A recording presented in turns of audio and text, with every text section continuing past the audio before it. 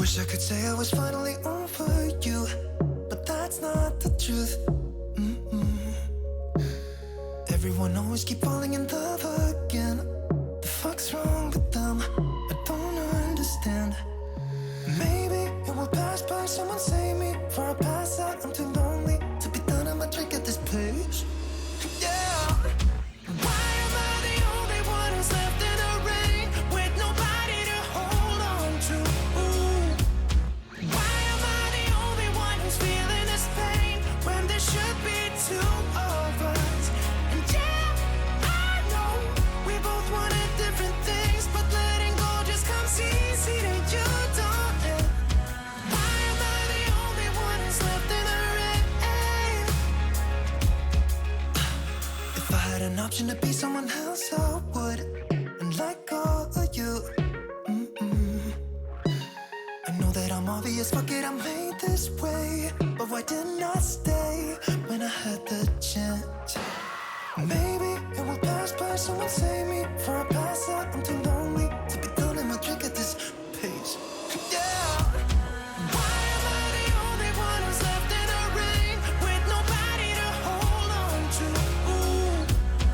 Why am I the only one who's feeling this pain when there should be two of us? And yeah, I know we both wanted different things, but letting go just comes easy to you, don't it? Why am I the only one who's left in the rain? The only one that's left in the rain.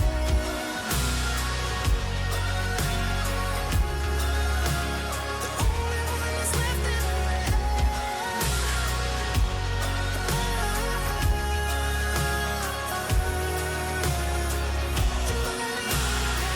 Am I the only one?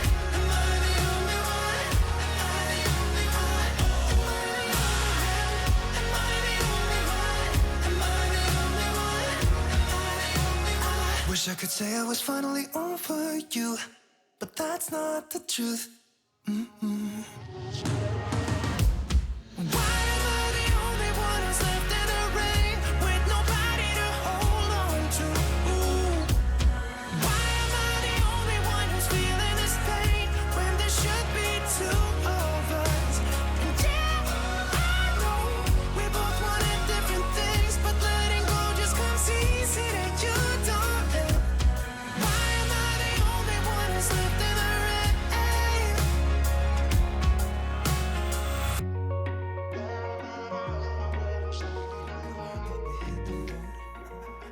Doesn't matter where we go and destination unknown. I don't care where the motor stops, cause when I want it, then I want it. Yeah, I want it, oh I want it, let's go. Look around, where's the people at? I want a taste of the good life. Hit me with it right now, I'm in it. Cause when I want it, then I want it. Yeah, I want it, oh I want it, let's go.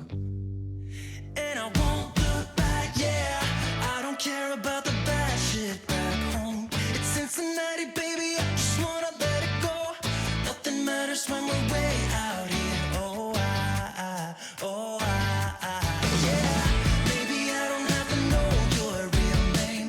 I'm just addicted to the way you take the pain away. Nothing matters when we're way out here. Oh, yeah. Cincinnati, baby, Cincinnati, baby. Say, yeah, Cincinnati, baby, Cincinnati, baby. It's 2 a.m. when we close the bar, but we're in the get-go. Next place, give me someone. I could dance with you beneath the stars, cause when I want it, then I want it. Yeah, I want you. Everything stops when you move like that, and I wanna get in close to you. It's what I'm gonna do, cause right now I'm in it. I feel kinda dizzy when I'm staring at you.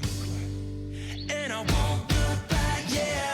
I don't care about the bad shit back home. It's Cincinnati, baby, I just wanna let it go. Nothing matters when we're way out here. Oh, yeah. Maybe I don't have to know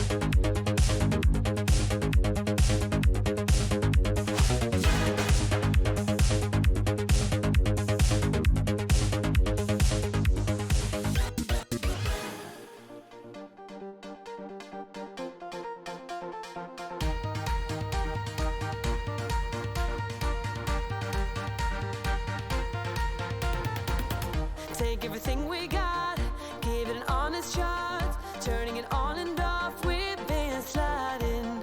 Riding the highest dream, keeping the fire real. I call for you. Hold your gun, cut the wire. Aim for fun, with a light to fire. I've been flying up the ceiling, taken by this feeling. Maybe we're invisible at last. Fueling every engine, power is descending. Maybe we're invisible. Over the coming days, let's cut to the chase. We're gonna beat this maze, let's go deeper. I wanna reach it all, taking a leap or fall. I'll get to you. Hold your gun, cut the wire. Aim for fun, with a light to fire. I've been flying up the ceiling, taken by this feeling. Maybe we're invisible at last. Fueling every engine, power is descending. Maybe we're invisible. Hold your gun, cut the wire. Aim for fun, with a light to fire. I've been flying up the ceiling, taken by this feeling. Maybe we're invisible. I've been flying off the ceiling, and maybe we're invisible.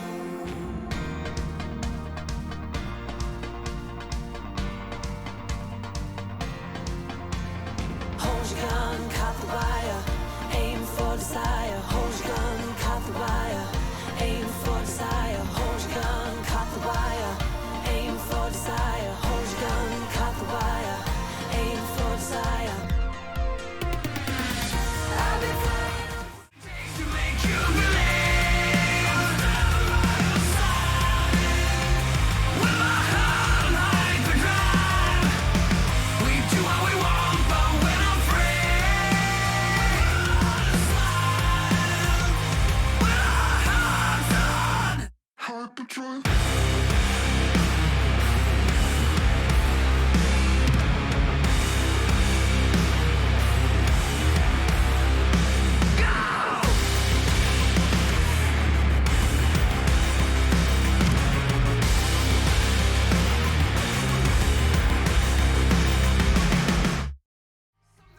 Hello, chatto. It's Tuesdat, and coming up today on Building a Nation, 4 Hungarian sides are in to the knockouts and, more importantly, the quarterfinals of various European competitions. It is so muggy in here, I'm thinking about opening a ceramics factory. And do you know what? I have nothing to say after that. And I realised that I'm just going to... Damn it, man. I had nothing else prepared. Coming up today, that...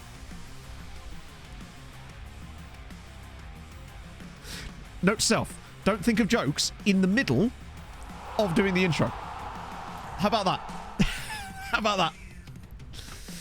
What do you mean? I've already had the shit just all over the screen. Ironic Christian, thank you for the 16 months. Let me turn that down a little bit. Get that there. Press that button. Move it all around and nearly mute myself. There's the hype. Boom. Lovely old job. The X the Neville. Thank you for the follow. It's not been the great start for me today, honestly. You'll notice that there's a little red mark here just on my Adam's apple from where I nearly slit my throat shaving this morning. Ice cold. Wait, hang on. That's a tier 3 sub. The fucking hell. Ice cold. Thank you for the tier 3 sub. A vein in my head nearly popped out there. Holy shit. Thank you so much, my friend. That's insanely nice of you. And we're dancing. I thought I'd read that wrong for a second. Double hype for you. That's insane. Exactly, Danny. I'll take it. It's fine. This is the thing. I need to prepare exactly what I'm going to say and then stick with it, basically. But today I was like, no, we're going to make a joke about a ceramics factory for some reason. It is ridiculously hot in here. Actually, it's not even hot. It's just muggy. It's like 21 degrees, which is fine. It's the 74% humidity of what is really doing it. There was a thunderstorm this morning, and I thought, yeah, that'd be a good time to go for a run. I've got a few looks, you might say. In my brand new mauve running top. Very nice. You'd love to see it. Yeah, I was going to say, slitting my throat would have gone somewhat poorly because it was right under my Adam's apple. It wasn't ideal. I felt something. I was like, oh, that's not good. Just... At least I provided context for it, right? It was while shaving. I didn't fuck the intro that bad. Or did I? Ah, dear. I still haven't been able to locate Gideon lately. genuinely don't know. I can see the goddamn goose hat, but I can't see Gideon. Pentagram could summon the ghost of Patrick Swayze. Potentially. If we're real lucky, it's definitely on the cards. You ever find a regen called Dan Singh? Bagpuss? We have one. We have signed a regen called Dan Singh. We signed him about 2 weeks ago on stream. He exists. He's at our club. He's a model citizen as well. We found him in an Indian club. He exists. Yeah, I'll show you in a minute. Oh, dearie me. It is... Right, away from the mugginess. 74 is outrageous. 91 is ridiculous. 74 is ridiculous. It's the aftermath of the storm, so I'm hoping that once it slowly passes over, the humidity will calm down a little bit. Obviously, the heat will come back, but it has just been... It was a riot out there. It was a really fun run, actually. The cup bleeds me dry out of shame in it. 100, good lord. I don't know what that is in English, but I'm sure it's many hot. I know that when Americans say it's over 100 degrees, they mean like, yeah, that's hot. So to me, 34, oh yeah, that's hot. That is hot. Wow, I actually I thought 100 degrees was hotter than that. Don't know what they've been complaining about. No, if it was 34 here, I'd be fucking complaining. It was 34 specifically on my driveway the other day when Pog and I went out because my car thermometer was going a bit wibbly wobbly. And you don't want wibbles when it comes to those. I mean, speaking of, by the way, so there was some talk on the last stream about Max's video, Evidence-Based Football Manager, to do with the youth intakes and stuff. So I, yesterday, while I was recording the Angola video for 8.5 hours, obviously had a lot of downtime in between each set of recording because I had to sim for 15 minutes. So I was watching like random videos, and one of them I watched was Max's video about the youth intake stuff. So, what on earth, SI? What on earth? So we will be making a couple of changes to that potentially based on the findings that he produced in that video. I would really recommend you guys check him out and that video specifically. It's really interesting. He's a man after my own heart because he does things the same way I would like to do things, which is with real data. You know, I love me some data. It's an absolutely spectacular video. A really underrated YouTuber. I realize he's somewhat new to it, but still, he deserves like 3 or 4 times the number of subs that he's got. It's awesome. Yeah, that 40 degrees last year was a different level. Is Evidence-Based Football Manager. I'll try and get a link, or if someone has the link to the video, then I'll be happy to share it out, because I really do think it's awesome. Bill Benjamin, the resident zookeeper. I think, are you still a zookeeper, or did you used to be a zookeeper? With the 2 months. You'd bloody love to see it. Thank you, Bill. It's very kind of you. Yeah, it's been sort of 30... It's been like sort of high 20s here, but with the humidity factor, it usually just feels... been good. Basically. But yeah, there you go. That's the one that Branson just put in chat, I think. That is the one for the... Yes, that's the one. Really encourage you to check it out. It's like 20 minutes long. Really interesting the way he presents his findings. It's just exactly... Not enough Aussies that... Yeah, I know. It's cool to have an Aussie doing it again. Really like... It's really good content as well. So shout out Max. Really like him. Well, the video itself had loads of views, and hopefully that's because of that. So hopefully they can sort of... Things happen, right? It's just one of those things, and I'm glad they finished. So basically, to TLDW what Max comes up with, but I would still highly suggest you watching the video.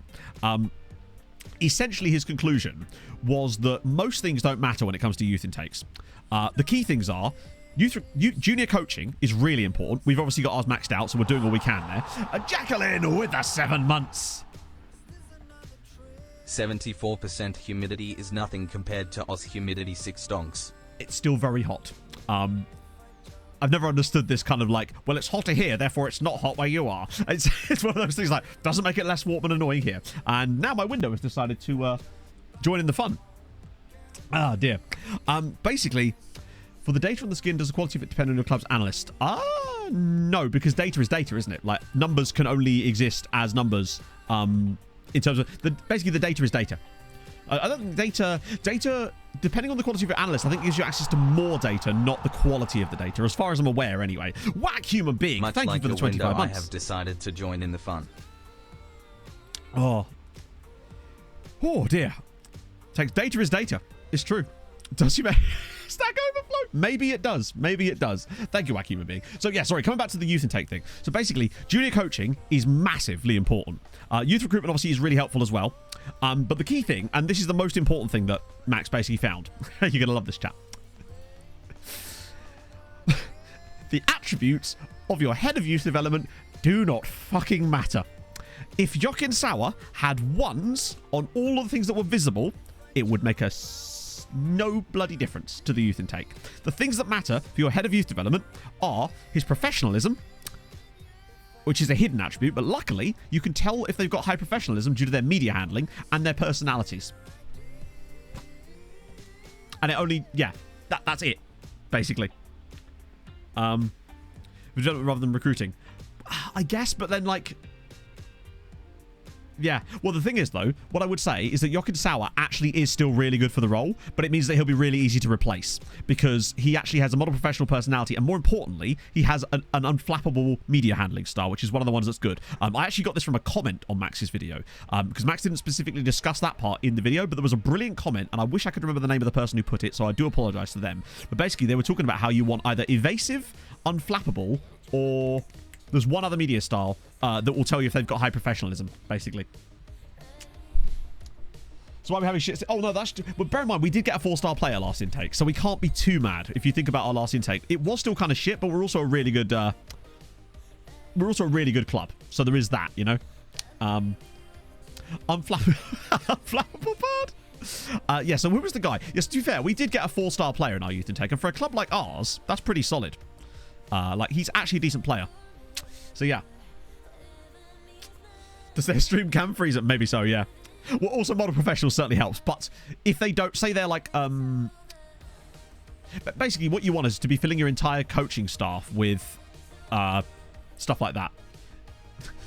Yeah, we got Uruguayan here as well. Any second, actually. Did I just see there's always a Bulgarian in there as well. Ah, yes, this is the spreadsheet. Which obviously Max put out. So, oh, wow. Oh, this is a different one. This is the personalities one. So you can sort of see how all the personalities come about, but they're obviously a little bit more complex than that one. Yeah. Yes, this is the comment that I was referring to from Branst.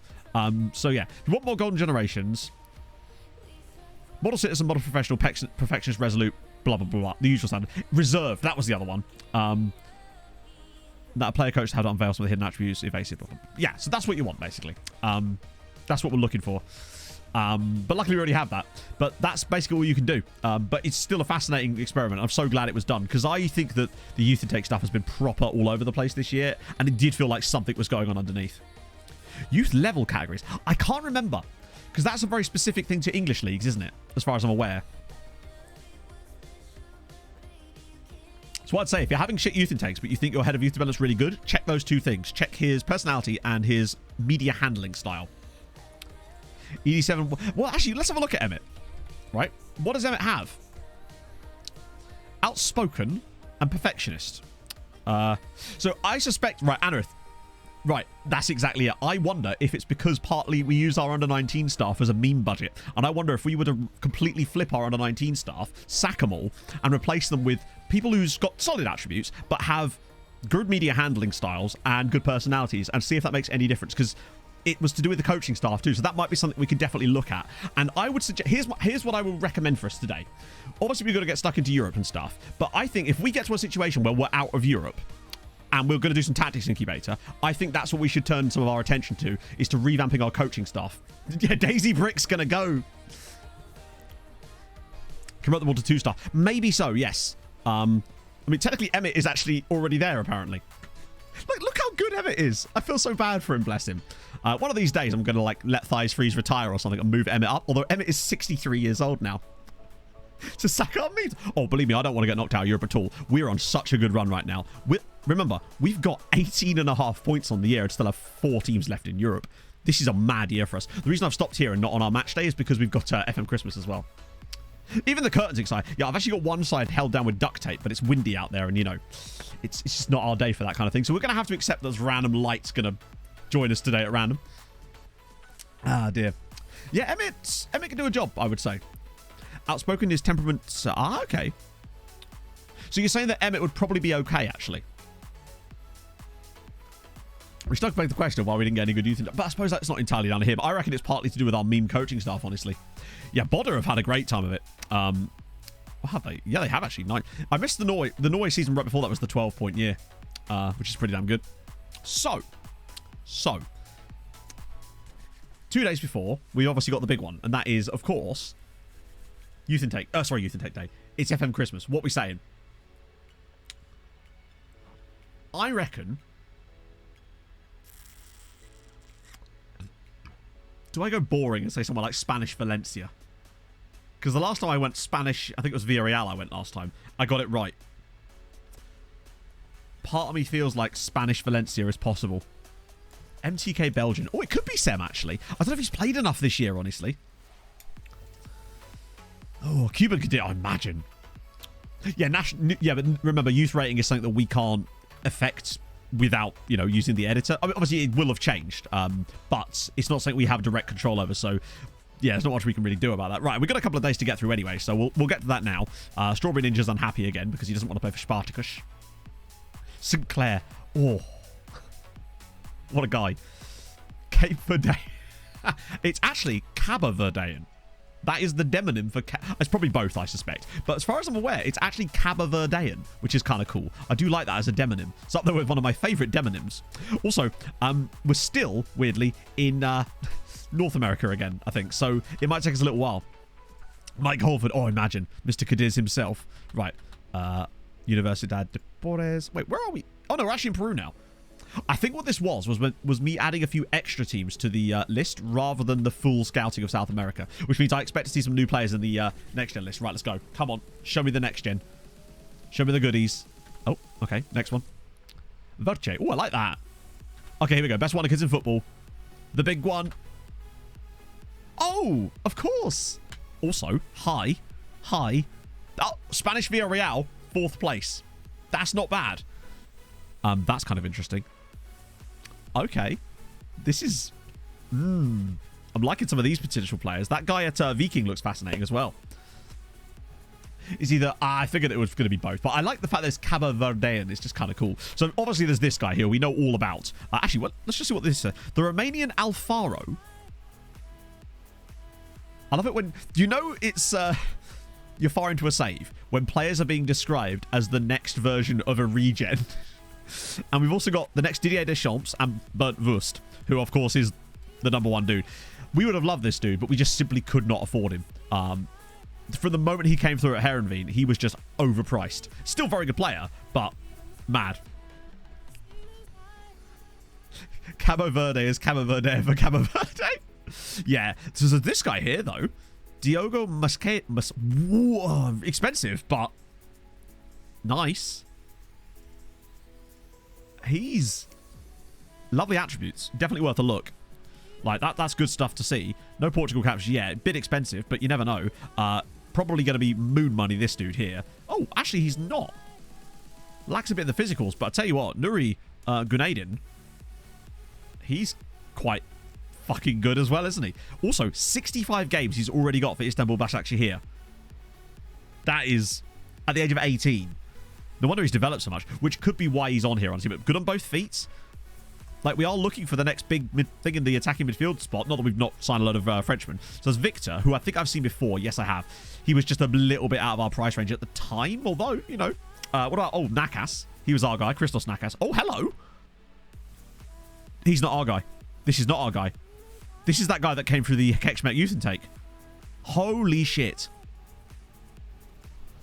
Holy shit. Christos Nakas from Keksh. Wow. He is outrageous. He's like FE+, and he gender Kex. Why can't we get... Right, this is my point. Why can't we have him? We're going to, aren't we? What do you reckon? Sign him and then loan him back to them for eternity. That seems like the plan, right? That way he stays at Kexmet and they get a world beater for the foreseeable future. That has to be the play. Get him a 2-year loan back and then we can just keep extending it. That feels like the right idea for him. Shortlist if they decided to sell. I think we could just buy him, honestly. He's just really, really good. Fairly ambitious. Good. Look at the jumping. 15 jumping reach on a 6-foot player is very good. We could have a look at their youth. That's a good shout, actually. Because we did look at their head of youth development last time, but obviously we weren't partial to this new information that we have now. It's cheap. I mean, it's £8 million at the moment, which I presume is a release clause. Yeah, he has a release clause, which we kind of don't want to let someone else trigger. Is my sort of view on that. It would almost be... Because the problem is, with that release clause, he's going to be worth way more than that. We've got to sign him and then loan him back. We pay the release clause. We include... What? Why can't I loan him back? Is this because we're not in a transfer window? Even though he wouldn't be joining us until the transfer window. I assume it's because we're not in a transfer window and it's not going to let us arrange that. It is kind of silly that you can't arrange that deal. Because...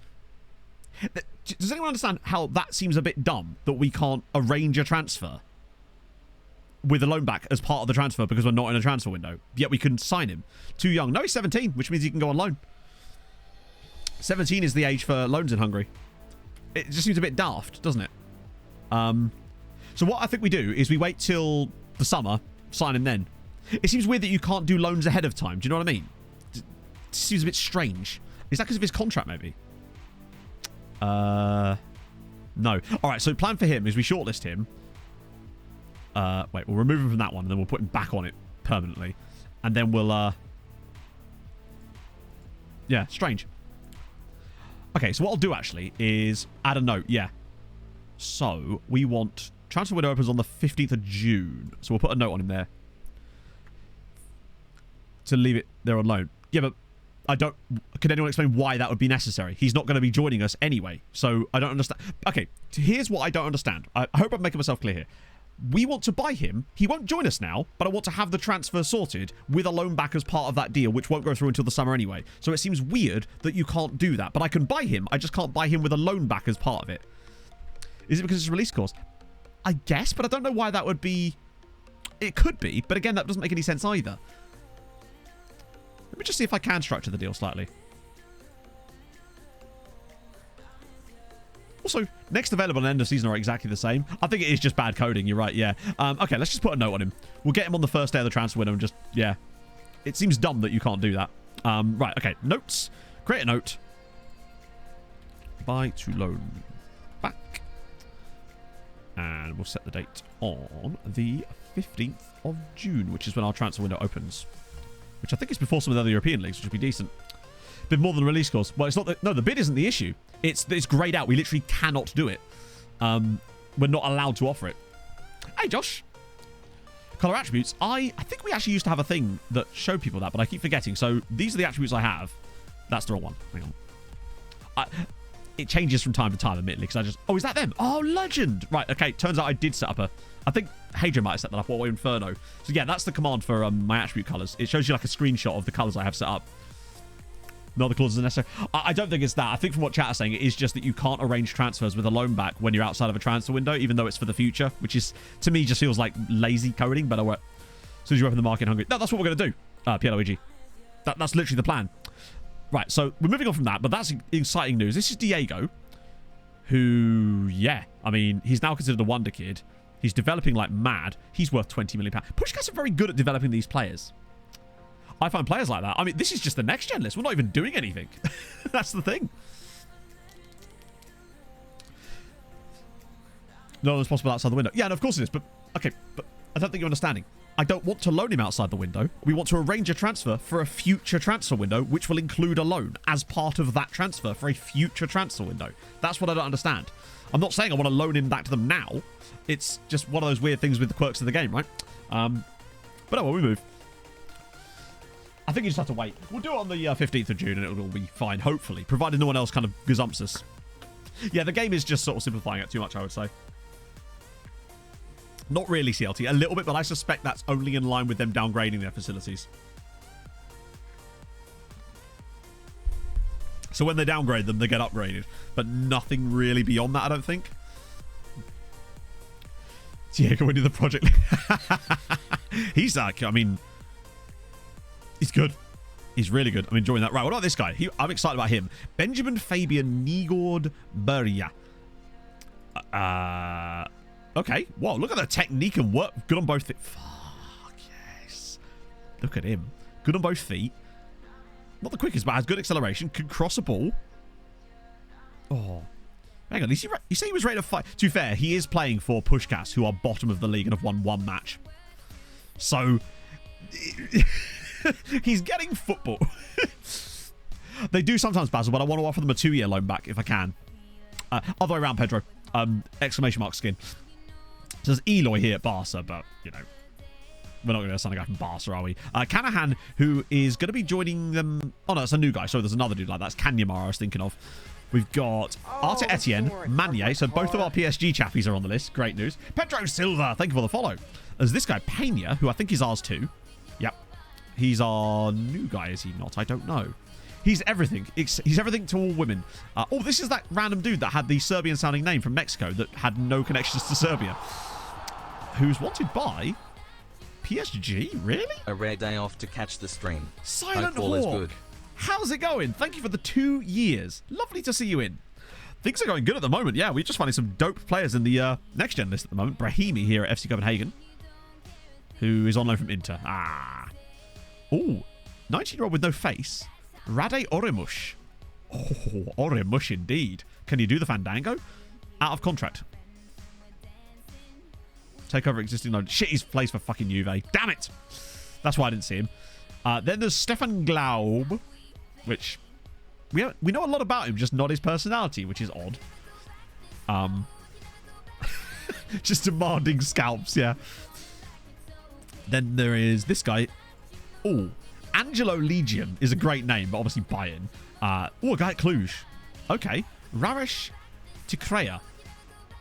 Tell you what, he's a bit alright, isn't he? He has no personality. Yeah, his personality is absent. There's this guy here. No IQ, apparently. That's just because we don't know about him.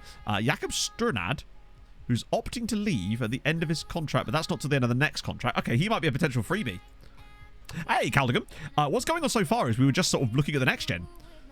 That's Frederick Heilmann. He's from last year. What a great name. Michael Abgotspon. That's great. Unfortunately, he's already made his move, sadly, to Bayern. So we have lost out on a couple of guys, but it's all right. This guy's one of our players already, which is good news. Then there's Souza, who's presumably one of our guys as well. Yep. This guy's not one I'm familiar with, but it seems that he's... I feel like he might have an Angolan second nationality for some reason. Oh, Guinea-Bissau. Close. Belgian dude. Oh, God. Don't let me do this again, chat. Surely not an overpriced Belgian. Tim Kirchhoffs. Tell you what, 15 tackling, 14 jumping reach, 6'3". Not overly priced. Don't mind a bit of him. And this guy here, Badahil Karatash. Oh. Don't know about that, but still worth a look. Yeah, he's not overpriced once. Poya's one of ours. Bengsword is one of ours. Kuranta is one that we've looked at before and didn't decide to sign, if I recall. Yeah, that's part of the new skin update. Galetta, who's an Italian at Cremonese on loan from Juventus. Petrov at Ludogorets. Yes, go on. Ooh. Worth a scout anyway, just because always, right? Pancic, who I'm fairly certain we've seen before. Wow, that's very... Oh, he's on loan from Inter. God damn it. I think we've already decided no on him a few times. This guy's at Porto. A Venezuelan at Porto. Not a bad pickup for them. Lawal, he's not one of ours, is he? No, he's not. Jeremiah Lawal, a Nigerian, who they spent... Oh, they've signed a guy from Quarry United. Then there's also this guy, Jean-Baptiste Judy, who is... God, his attributes are so good. Missing that 5-star potential. Then we've got Yaron here, who is an Israeli. Wow! He's a little bit tasty. Like that. Gale's one of ours. Semedo is one... Oh, I don't recognise your name. He's on loan from Haladash. David Taiti, who's a Hungary. He's a Hungary chat. Don't mind that. Right, last couple. Oh, Guy Cruzeiro. Come on. Do you know what? We've obviously known something about. Lineker Cruz. Yes, love that. Also, this guy here. Anthony Clark Ioniu. Guaranteed he's got Greek or Cypriot second nationality. I'm thinking he might have Cypriot. London. All right, boring. Wait, I sold him to Haladash. Oh, I suspect that he might be one of our former youth players. That's probably what it is.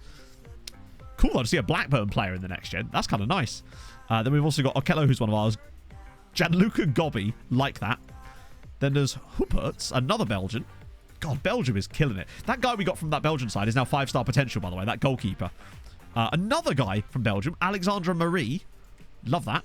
Lady's first name as a last name. Can't go wrong there. Ronconi, Ricardo Ronconi. Actually, you know what? Oh, he's on loan from Juve again. Wow, Juve are killing it. This guy here at Vozdovac. Okay, a Montenegrin. Already got caps. Not sure about him, honestly. Then there's this guy, Maximilian Diegman, who I'm fairly certain we've looked at before. And then lastly, and 2 Israelis on the list as well. Both playing for Ashdod. While we're here, have I got a team report on Ashdod? I don't. The fact that they've got 2 dudes in the next gen list definitely qualifies them. Okay. That looks like some pretty tasty stuff in there, potentially. How many do we have in here, by the way? So that's 9, 10, 11, 12. Ah, only 12 this time. Three main requests. I mean, we've gone over it a lot, but I mean, flavor events, if I'm being like genuinely like what I would want to see in it. Overhaul of international management and transfer AI or the set piece creator. If I'm being more realistic, overhaul international management, set piece changes, and an overhaul to the transfer AI of AI teams. Like, obviously, flavor events is what I want the most, but I'm trying to be realistic about what I expect and what I could realistically hope to see in the game, you know? Right, let's see if there is a holy shit. Something tells me there probably isn't going to be a holy shit, but there might be a holy. There's Holy Nichols. Not quite. I particularly enjoyed what was he called? 01 Sub, the last guy. Player events. I said flavor events, but player events like, you know how in games where you can get like, players come out as gay, you get things like, there's little events in the game that already exist, like the way that some of those random players get injured. I want to see more of that. I want to see a player getting like a morale boost slightly because his wife's just given birth or whatever. Just little things that add to the story of regen players to provide more context and texture to long-term saves. Have a new mechanic that's kind of like an injury that works in the same way as an injury, but it can have neutral or positive effects on players as well. It'd just be cool things to have. Obviously, it would only work for regen players, but we've already seen that that's fine that they do that anyway. So that's what I'd really like to see. I think it would make the game really cool for long-term saves. Something I'd actually really like to talk to the devs about at some point if I get an opportunity to do so, because I think it's a thing that people would really enjoy. Personally. And maybe that's just me, of course. Literally that. Yeah, you don't want that, obviously. Well, literally, our player got injured falling out of a loft on the last game. That clearly is a thing that they've got the capability to program in, so let's just have a little bit more of it. Holy shit, it could work. Well, the thing is, players do that when they were out at the club and they miss training. I've had players miss matches because of it. Well, mainly players. Moist Kipre. Have I got the event? No, I haven't seen that one. No, I haven't actually. I've only ever had the actual main event happen one time, and that was on my Whitport save. Go to the big house. Yeah, exactly. Players like having to leave a squad for something because of, you know, the birth of a child, or just little things that add a bit more personality to your squads. I think this team is already set up for... No, it's not, isn't it? It's just a really weird lineup. When's our next game? 4 days for Chelsea, so we'll rotate massively here. It's weird that it was already kind of set up like that. So Milovanovic, I don't know if I want to start him and Mihail here, or Brandon Silva for this game. I love that he counts as a youth prospect. Settle an argument. Go on, Dan. Hit us with it. We'll put Dylan in for a bit. Tazi and Edu Fuba is fine. Teixeira, Limoeiro, Manier, and Romero is fine. We'll start someone else here. I want to know who was driving. Yes, exactly. Needs to go and work for... Yeah, I've had a player miss home when they were from Northern Ireland and they were in Ireland. I swear. Oh, no, what was it? I think it was a Danish player that was homesick in Sweden or something. But he was also half Swedish. Yeah, we'll put Wilson Enriquez out wide for a bit. We just got to get through this game against Haladash, and then we'll all be good. Because no Harris, surprisingly. Worryingly, if anything. Get run over. I've never seen a player get run over. The funniest one for me was the classic, he's fallen out of a loft, which we had on the last game. And we know that it does exist. Does Buster Keaton look like Kai Havertz? I can't remember what Buster Keaton looks like. Haladash changed managers. I don't think they did. Unless... No, Michael Chacon. But he's been their manager since they lost their previous manager anyway. But he's been there for 2 years now. God, that guy actually got them promoted as well. I forgot that they were only promoted 10 years ago. And now they are where they are. But obviously, Fexio didn't last very long. At the golf cart one does exist. Yeah, I've seen the golf buggy one. Oh, here we go. Nah, not for me. He doesn't look enough like Kai Havertz. For my liking. For my liking. The phenomenon. Oh, sorry. The phenomen. Thank you very much for the follow. I don't think for me that he looks enough like him, personally. Like, a little bit, but not... I wouldn't have drawn that distinction myself. Give a few more seasons at Chelsea, yeah. Although, what I will say is Buster Keaton in that picture does look a lot like portrait you'd see on the wall of a football club from a guy that played there between like 1910 and 1922 during the interwar period. Although only some of that was obviously interwar. He's got them Ursel eyes. He sees everything. Man doesn't have a peripheral. It's everything. Okay, that's going to do. Creeping me out in all honesty. I don't see it personally. Right, we'll go put Budiaf in again since apparently he's actually really good now and has even got 5-star potential. I can't believe this guy cost us £1.3 million from a Belgian second division side. to stop hearing about him. I think we lose this game, annoyingly. No. Who are you and why are you after number 11? Havertz, maybe. Got some big white footballs down by his feet. Yeah, exactly. Big ones. Huge. And there's like a random dog just there too. Hello, that curtain's trying to make a break for it.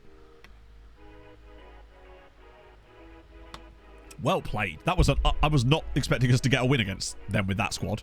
I'm a little bit disappointed in many ways because that might hurt them. But luckily they've not been hit for too many. As would you believe it, Pushkas get their second win of the season. They're still getting relegated. It's really annoying, but it is what it is, I suppose. That's just happening at the moment. Debrecen looking back into Europe this year, so I guess there's that. Right, moment of truth though in a minute.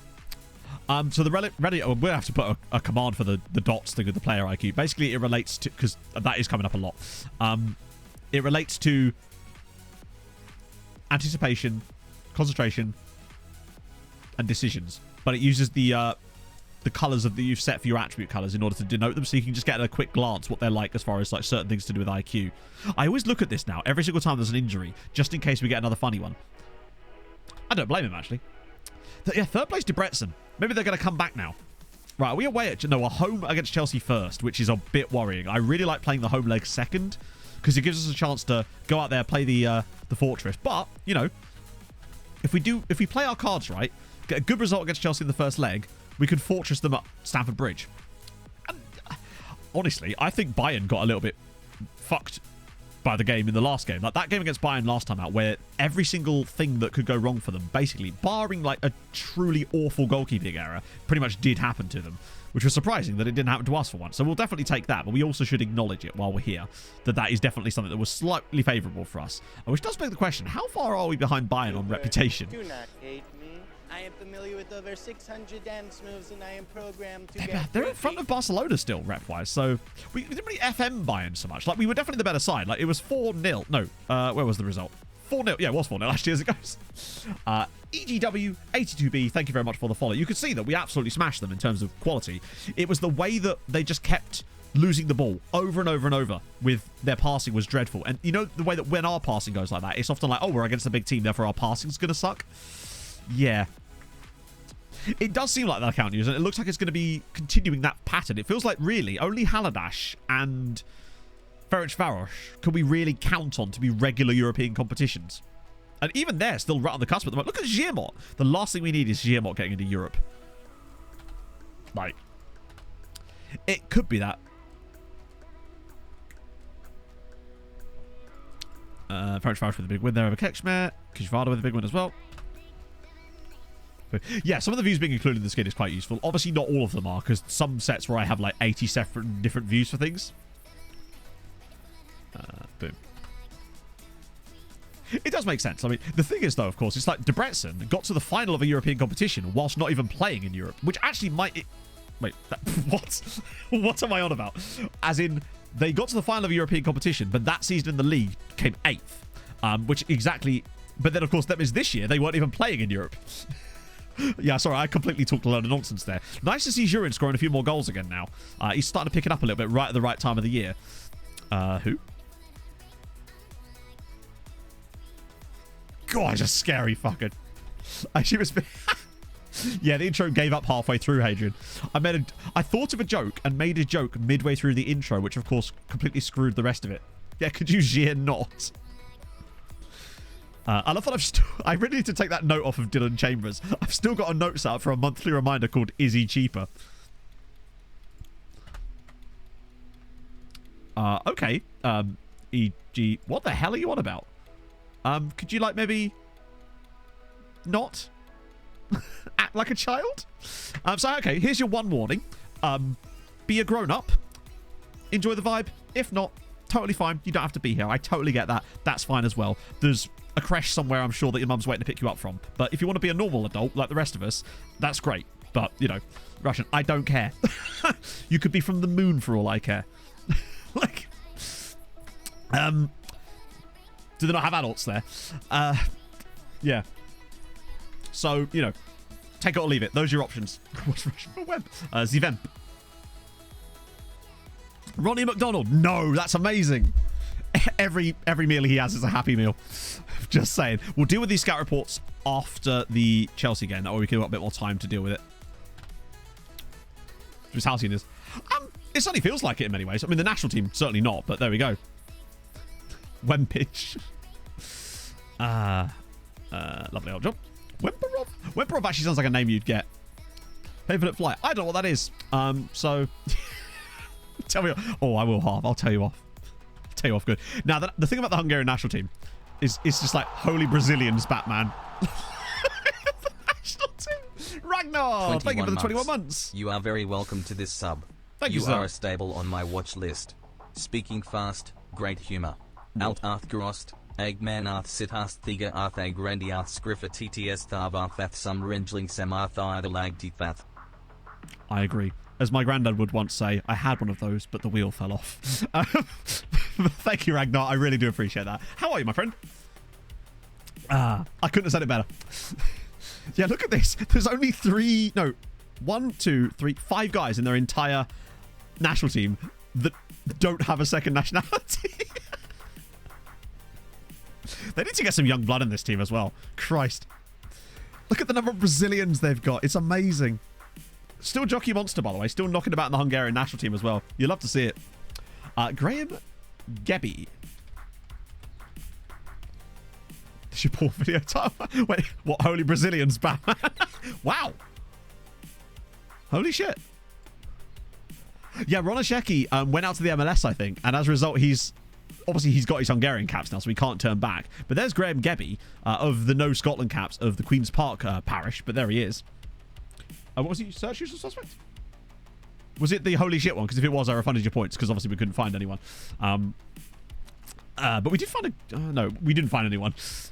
Yeah, so Graham Gebby is retiring, sadly. You know what? Since he's retiring, I'll give you your points back.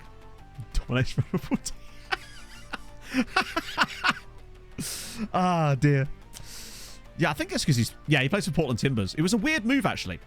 Because he was just starting to get a load of game time at Vashas and was actually doing really good. 20 goals for them. And then banged out the 3.5 million move to the MLS. And now he's not getting any football, which is sad.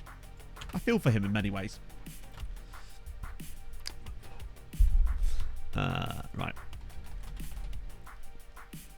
And Paul Cox, do you mean Cruz Azul? Do you mean Phil Neville, who's the manager of Jamaica?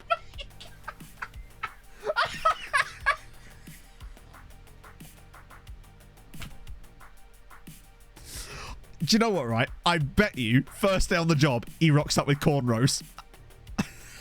And he's trying to learn, like, patois. He feels like the type of guy who would do that.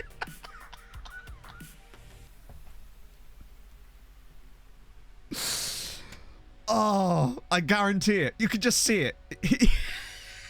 You'll have, like... Oh, he has full-on, like, white guy who's been to Jamaica on holiday energy. That's amazing. Yeah, like when McLaren had the Dutch accent. It's just Phil Neville speaking with he's just whispering in a Jamaican accent. Oh, right, okay. That's definitely happening. Right. Imagine Phil Neville. Luckily he's a big enough name that it'll know who he is. Cornrows. I bet you it's puts him in a field of corn. But we can address that later. That's amazing. All right, Mid-Journey will be back with a wonderful look-up for us in a moment. I'll just refund your Paul Cox there. How's he? Look at this. Evasive, plays mind games, and unflappable. He's doing it all. That's incredible. It said to the ramble. Capybara. I didn't. No, I didn't. Which is frustrating from me there. What's his career looking like? So he was into Miami. Resigned. Imagine if he was into Miami for 17 years. Model citizen. The only model he has is a train set, let's be honest. Like, it's... Oh, that's incredible scenes. And where are Jamaica ranked in the world these days, eh? He's done a good job at getting all... Bro has done a very good job at getting the English players to declare for Jamaica. He's just making my next World Cup challenge video for me, isn't he? Phil Neville's already doing it. That's worse than Hungary. Also, sorry, can we talk about this guy here? with the 5-star potential. Devoy Atherton, who's an 18-year-old Jamaican goalkeeper at Humboldt Lion that has 5-star potential. What on earth? That's outrageous. Yet Liverpool have a Phil. There is a Phil Neville in this save that plays for Liverpool. Ali, thank you very much for the 6 months. Big 6. Oh, we were just admiring the fact that Phil Neville is the manager of Jamaica in this save, and he's got them into 30th in the world. Chat, he's had them 30th in the world. They're 30th in the world. Phil Neville's got Jamaica popping. This is incredible. They've got a guy at Chelsea. They've actually got a guy at Vashas too, and West Ham. That's outrageous. Love that for them. Big up Brad Benton as well, who looks to be actually quite... he's 33 years old now, but 110 caps as well. Holy shit, he's done well good things for them then. New England Patriots, thank you for the 6 months as well. I hope you're well. Do you know what? Phil Neville has brought us to that goalkeeper, so I'm okay with that. Have they won anything? Like, bloody hell, they've won 3 gold cups. To be fair, nothing's happened since Phil got in there. So, you know, it's all gonna... It's all going to take a back seat from here, but still, that's amazing. Can we do the international managers check after the Chelsea game? So it said World Cup. No. That's amazing. Definitely makes me want to do Jamaica as one of those videos, though. Plan regarding the team for the future. What options do you think will break into the first team? So basically, we've kind of already got our...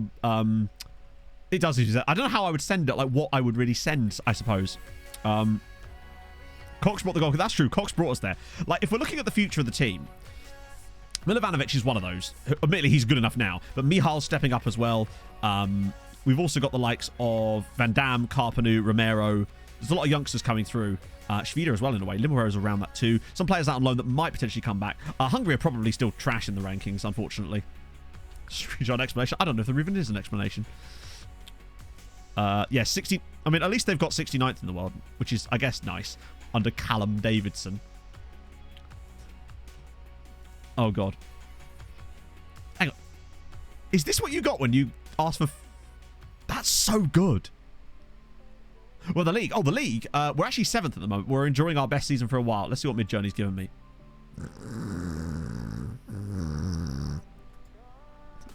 You're not ready. You are not ready. You think you're ready, but you're not. I promise you.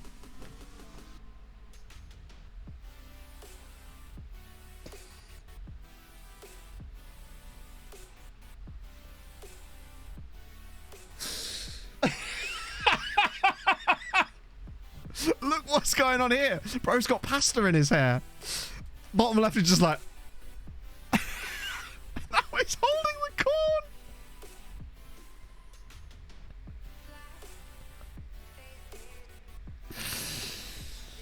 Oh. Yeah, I think dreadlocks might work better, but I think we've hit the gold with cornrows, honestly. Oh, that's incredible. I might try dreadlocks, actually, for Phil Neville, because you're right. That would make... It makes less sense, but more sense at the same time. Oh, my lord. Dreadlocks. There we go. This is our Midjourney. Oh, God. Phil Neville must stay... He must stay manager for the foreseeable future, just for that. Corny manager in it. Lordy lord. Oh, that's actually made my cheeks hurt. Oh. What a day. What a day, eh?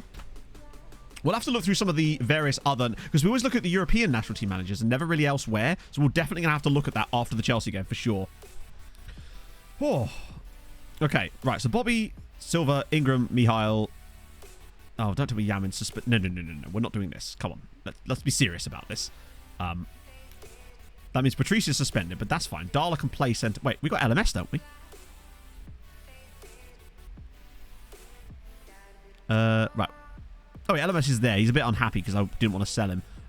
We could do... No, we will have to do that. It's fine. LMS will start there. Not a big problem. Don't have a maximum number of foreign players. Some of the smaller nations can do if you've got the extended databases. But Obviously, Poland, Hungary, Ireland are sort of the ones, I would say. Ah, dear. Sweet Jesus. Oh, I think hang on, my mid-journey's done. My cookies are done, chat.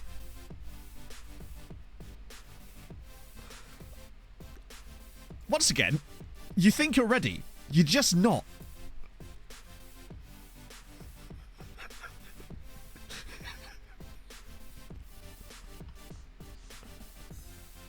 Yes, Phil.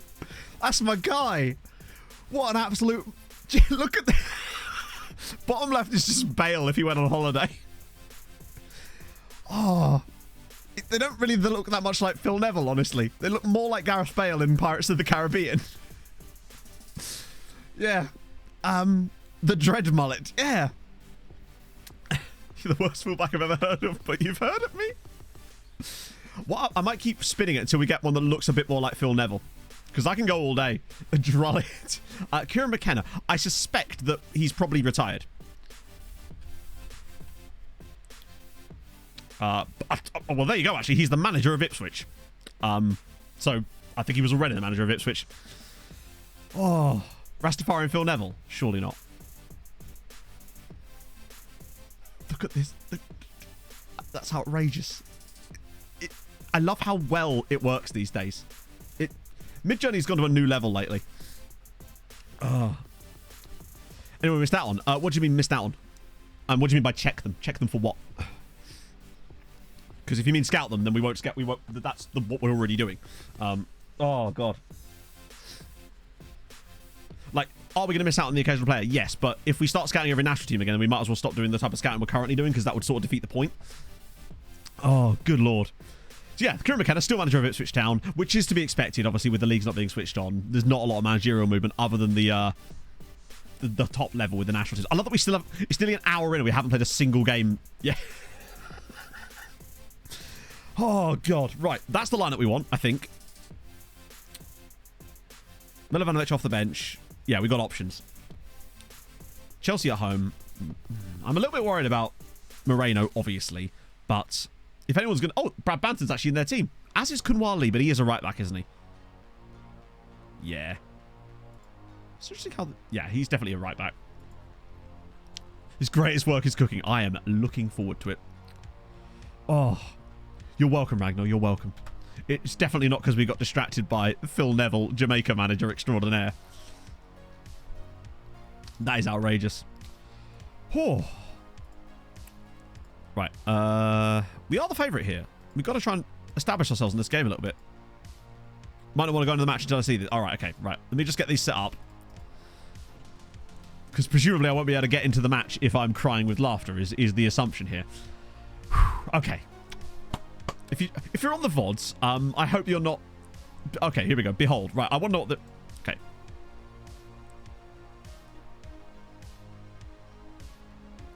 Look at this one here. Look at this one here. Bro. The Panama hat works so well. And it's... I mean, none of these look like capybara. That one kind of looks like a capybara. That's just a giant rat. That's just a rat, isn't it? But also, who is this? Because that is not Phil... That looks fine. Top left is just like, yeah. At least you've got a wet... I love how much Midjourney's got better at hands. Like, way better at hands. Holy shit. Looks like M from James Bond. Oh, God. Top right is that news. Yes! Yes. Yeah, for those wondering, this is Midjourney. It's not a website. Well, it is, but it's an AI art bot. It has to be done through Discord. Right. Oh, come on. Not now, Tarsky. Calvin Phillips. There's a lot of players that have second nationality of Jamaican. I believe Raheem Sterling is also eligible for Jamaica. Right, let me just get the bit of that up, and we'll hopefully get our bits back. And we have. There we go. Lovely old job. Okay.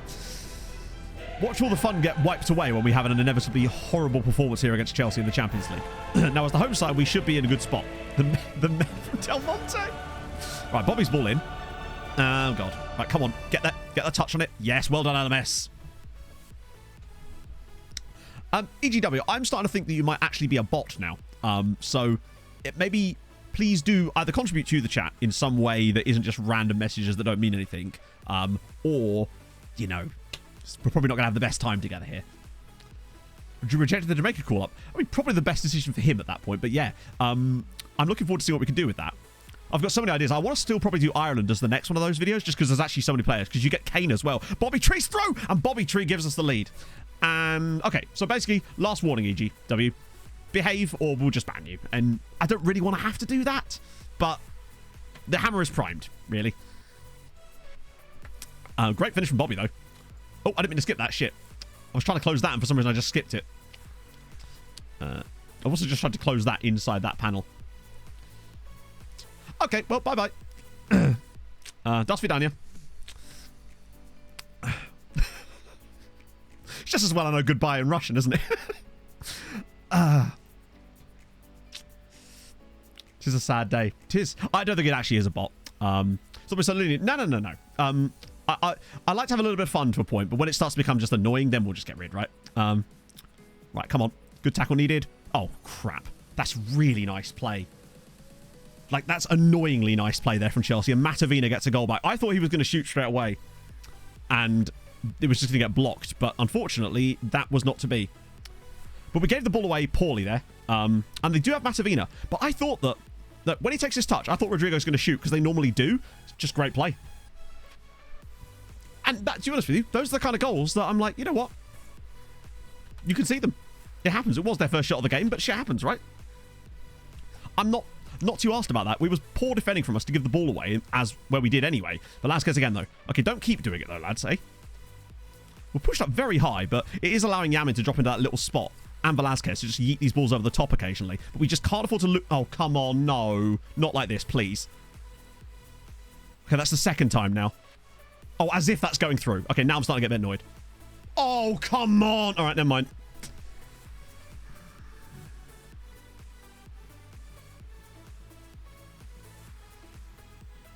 That literally wasn't going in.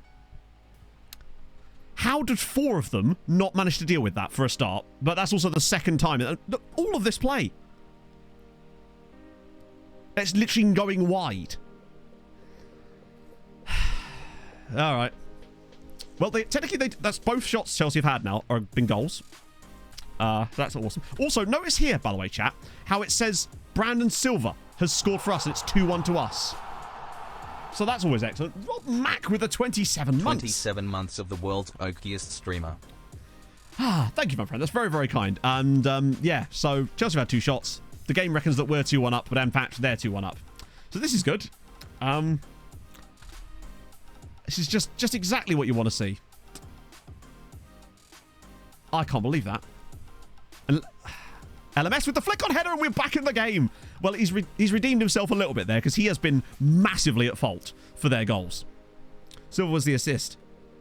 Silva was the assist for this one. That is a lovely little backwards header, though, from LMS. Front post, over his own head. Goalkeeper should be dealing with that. Watch it now say 3-1. Okay, we're back in this. We're still playing well. Now it's updated it. They've scored their only 2 shots, which is very disappointing. But if we keep playing like this, I feel like we can keep going.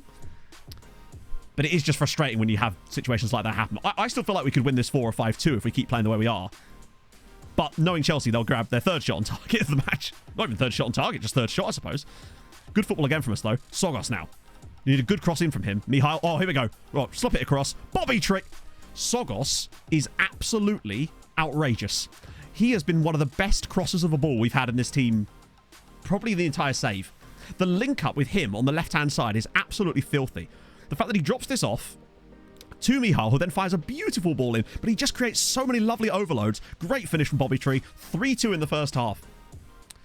However, to catch for it, so we could start just like, did it really? That's kind of scary, in a way.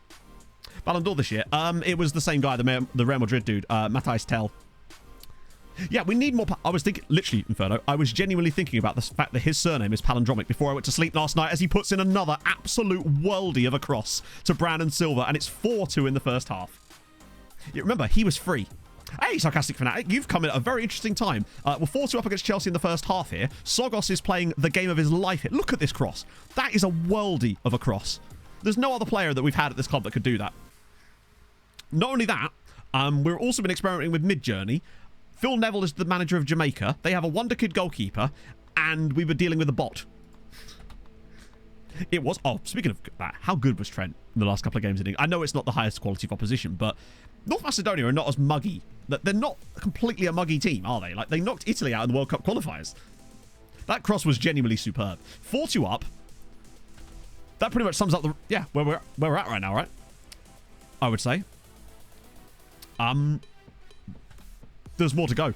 Heavy's international fit. England were very good. I really enjoyed as well seeing England play outside of Wembley. I really like seeing England games travelling around the country. It was nice to see England at Old Trafford. I prefer it personally. 2-goal lead would be good, but I have a horrible feeling Chelsea might score their next shot on target as well in this game. He is from a Jamaican club, yes. He plays for Humble Lions. Whoa. Right. A third goal lead. Oh, the Saka. Saka was so good. The pass from Trent for Saka's second goal was filth. And the finish was just like bang. Yeah, we'll go with Karp because he's actually done some good stuff in Europe lately. Don't really have an option there, so I think we'll leave that as it is. And the same with the rest of them. The wide players have been excellent today. But I think the benefit of this is that we can bring on someone like Milovanovic out wide. Yeah, I love it when they travel around. It's just... I don't know, it's just cool, right? I don't actually know who we'd play if we were to get through. And it is still a big if at the moment because with only a 2-goal lead, like really... Actually, a 2-goal lead is probably about right when you look at the XG. It should probably be like 3-1, really. Sogos is on the ball again, though. What's he got this time? A pass of dreams? He took the wrong option there, I think. And now we're about to concede Chelsea's third shot on target of the game. Ready? They're going to score all 3 shots on target in this match.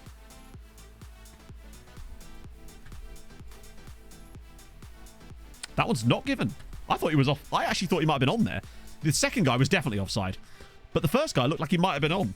But it's definitely offside. I don't know what they were doing, honestly. Also, Kazakhstan, cracking job they're doing. I thought that was maybe a bit closer.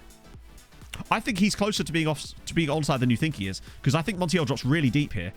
No, he's actually quite a lot offside. Also, for me, that would have been offside anyway. Right? There's no way that should have been allowed as a goal when there's literally a Chelsea player standing in front of the goalkeeper. That would have to have been offside. It was double offside. Yes. Then again, watch FM not call that interference, yet they do call some other nonsense interference at times. If we got a 5th goal, it would probably be... That would make me very confident. 4-2 is still... Oh, look at Carpenu. Twisting and turning. What a pass. Actually, wait. Yamin's got it still. Bobby, Carpenu. Go on, Carp. Finish it. Oh, he's done it. Kakasi got with the 22nd months. 21 months. When I got home and opened it, all the pages were blank. I have no words to describe how angry I am. In other news... It looks like Brighton are singing Bad Verbruggen. Hell yes for Brighton as well. But look at this from Carpenu. This is great. He just makes that late little run, drives into the box, and just absolutely hammers that top bins. MTK 5, Chelsea 2. Come on. That's beautiful. Carpenu is really, coming into this team now. We're looking so good at home in Europe these days. Oh, hang on. Surely not more. Carpenu, he's tried it. He's tried to find a 6th goal. A 6th goal, and I'd say it's tie over. At 5-2, there's always things that can happen. But at 6-2, I'd say they'd have to absolutely cream us at Stamford Bridge. Verbruggen to the tune of hallelujah. That could work. Oh, God, please, no. Not 5-3. Don't you dare let them score all 3 shots on target in this game. I will be livid. Because it would just keep them in this tie unnecessarily. Oh, it's intercepted. Oh, come on, please. It's going to give them a goal. It's going to be a penalty or something. We're going to do something stupid. Fuck off. I'm actually so sick of this game. I can't. That's all 3 shots on target have been goals. What is this nonsense? Every fucking time. 5-3. How is it that when you play against a team with higher rep than you, your players lose the ability to function like normal human beings? Every shot on target has been a Chelsea goal. I swear, if they score a 4th goal in this tie. Okay, good. Wow, they've had a shot on target that didn't go in. Okay, calm it down, Matt. But fuck me, man. Oh, no. Okay, we'll just get a 6th goal now out of nowhere. Or out of somewhere. As Bobby Tree's through. Bobby Tree's round the goalkeeper and he's... Come on, Bobby. 6-3 in the Champions League quarters. What a pass. Was that Karp? I think that was Karpy, wasn't it? Gacic with a wonderful pick out here for Silva. Oh, no, it's Milovanovic who's got a bit of height. But Carpenter with the first time ball through. What a worldie of a pass. Bobby goes round the goalkeeper, dinks him as well, and it's 6-3. And Bobby's got his 40th goal of the season at the quarter-final stage. 50's on. I mean, honestly, 6-3 is insanely harsh on us. How on earth Chelsea managed to get that? It's a hat-trick for Bobby Tree. I didn't realise he was on a hattie there. Holy shit. Sogos was absolute world-class. Fee-fi fo-fun. Thank you so much for the 27 months. Oh, my lord. Bobby was superb. Got an assist as well. Brandon Silva was amazing. Sogos is a worldie when he plays like that. He was so goddamn good. And the thing is, Romero could do that too. Yeah, Kubali never plays well against us, does he? Also clinical. I guess we were, but like, honestly, the fact that they were able to score... We weren't that clinical. We had 13 shots on target. If we were clinical, we'd have scored about 12 goals. It's just mad how Chelsea... I still think we're hard done by, honestly. To concede 3 goals. I know that obviously we scored more goals we should have done as well, but it's just like... It's just the amount of times we get goals like that. But I'm very glad.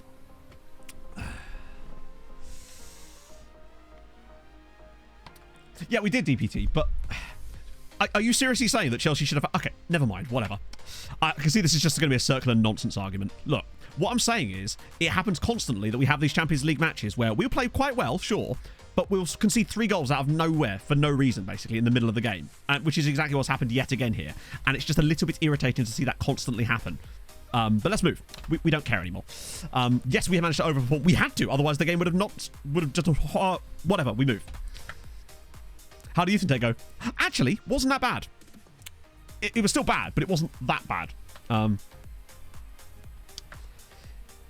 Yeah, also, this is the thing. Like, the way that goal came about was because our defender decided to clart the ball into a random player for no reason. That was actually our defensive midfielder as well.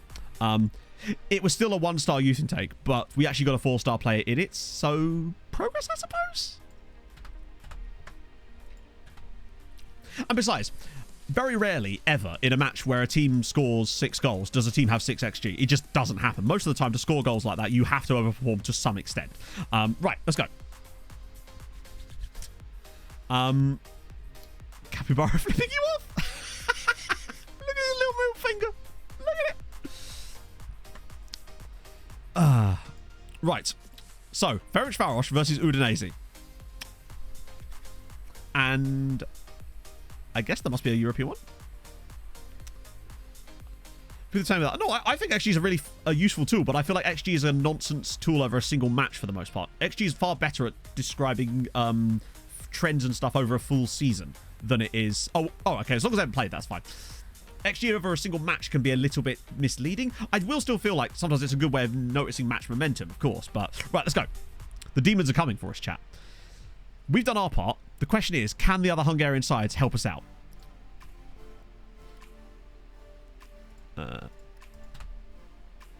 Please. Just... But bear in mind, 2 of them in the Europa League, and that's going to be really difficult. And... Holy shit. Kijvada just got a 2-2 draw at Stade Rennes with a guy called Fu Shen scoring both goals. 2-2 draw in France in the away game, and Haladash beating Hertha. That, bear in mind, is a replay of last year's Conference League final, and Haladash have come up with a 3-2 victory. We can only win 3-2 when we're not in the final. Yeah, Stade Rennes are no mugs. What about Ferencváros? 1-1 draw in a home lane.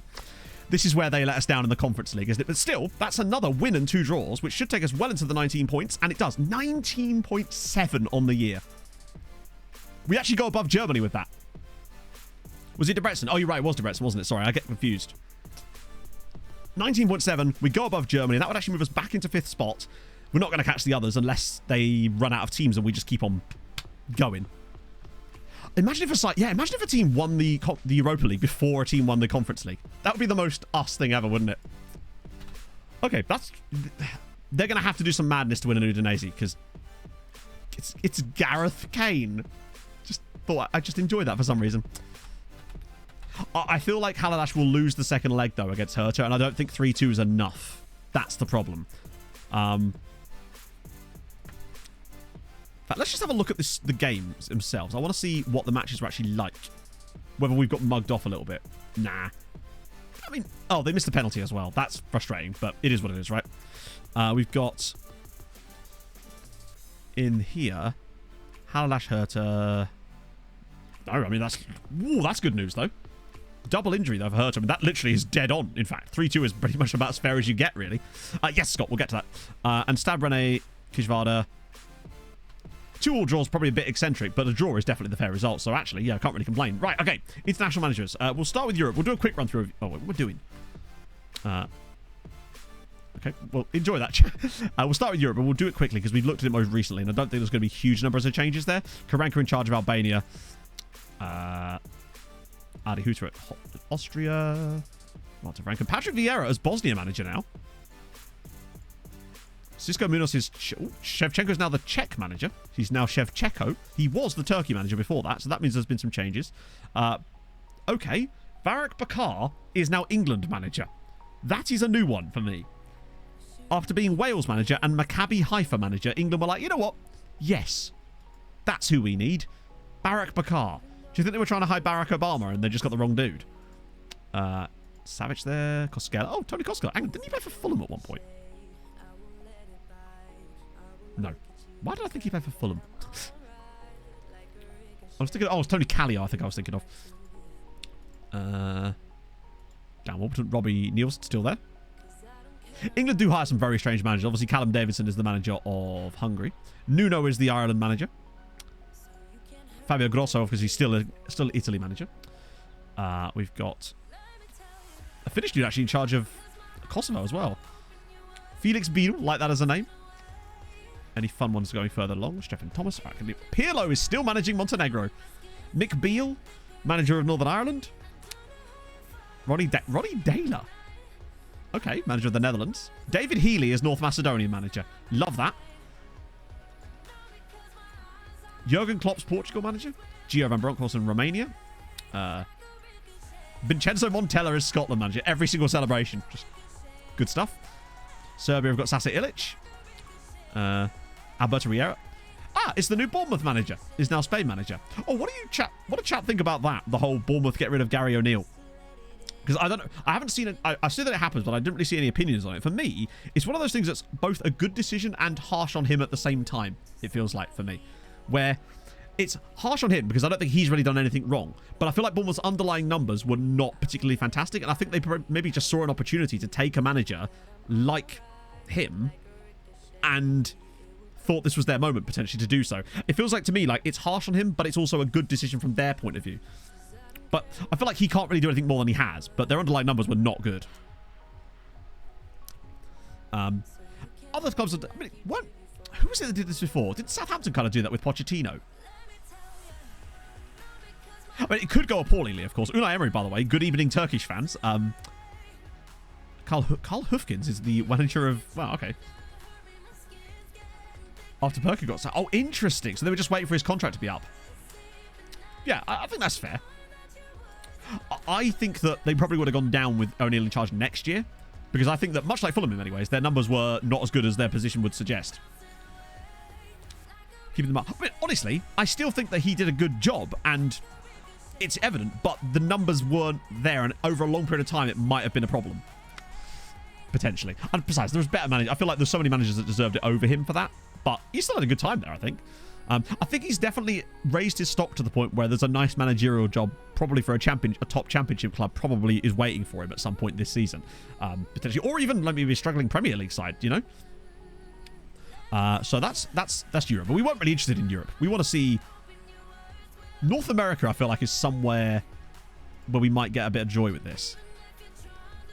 There'll be mostly regen managers, I suspect, but if you see any mad ones, let me know. Obviously, there's, you know, aside from the obvious one of Phil Neville. But yeah, they do appear to be majority of the time either regen managers or not people that I'm super familiar with for the most part. There he is, Phil Neville. Luke Ince. I think we're going to be disappointed, honestly, with the lack of interesting international managers, I should say. Yeah, it's not looking great. Bradley Carnell is a South African in charge of the States, though, which is... Oh, yeah, Phil Neville is managing Jamaica. Hence all these. And they've got a really good goalkeeper, too. Oh, dear. Yeah, I think we'll have to end the check there just because there's so much stuff we could do there. We looked at Kieran McKenna, but he was still managing, wasn't he? Yes. Ipswich have done... we don't have them loaded, so I'll refund you points there. Gary Neville will not be in the game at all because he's a pundit, I suppose. Unless there's another player called Gary Neville, which you never know. Can I interest you in SFC Nuli Suman? Probably not. Jerker... There's a guy called Jerker Anderson. No, there isn't. That would be a fun name, though. I assume maybe there's one in real life, but he's probably retired. Grennan Morton, they certainly were at one point, right? Yep, they still are, in fact. Let's find that oldest player so we can see, ironically, who's half Jamaican. He's been there for 1 year, of course. Okay, he's been there for 9 years. We can see that last 9 years. Wow, they've been, like, not just Premiership, but, like, consistent Premiership for the last 5 or 6 years. Brought their way all the way up there. But if it has, then he's almost certainly retired, given that we're 18 years into the save at this point, I suppose. Pushing the bobsledding cool runners, yes. Yeah, it's not gone well for them in the top flight. They're very much doing a Wolves, but they're there. And that's something, right?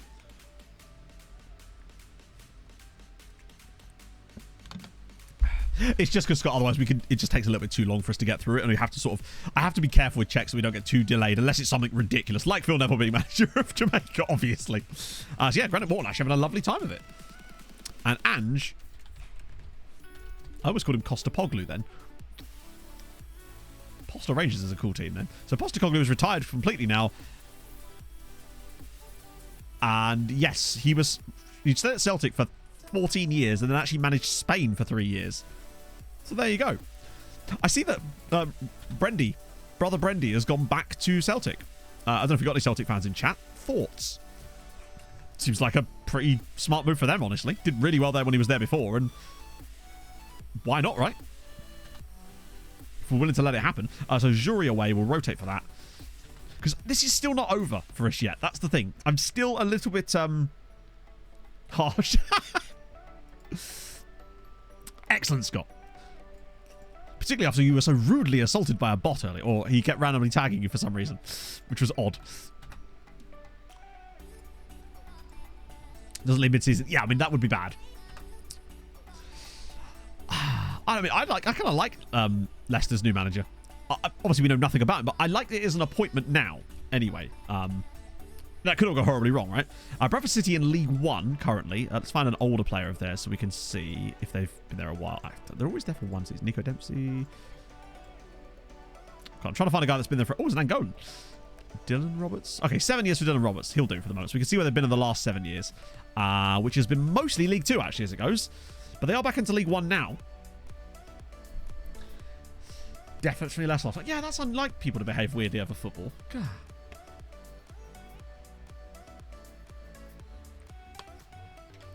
Oh, Jesus, what is this? Phil Neville taking part in Cool Runnings Jamaica.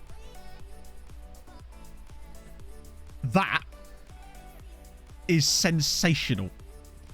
It looks just enough like it, although it looks a little bit more like... that right there is unbelievable. Although, anyone else feel like they're on a log flume? It's just incredible. If his face was just slightly better, that would be perfect. What is going on here, by the way? Midjourney is an absolute marvel. Oh, hang on. My cookies are done now. Nah, the new Midjourney dreadlocks are still not looking great for me. They're doing the new 5-man bob. Have you ever heard of it? Maybe that's where they've thought about it. I don't know if Midjourney's that deep, honestly, but...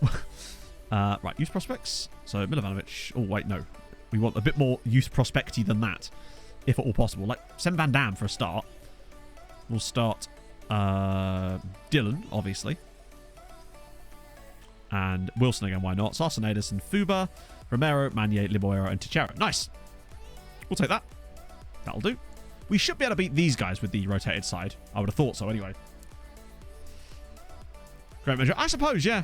Yeah, I feel like I can understand why they'd be upset the way he left, obviously. But I guess you've got him back now, and I suppose have you won everything since he left? Or was there... Oh, no, of course there was the... Actually, I forget how the Scottish League has gone. Did Rangers win it in that spell, or was he... Yeah, he was, wasn't he? He wasn't there when Rangers won it. Of course he wasn't. Now, who's getting a number this time? It's another Zoltan. Number 71. Okay. Scott Parker. Oh, this is the thing. Where do you reckon Scott Parker actually rocks up next? Because apologies to their fans in advance is all I can really say. There was a brilliant thread from a Fulham fan to do when he was linked with the Leicester job, explaining all the things that you could expect from him as a manager. Leeds in the Championship. Oh God, no. Well, I have no particular affinity for Leeds, but even I wouldn't wish that on them. End up in Saudi. Yeah, actually. Wilson scored a brace. Nice.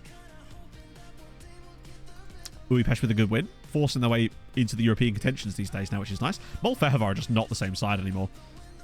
Who do I support? I'm a Fulham fan. Take them down further. Well, they wouldn't even go down. They'd just sit 13th in the Championship and have 80% possession and score like 30 goals a season. That's what they would do. Tell me now, you don't want him. You don't. I love how Scott's got two messages. One, he's got a sub badge, and the one above it he doesn't because reasons. Hey, Icarus. 70 million budget for next year. What about the wage budget?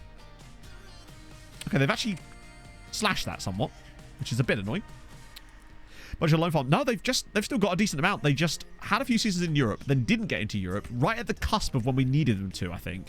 And then they lost out on a load of money that they would have got for being in Europe the season we got 7 sides, where most teams were guaranteed some kind of group stage. And as a result of that, they've just never been able to compete financially since then, I think. 40 league titles. We're getting there. I think we're like 38 now, right? Don't know if that counts this year yet. No. So actually, we're going to be at 39 soon. So very close. Sell and buy record. Ironically, our buy record is actually Dylan Chambers, a player we spent 35 million on this window. Obviously, it's structured massively over like 9 years. And I think our record sale is probably Tex-Mex to United for 70 million. Oh, Ziyech played for Honved, but honestly, it's been downhill for them as well. We really went for it. We overachieved, but that's still fine. A disappointing one, literally, yeah. 16 loans first season. Oh, that's a tough one. Nunes is back in training. Okay. The thing is, I'm still not confident that we're through. I know we have a 3-goal lead over Chelsea, but it just doesn't feel like it's done up yet. We're definitely going to play the Fortress away, because that's what worked really well for us at Stamford Bridge last time. But it does still concern me. Atletico Nacional. Oh, go on. Go on then. There we go. Marcelo Restrepo. Unambitious, unfortunately. It does scream 4-0 Chelsea, doesn't it? Out of nowhere. Considering what it tried to do with us in the first game. Honestly, just the sheer weight of us scoring a decent amount of goals in that game was enough, but I still can't be too complaining about the result. Honestly, if that game was like 4-1 to us with that same kind of XG, I don't think I'd have found it so galling. It was just the way the goals came about more than anything else. Adam Armstrong was Vashash. And boy was he. No, Sogos can't play right back. He's very much left-footed, but he's so good on the left. Like, he's got 9 assists again this season. These are not numbers we ever used to get out of our left backs. It was always the right side that used to produce those kind of numbers. He's probably one of the top assisters in the team. Yeah, Silva's obviously a quality act right there, but not only that, but Sogos just... He doesn't have like the highest quality of assists that he gets, but he just puts in amazing crosses. Thought about Romero as well. What's he's like? No, his numbers aren't bad either. Look at this though. Bobby. 40 goals this season. Nobody's even come close. Mihail is actually the second top scorer. So don't funk about. I don't think that would make any difference, honestly. I truly don't think that would make any difference. You'd expect it not... Because it might do, but I think we still get more out of it, potentially, than we would lose occasionally for it, right? So, oh, hay fever. Massively hay fever. That and because it was the thunderstorm this morning, it's kicked up all the shit into the air, so there's just pollen everywhere. It's still 71% humidity in here. So I'm a little bit bunged up. I do apologize. That's why I keep rubbing my nose. I know it's not the best thing to listen to. It's just impossible to... It weirdly clears out quite nicely when I go for a run because of all the bouncing. But... Ooh. I tell you what. Some of these guys from that list are pretty solid. Not seeing that Jamaican goalkeeper in there just yet, which is a little concerning. We'll return to these again. We'll do it after the Chelsea game. Where is there? What do you mean? That's a very difficult question. Yeah, that's the thing. Those central defenders, if we just put them on centre-backs, they'll just be idiots, but they won't. We will then not have the benefits that they sometimes provide. I love that Mihail is now... what a goat.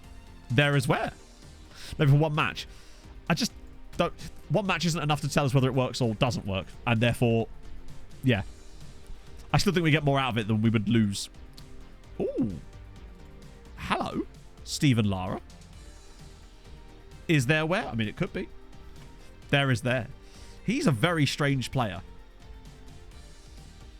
He's got 0 technical ability.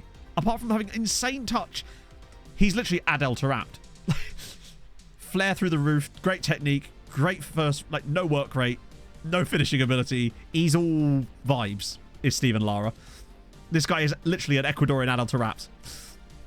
The tactic, if you do !tactic in chat, you'll get the pack that has all the tactics in. Oh, I'm sure it does, Reese, but I don't want to be that guy blowing his nose on stream. I'll find a way to do it midstream. Fancy fingers, Stephen Lara. Any relation to Brian? Don't think so. Born in Ambato. Brian Lara was from the West Indies, wasn't he? Right. I still want to scout him, though, because I actually do quite like him.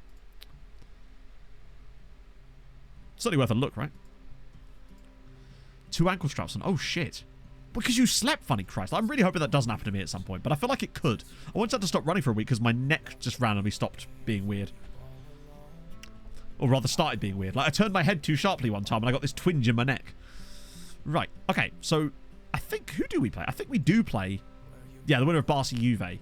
And to be honest with you, I'm actually okay with that. What countries are the West Indies? I actually don't know what countries specifically make up the West Indies when it comes to cricket, no. Also, Aguilar with the most assists. A guy I sold to Benfica.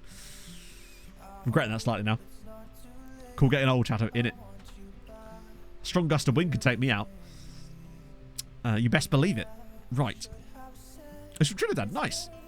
Bobby Silva, Ingram Mihail, Yamin Velasquez, Darla Montiel, Patrice. Hey, we played shit at the centre-back spot and Patrice wasn't even playing. You'd love to see it. Sogos will obviously start. Great stuff. Anyone on the bench that I specifically want in there? Nah, I think we're good. Let me just turn this off so I've got a better idea of who we're actually looking for. Now we're fine. That'll do. Although I think I would still rather have Oliveira on the bench than Yeri. Just trying to put a tray of Yorkshire puddings in the oven. That's mad. Were they like... Oh, yeah, wrong tactic. Sorry, yeah. Good shout. We want Bobby on the left of the tactic. But I'm also going to remove shoot less often from him because we don't really want him to not that. Next FM. Yeah, probably if all things go to plan, we're going to likely do Building a Nation Malta. Should we be able to do so? I.e., should the game allow it with the loans and stuff? Sometimes, have you know? I don't know if you ever get this, particularly if you're like over 25, right? You'll get this sometimes. You'll wake up in the morning and you'll feel like either it's just like a random chest pain or like a random pain in your neck, and you'll just go, "Oh, good God, this is the end." It's like death has finally come for me at the ripe old age of 33. Death has finally come to take me down the river Styx. Do you know what I mean? Because there's the thing you can get called a precordial catch, which is what that chest pain is, and those are nasty. 100%. Yeah, it does, doesn't it? Ironically, I mean, okay, certainly I feel as bad now, obviously, because I look at myself and I'm like, okay, you're generally speaking at less health risk than you were 6 months ago when you weighed 35 pounds more than you do now, which is good. And obviously, the no vaping anymore, all that has definitely helped me. But I still get that. I'm like, oh God, it's finally here. All those terrible years of excess when I was in my 20s will still come back and bite me at some point, right? What's the pain called? The one where you get like the weird feeling in your chest and it feels like when you move your ribs around, it's called a precordial catch. It feels like it's in your lungs, but it's actually not your lung. It's your it's a nerve, as far as I'm aware, in your chest around your sternum. But it's called a precordial catch. Thank you, Michael. Yeah, it's going well so far. I'm really enjoying it. Really enjoying the running part of it and just like the general weight loss. And you just feel better. Yeah, exactly. You just kind of like, I've had a good run. I'm out. Peace. Right. Okay. So Chelsea. Just FM. Behave for a game. If you could, just behave for one game. When nerves in the inner line of the chest wall are pinched or irritated, possibly by the ribs, cartilage, or lining of the lung, called the pleura. Often it begins when you're at rest, and especially... Yeah, you'll often have it if you wake up and you've slept in a funny position, basically. I won't pay the bills anymore. Well, this is the thing. I get terrible posture because... Especially when I'm streaming. Because as much as this chair has obviously got a back on it, you notice how most of the time I'm like this. Because I don't sit close enough to the desk. Because I move around so much, I need to make sure there's space between me and the mic. So that when I start going all, wacky waving, inflatable arm flailing tube man, that I don't knock everything all over the place. But, wait, hang on. No way. Ralph is in Chelsea's midfield.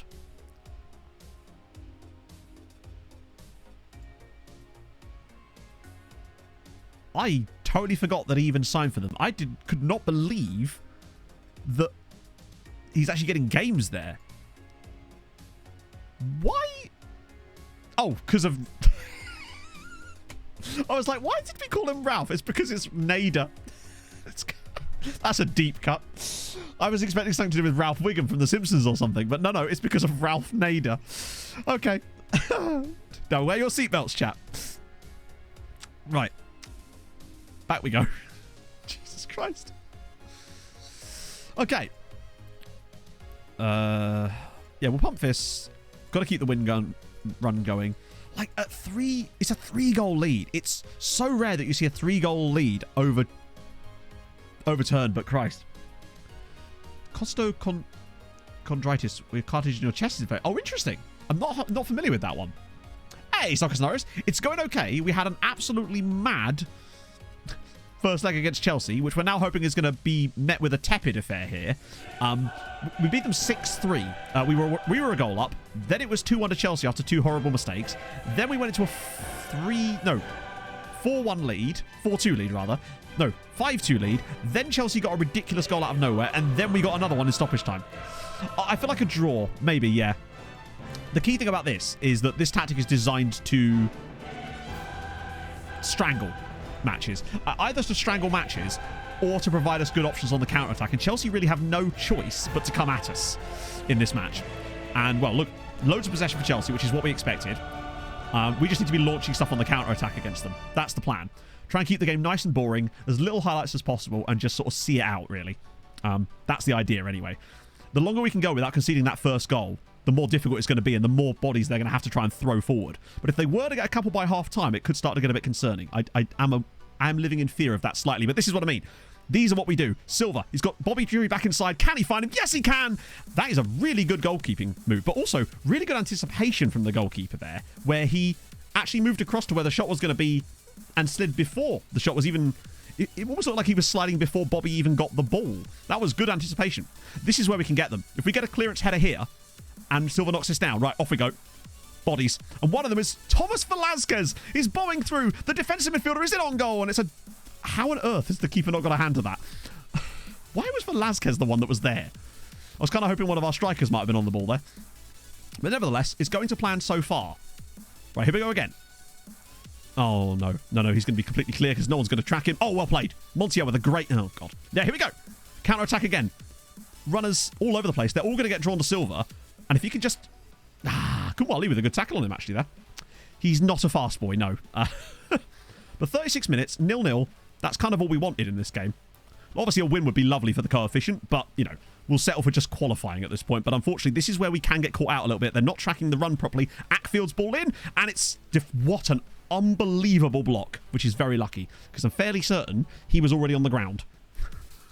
And the Chelsea players just kicked the ball at him there. But we'll just pretend it's a good block. And it's a good clearance again. Bobby will try and push out to defend this, and he's kind of kept the guy pretty quiet there. Oh, God. Oh, no, not too bad. So far, so good.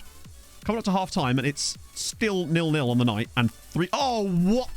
This is what I mean. What in God's name? Why would that happen? In what world would that happen? Bobby fucking Tree, our striker.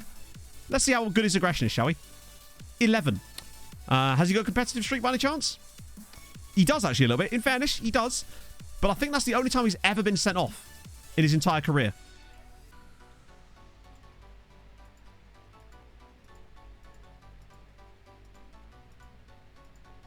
Don't mind me just checking.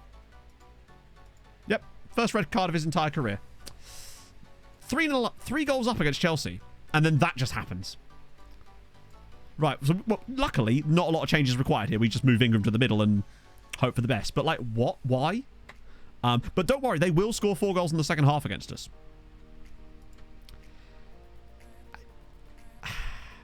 Who was the last player that did something stupid like this? I swear this happened as well last season too.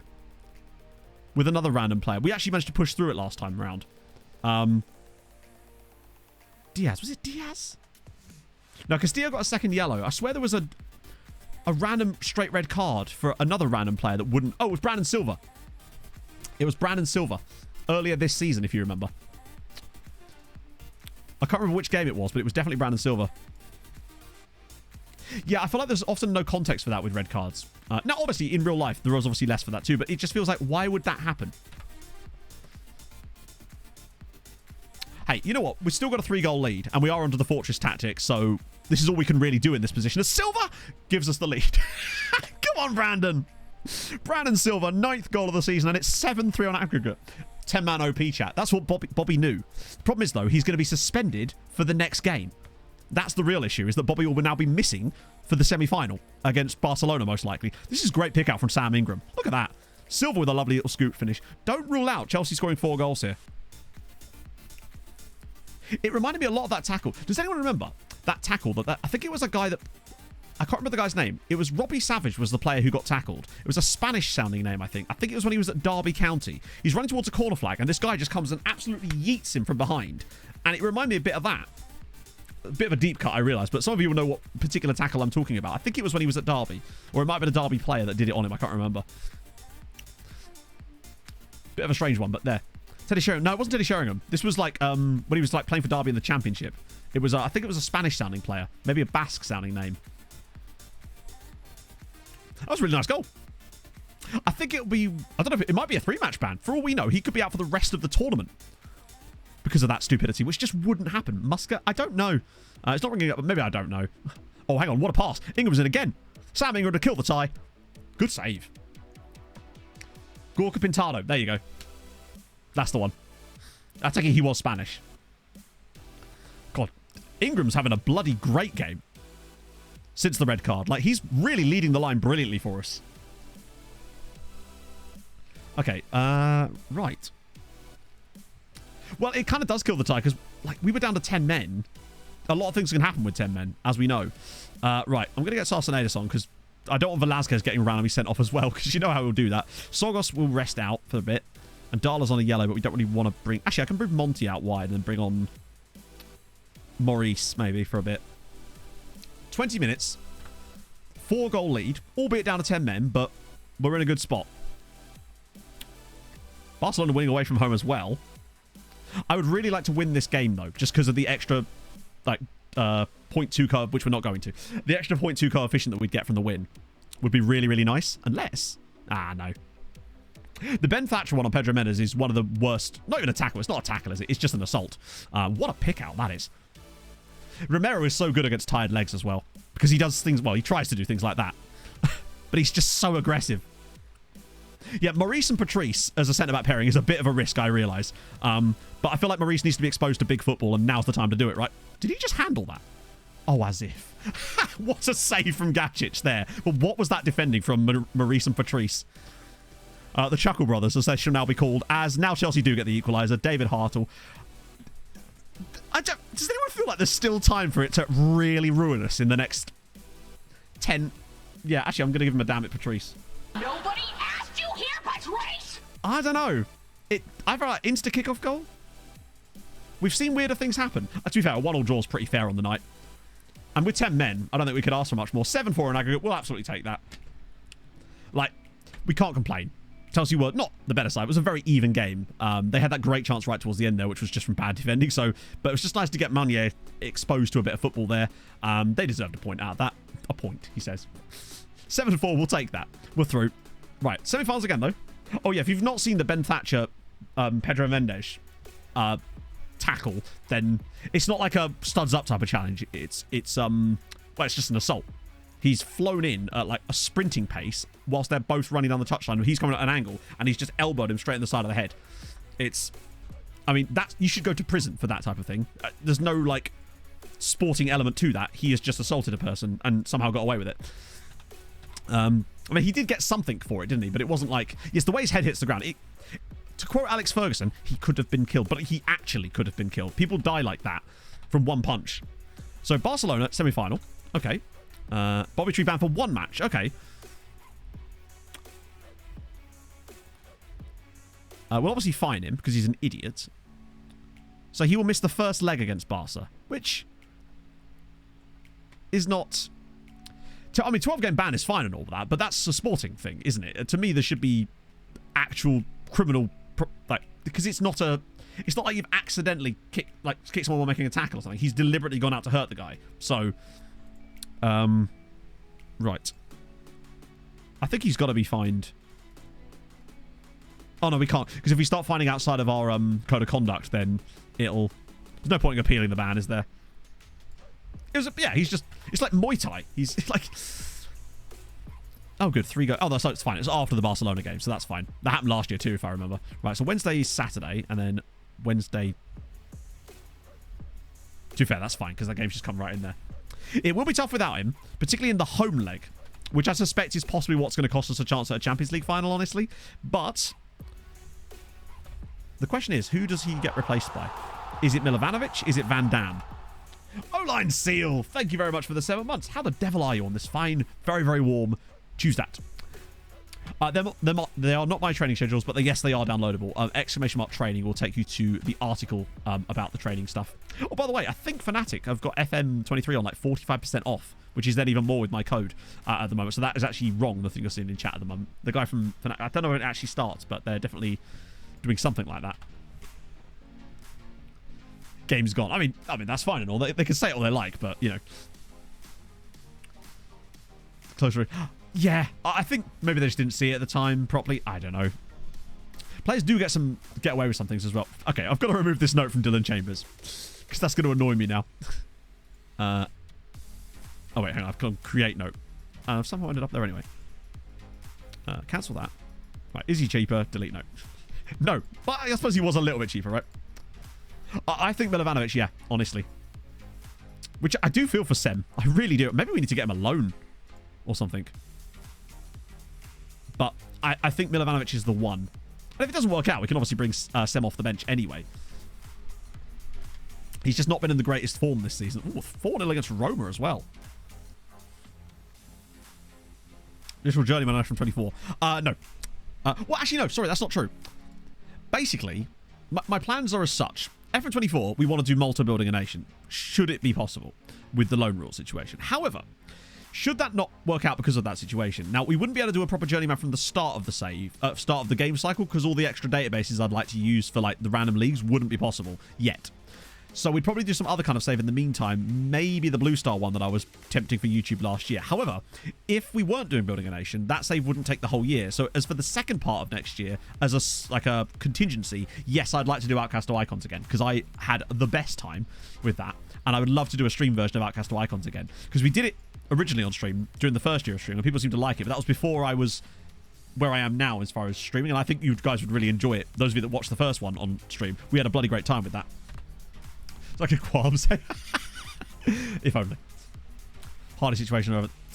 Doesn't he? Maybe, yeah. I think we'd never see him again. If we loaned him. True. Right, Thursday. It's make or break. So, Haladash are ahead. Kishvarda are drawing, but they've got the home game now. And remember, and this is the key thing to remember, if Haladash and Kishvarda get through, they will play each other. When we're building a nation. That is not what I just said. In fact, that is 100% the polar opposite of what I just said. Unless you came in halfway through me saying it. So basically, that is the plan, Malta building a nation. But should the new FIFA rules be enforced in a way that means it's impossible, then we'll have to look towards other saves for contingencies, basically. But yeah, so if these two go through, they play each other. And we'd have a guaranteed Hungarian side in the Europa League final. But I reckon one of them is going to go out. In fact, I think they might both go out. I reckon Hertha win 2-0 and Stade Rennais get a draw here and they win on pens. As for this, I don't see that progressing any further, but come on. Come on. Just give us something good. FIFA, basically, it's to do with the number of loan players. There'll be like a massive restrictions on the number of players that can be loaned, and that really is the only way that this kind of building a nation can happen. Right. Okay. Come on.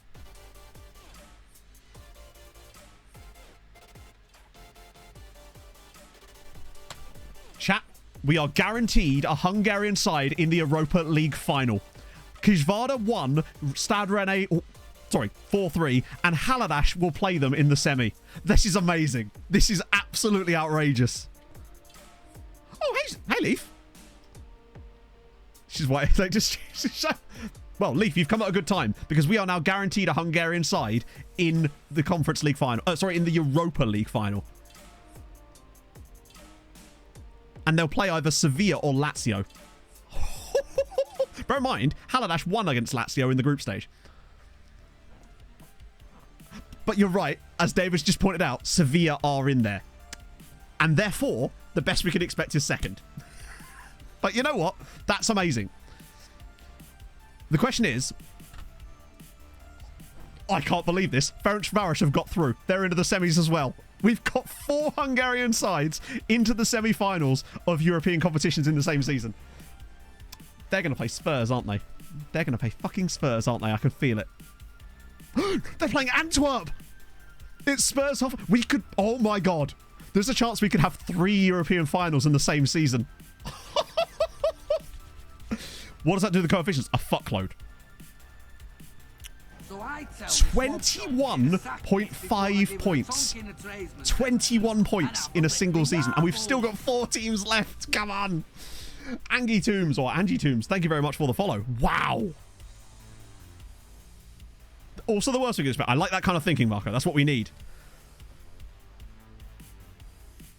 Yeah, and we're literally guaranteed another 2 points. Sorry, another 1 point. Hang on. We're guaranteed another 0.8 points. Yeah, the highest points we've ever had in one season is 20.7. And that means that we're already past it. So we're going to get a minimum of 22.3 this season. And that's if us and Ferencváros lose both of our legs and go out. Because the other Hungarian sides are guaranteeing us another 0.8 because they're playing each other. So they're guaranteed coefficient points. And they'll actually get a bit more because they'll get a point for playing in the final too. Because one of them will. So that'll actually be a little bit, might be like 23.5 potentially.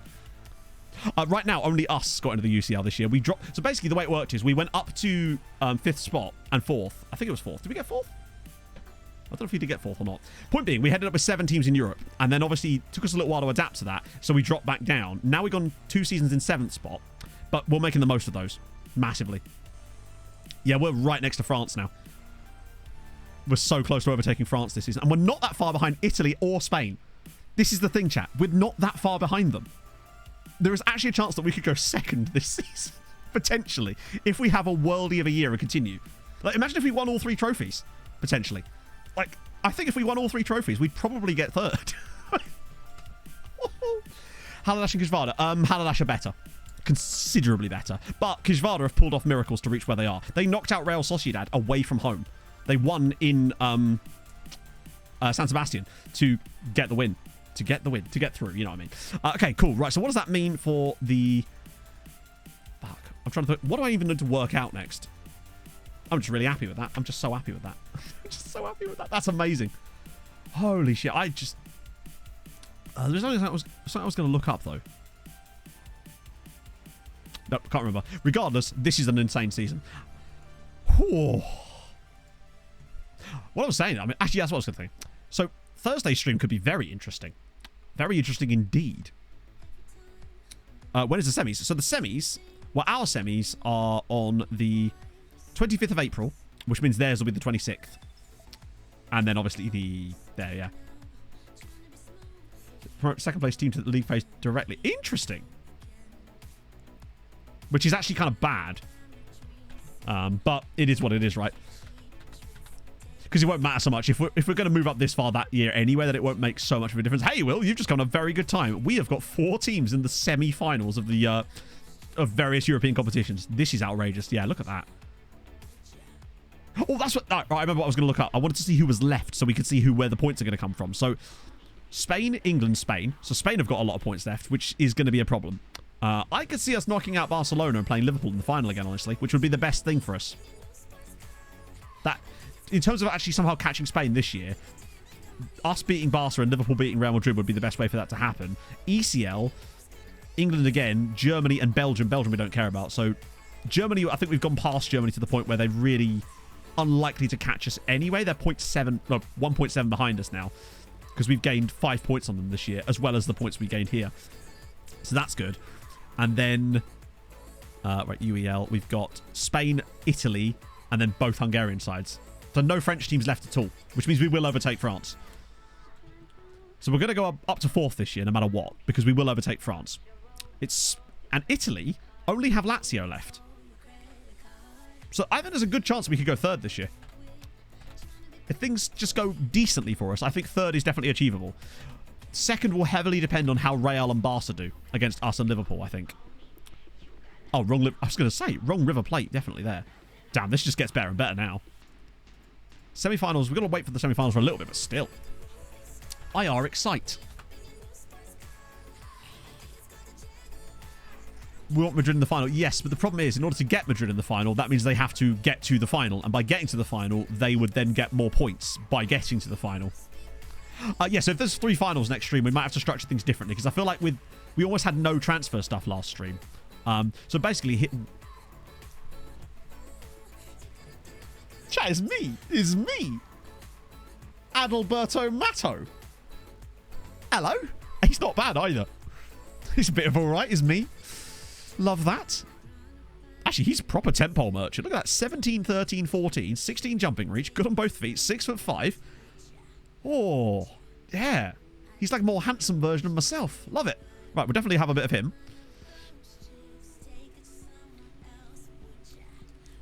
Oh, yeah, I want to win the thing too, but like... The problem with that... Also, I don't think we'd beat Real Madrid either. Real Madrid have rep-rolled us more recently than others, I think, in many ways. Chato. I don't know if Vincent's still knocking about. Oh. Or Mubarak Chato. Okay, so we can sign Matto and Chato, and they're both 20. In fact, he's free. We can just pick him up for free. Right, sign him up. We'll get Chato in. And then hopefully we can get Matto straight after. Well, not straight after, but when the thing comes through. Relegation release scores. Boom, boom, boom, boom. Right, 8-year contract for Chato there. Enjoy. You're locked in now. You can't stop watching. Not for the next 8 years. Sorry, I don't make the rules. This is your bed. You're going to have to lie in it now. Right. I think the Fortress actually worked quite well in that game. It did the trick. Yes, I know Pierluigi, but, you know, you say rewarded, but it will actually be a negative effect on us most likely, which is the downside for it. But it is what it is. I still think Bobby deserves to try and... Oh, he's got an injury as well. I must have missed that. Already got Pog in the under 19 scarf. Yes, which might be changing potentially. Although I don't know. It depends on how far we go today as to whether we'll actually get a chance to do the thing. No, you don't, Potsy. It's the same across the board. So you get... At the moment, we're getting 0.4 coefficient points for a win and 0.2 for a draw. But that's because of the dilution. You're essentially getting 4 points for a win and 2 points for a draw, but that's then divided. No, 1 point for a draw, 2 points for a win. That's what it is. For the club coefficient, then it's divided by the number of teams you have in Europe. Kevin scored against us. Milovanovic getting a brace, though. Patrice gets sent off. Good. Does score a goal, at least. But you can see what I mean. Milo is looking like the guy, I would say. Set pieces all look the same in FM31, but it's fine because it'll be in VAR. It'll be in VR, so your medical meeting, that's a brand new feature in FM31, will be in VR now, so you can see the tendons tear in the legs. We're going to do the under-19 coaches if we get knocked out of Europe. But currently we are not, because we are still in Europe. Because if not, I'll just sort it out on stream. But yeah, if we were to actually have a situation with 3 finals next stream, then we'll make the next stream just the 3 finals.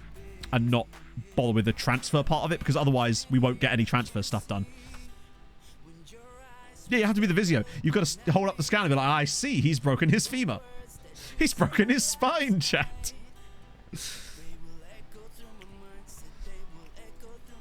At least I'd get them to diagnose it. Under 19 coaches matter. Well, basically, we were discussing evidence-based football managers' findings, and we figured we'd give it a go. Because our actual Hoyd is actually quite good for what Max recommended. But we reckon that the under-19 coach thing could help us as well, potentially. We're just trying anything at this point. And Zoltan scores 3. Well, not scores 3, but scores goals. It's nearly 3 in the sense that it's 1. VRFM, the thing is, I don't know how it would work because of the licensing, right? Under-19 coaches do. Or they coach your under-19s. Basically. Essentially, it's to do with their media handling. If they've got high professionalism, it can sometimes help.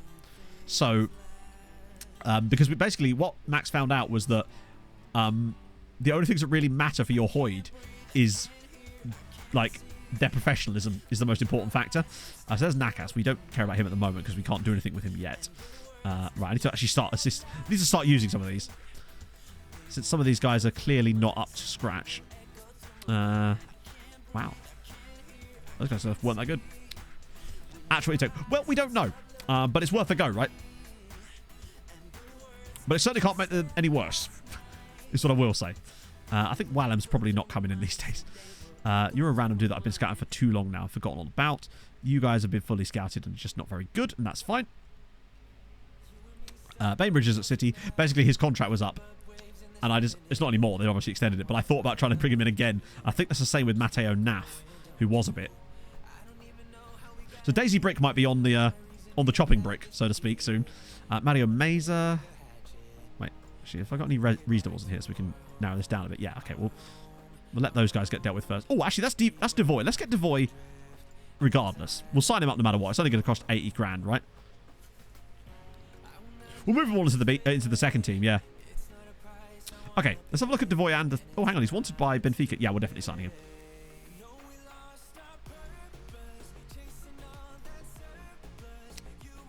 They're in the team. They're just not starting, obviously, because they are still very young. Maurice Mania came off the bench against Chelsea in the second leg. He's not going to be as good as the star ratings would suggest, chat. I would almost guarantee it. But you know what? For 80 grand, it's sure as hell worth finding out, right? Oh, yeah, they were never designed to be start-worthy. They were all 18, remember? So that was never going to be much of a problem. They're all ready for the future. So this guy here, PSG, 7.6 million, Livakovic.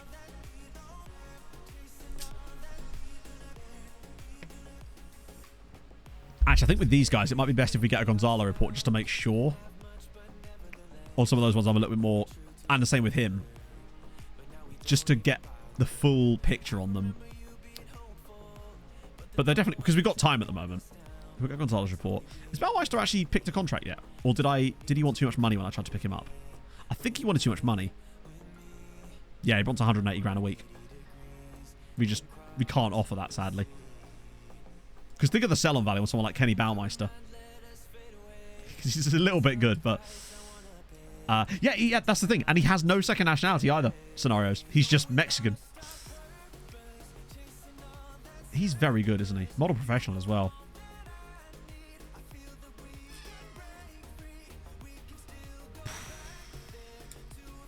I just don't want to break our wages. Because the thing is, the moment we sign a player on 180 grand a week, next time one of our star players comes for a contract renewal, they're going to want 200 grand a week. And we just can't offer it. That's the problem.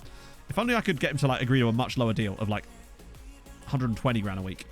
And try to offer him a 2-year deal so there's more flexibility on his part. Maybe we could give him a huge appearance fee? I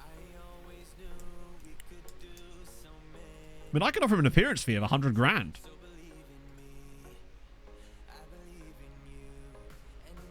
Let me see if I can offer him 100k. 2-year contract and appearance fee of £105,000. Maybe. So just to clarify, with 100 grand appearance fee, it drops his wage by 10k a week. 10k, that's what that gets you. That's insane. Angry Brochure, thank you very much for the follow. I would have expected a bit more than that. Yearly wage rise. Even with that, it wouldn't be... Doesn't have big matches. I think he's done all right. Actually, to be fair, he wants a longer contract, so maybe I can offer him that. He wants the longer deal. I could give him a huge bonus there, 2.6 million. What about a... Fiona! Relegation release clause, obviously. Bonuses if we win the cup, maybe? No. Bonus if we reach the 4th round of the cup. Which I'm pretty certain is the one we get in at. Hey, Coombs, thank you for the follow. Wow, that's actually quite high. 2.6 million for that? If he doesn't go for this, then I'm not asked. Oh, no way. That's actually viable. That's actually viable. Because think of the sell-on value. Kenny Baumeister, sell him in a year, probably get 50 million, honestly. He'll only be 31, bear in mind.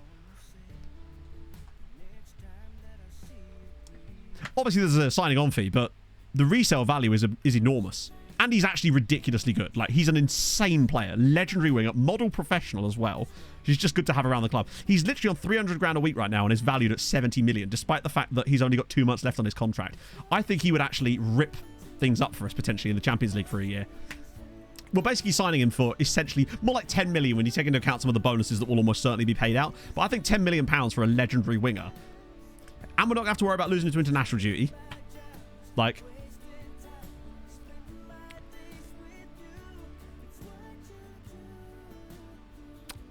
That's true, yeah. Gets to opposition area. I actually really like him. Messi to PSG. I mean, I guess.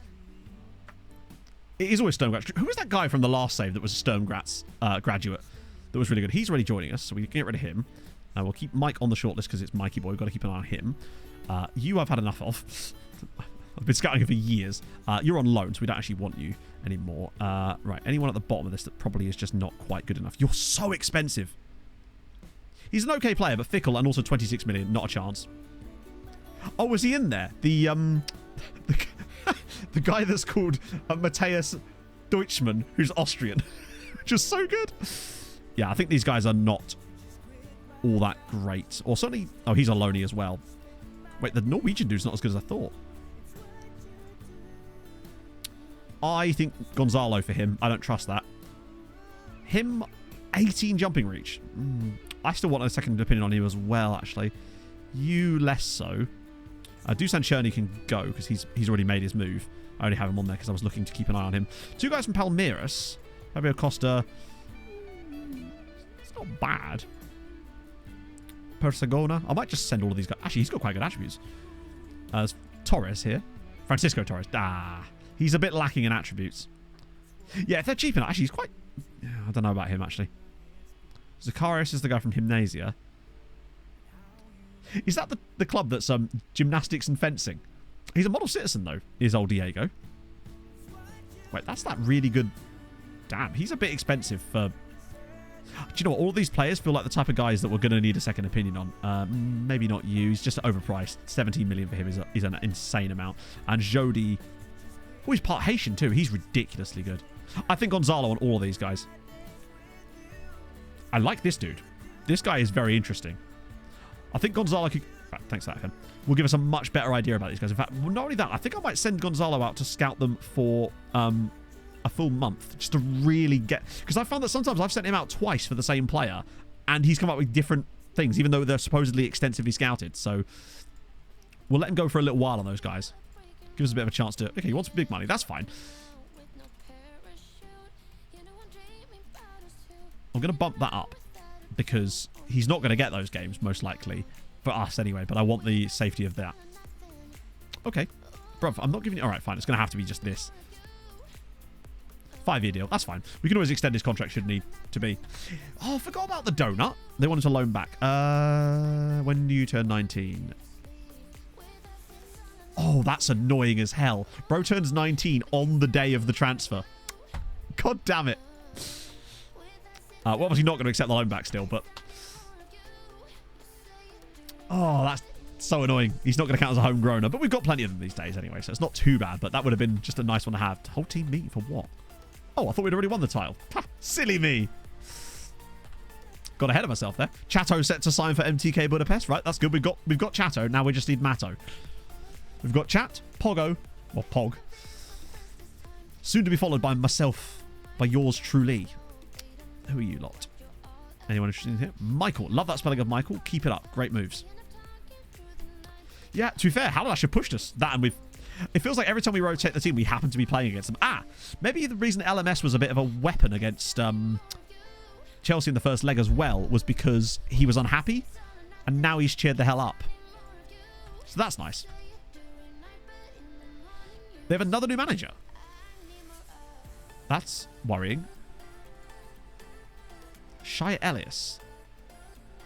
Is he wearing the same kit as their previous manager? I swear to God. Oh, no. So they sacked him. Oh, that was last year. No, this guy's been in charge for a year. He's been, over a year he's been at the club. Seems to be doing okay. Just getting them back into things a little bit there. Capybara. Oh, God. There's no way there's a capybara. Imagine. Actually, I'll just hit enter because it's doing that weird thing. No. We've got a Chatto. We're already signing a Matto. I suspect that we're not going to find an... I've got lots of... Oh, God. There's Memo. Lucio Memo. Oh, it's a stadium. I just thought it was a dude. Hey, I'm Lucio Memo. I'll refund you points for that. It sounds like a dude. Not as far as I know. Neither of them are coaches, no. Usually, if I see one of them become a coach, it's Ronaldo. He was a really good Everton manager for a little bit at one of my saves. You sometimes get names that are close to, like, Capybara, but I've never actually seen the name. Gideon. I mean, there's loads of Gideons. Oh, sorry, there's loads of Gideons. Well, there's actually not many probably spelled like that. It seems like he's the only one with that exact spelling. Gideon Elonga, who's actually from... He's a real player, actually. Plays for Sochi, but he's from Dr. Congo as well. Hold a gun. Obviously isn't going to find anything. Oh, Golden Gunners and Danny Holzer. The question is, why? I also love that he's from North Macedonia. Just a bit strange. It's out there. Amateur deal. And Poggy. I think I remember seeing a player that had a similar name. He was Italian, wasn't he? Yeah.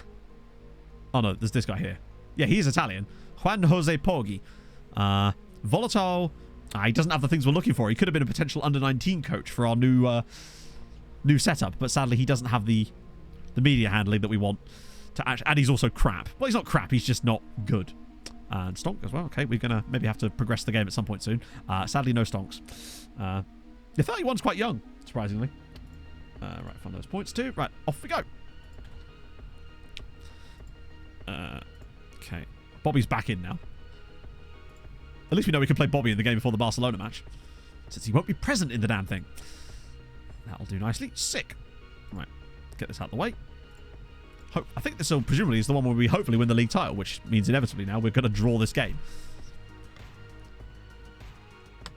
Yeah, that's what it's called.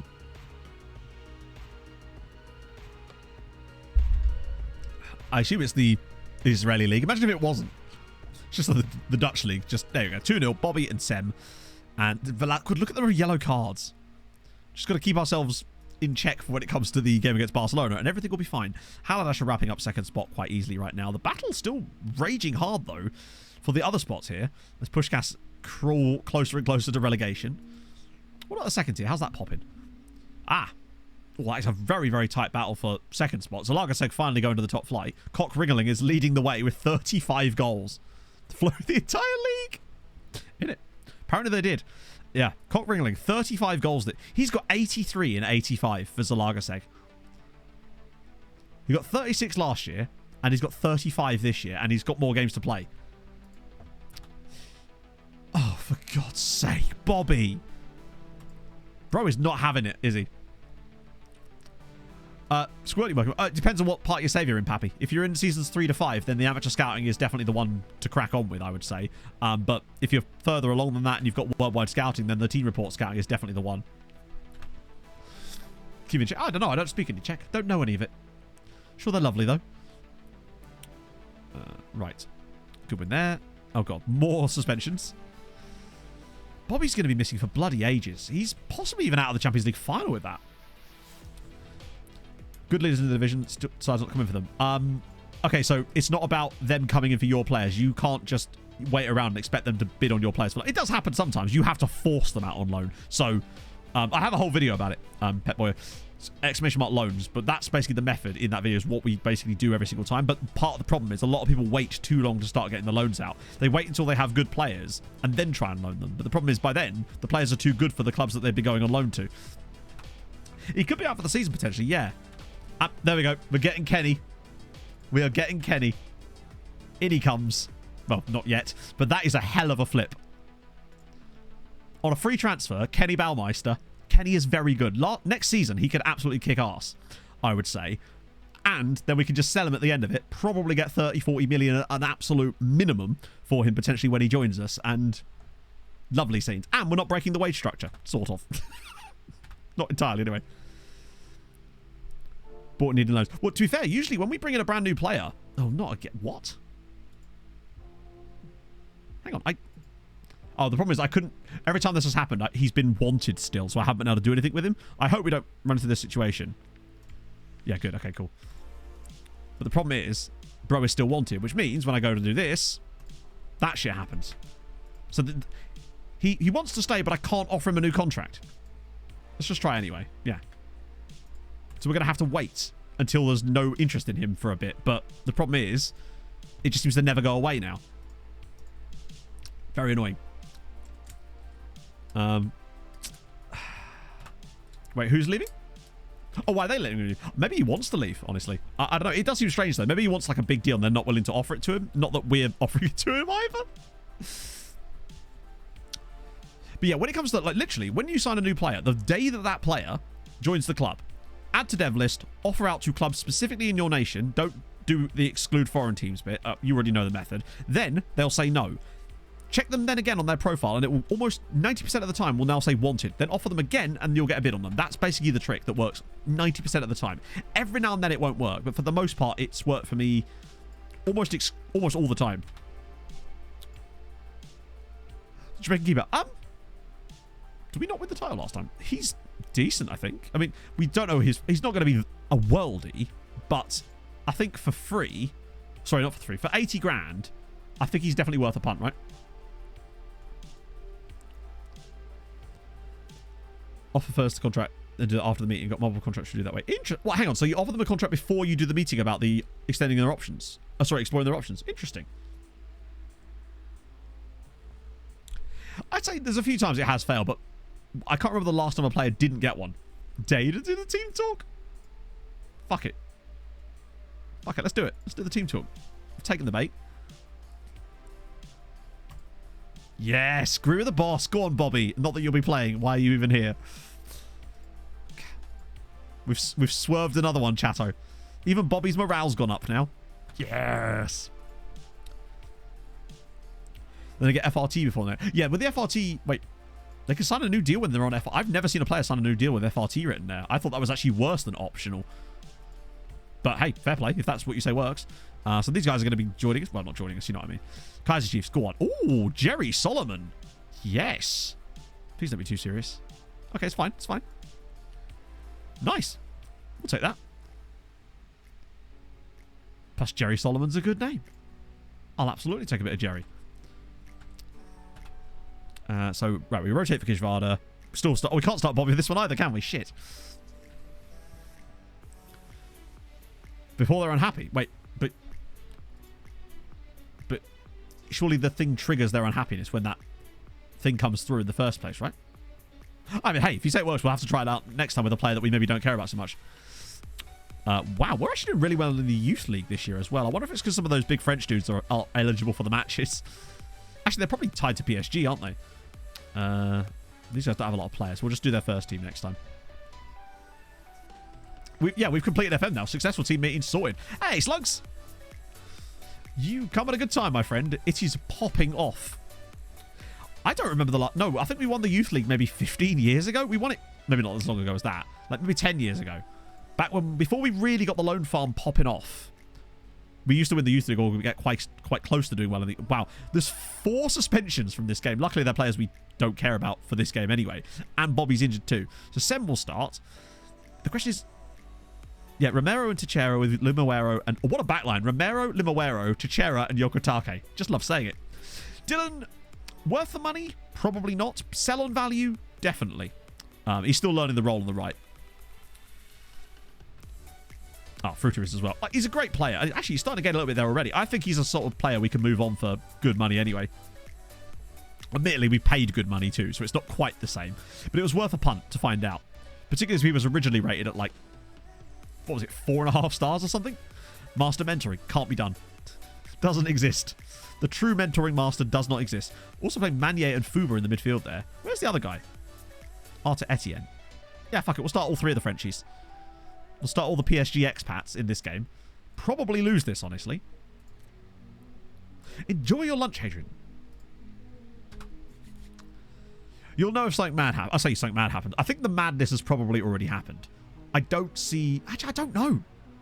Considering the draws we've got for these semi-finals, Use the new guy to mentor the youngsters. Oh, I know you can. Imagine how good that would be if mentoring worked. And we could use it in some way. 3-0. Wow. A first-minute red card from Freya Sigurdsson. Well done, buddy. That's brilliant from you there. Dylan with 2 assists. Etienne scored as well. That's a good win for us there. Less good for them. But it also potentially gives Uipesh more of a chance of getting into Europe, which I don't know if they deserve it, honestly, at this rate. So that's another league title for us win there, which is good. Keeps the board happy. Plus, now one thing I will say, which could potentially help us, chat, is that we now get the league winners morale boost going into this game against Barcelona, which can be quite powerful. So that genuinely could really help us in that first game against Barca. The fact that we've just come off of a league win. And you do usually get quite a nice big morale bump. And just a big bump in general to that sort of stuff. So it's the sort of thing that could make a difference, potentially. But Barca are a very good team. Like, Robinho is an insane player. Right, the moment we sign this, he should suddenly get a massive update to his stats. Benefit the recover, I suppose. But I feel like feeling good isn't really going to make your broken leg heal that much faster, is it, I guess? Although, imagine if it did. Well, he's maintained a little bit of it so far. But, I mean, he's actually got good attributes. Aerial reach is solid. One-on-ones is a bit mid. Reflexes are good. He's only 18, though. He's definitely the Jamaican national team goalkeeper for the next 15 years, without a shadow of a doubt, if not longer, honestly. Finding some quite good keepers lately. Really good concentration, too. No flair. That's fine. Off the ball. The problem with having low off the ball on a goalkeeper is that most of what they do is off the ball. In fact, almost all of what they do is off the ball. It's going to affect the kind of forward runs he makes. Okay. A couple more of those. All from Spain. The old Spanish Ivans. Oh, God. Okay, well, F's in the chat for Pataki there. That's a bad one. Won't run the channels. Stays back whenever possible. Halash with another win. Debretson with another win. God, Giamot are still loitering dangerously close to those European spots for me. Oh, there you go. Pushkas. The Tycoon Club are officially relegated. You do realise that this means that they could lose their Tycoon potentially, or they're going to absolutely walk the league next year. They're still in Europe, Julius. We have 4 teams in the semi-finals of Europe this year. It's mad. To be fair, Phil Neville has guided us the way. Jamaica's very own Phil Neville has shown us that. Well, okay, I guess we probably won't do that one again then. Scout update. Okay, anyone good? First things first, just any reasonables. Round you go. I think some of those guys might be a little bit over the price there. Oh, so this is the guy that we were looking at. Cloud Obega, the ridiculous striker from Lens with the 19 jumping reach. He does feel like potential summer signing. Maybe. Very expensive, of course, but he's a little bit excellent. Just putting that out there. So, wait, these are the guys from Gonzalo. If they are, I will just let them continue to go around again, because we said that for a month on him. Although, they're keeping a lot of their value. See, this is what I mean. Although, oh, there's Matto. Oh, damn, Matto's not as good. Actually, he kind of is. In fact, for the moment, I'll just send these guys around again. With Gonzalo, specifically. He's going to get worked off. He's going to be off his feet now. And we've just... Oh, no, we've just won the Youth League. Not even win in the Youth League. We've won the Youth League. For the first time since... ever. Holy shit. That actually surprises me. That's our first ever Youth League win. I thought we'd won it once before. Apparently not. Huh. This team's not even that... I suppose they've got like... Oh, hang on. Who are you? Holy shit.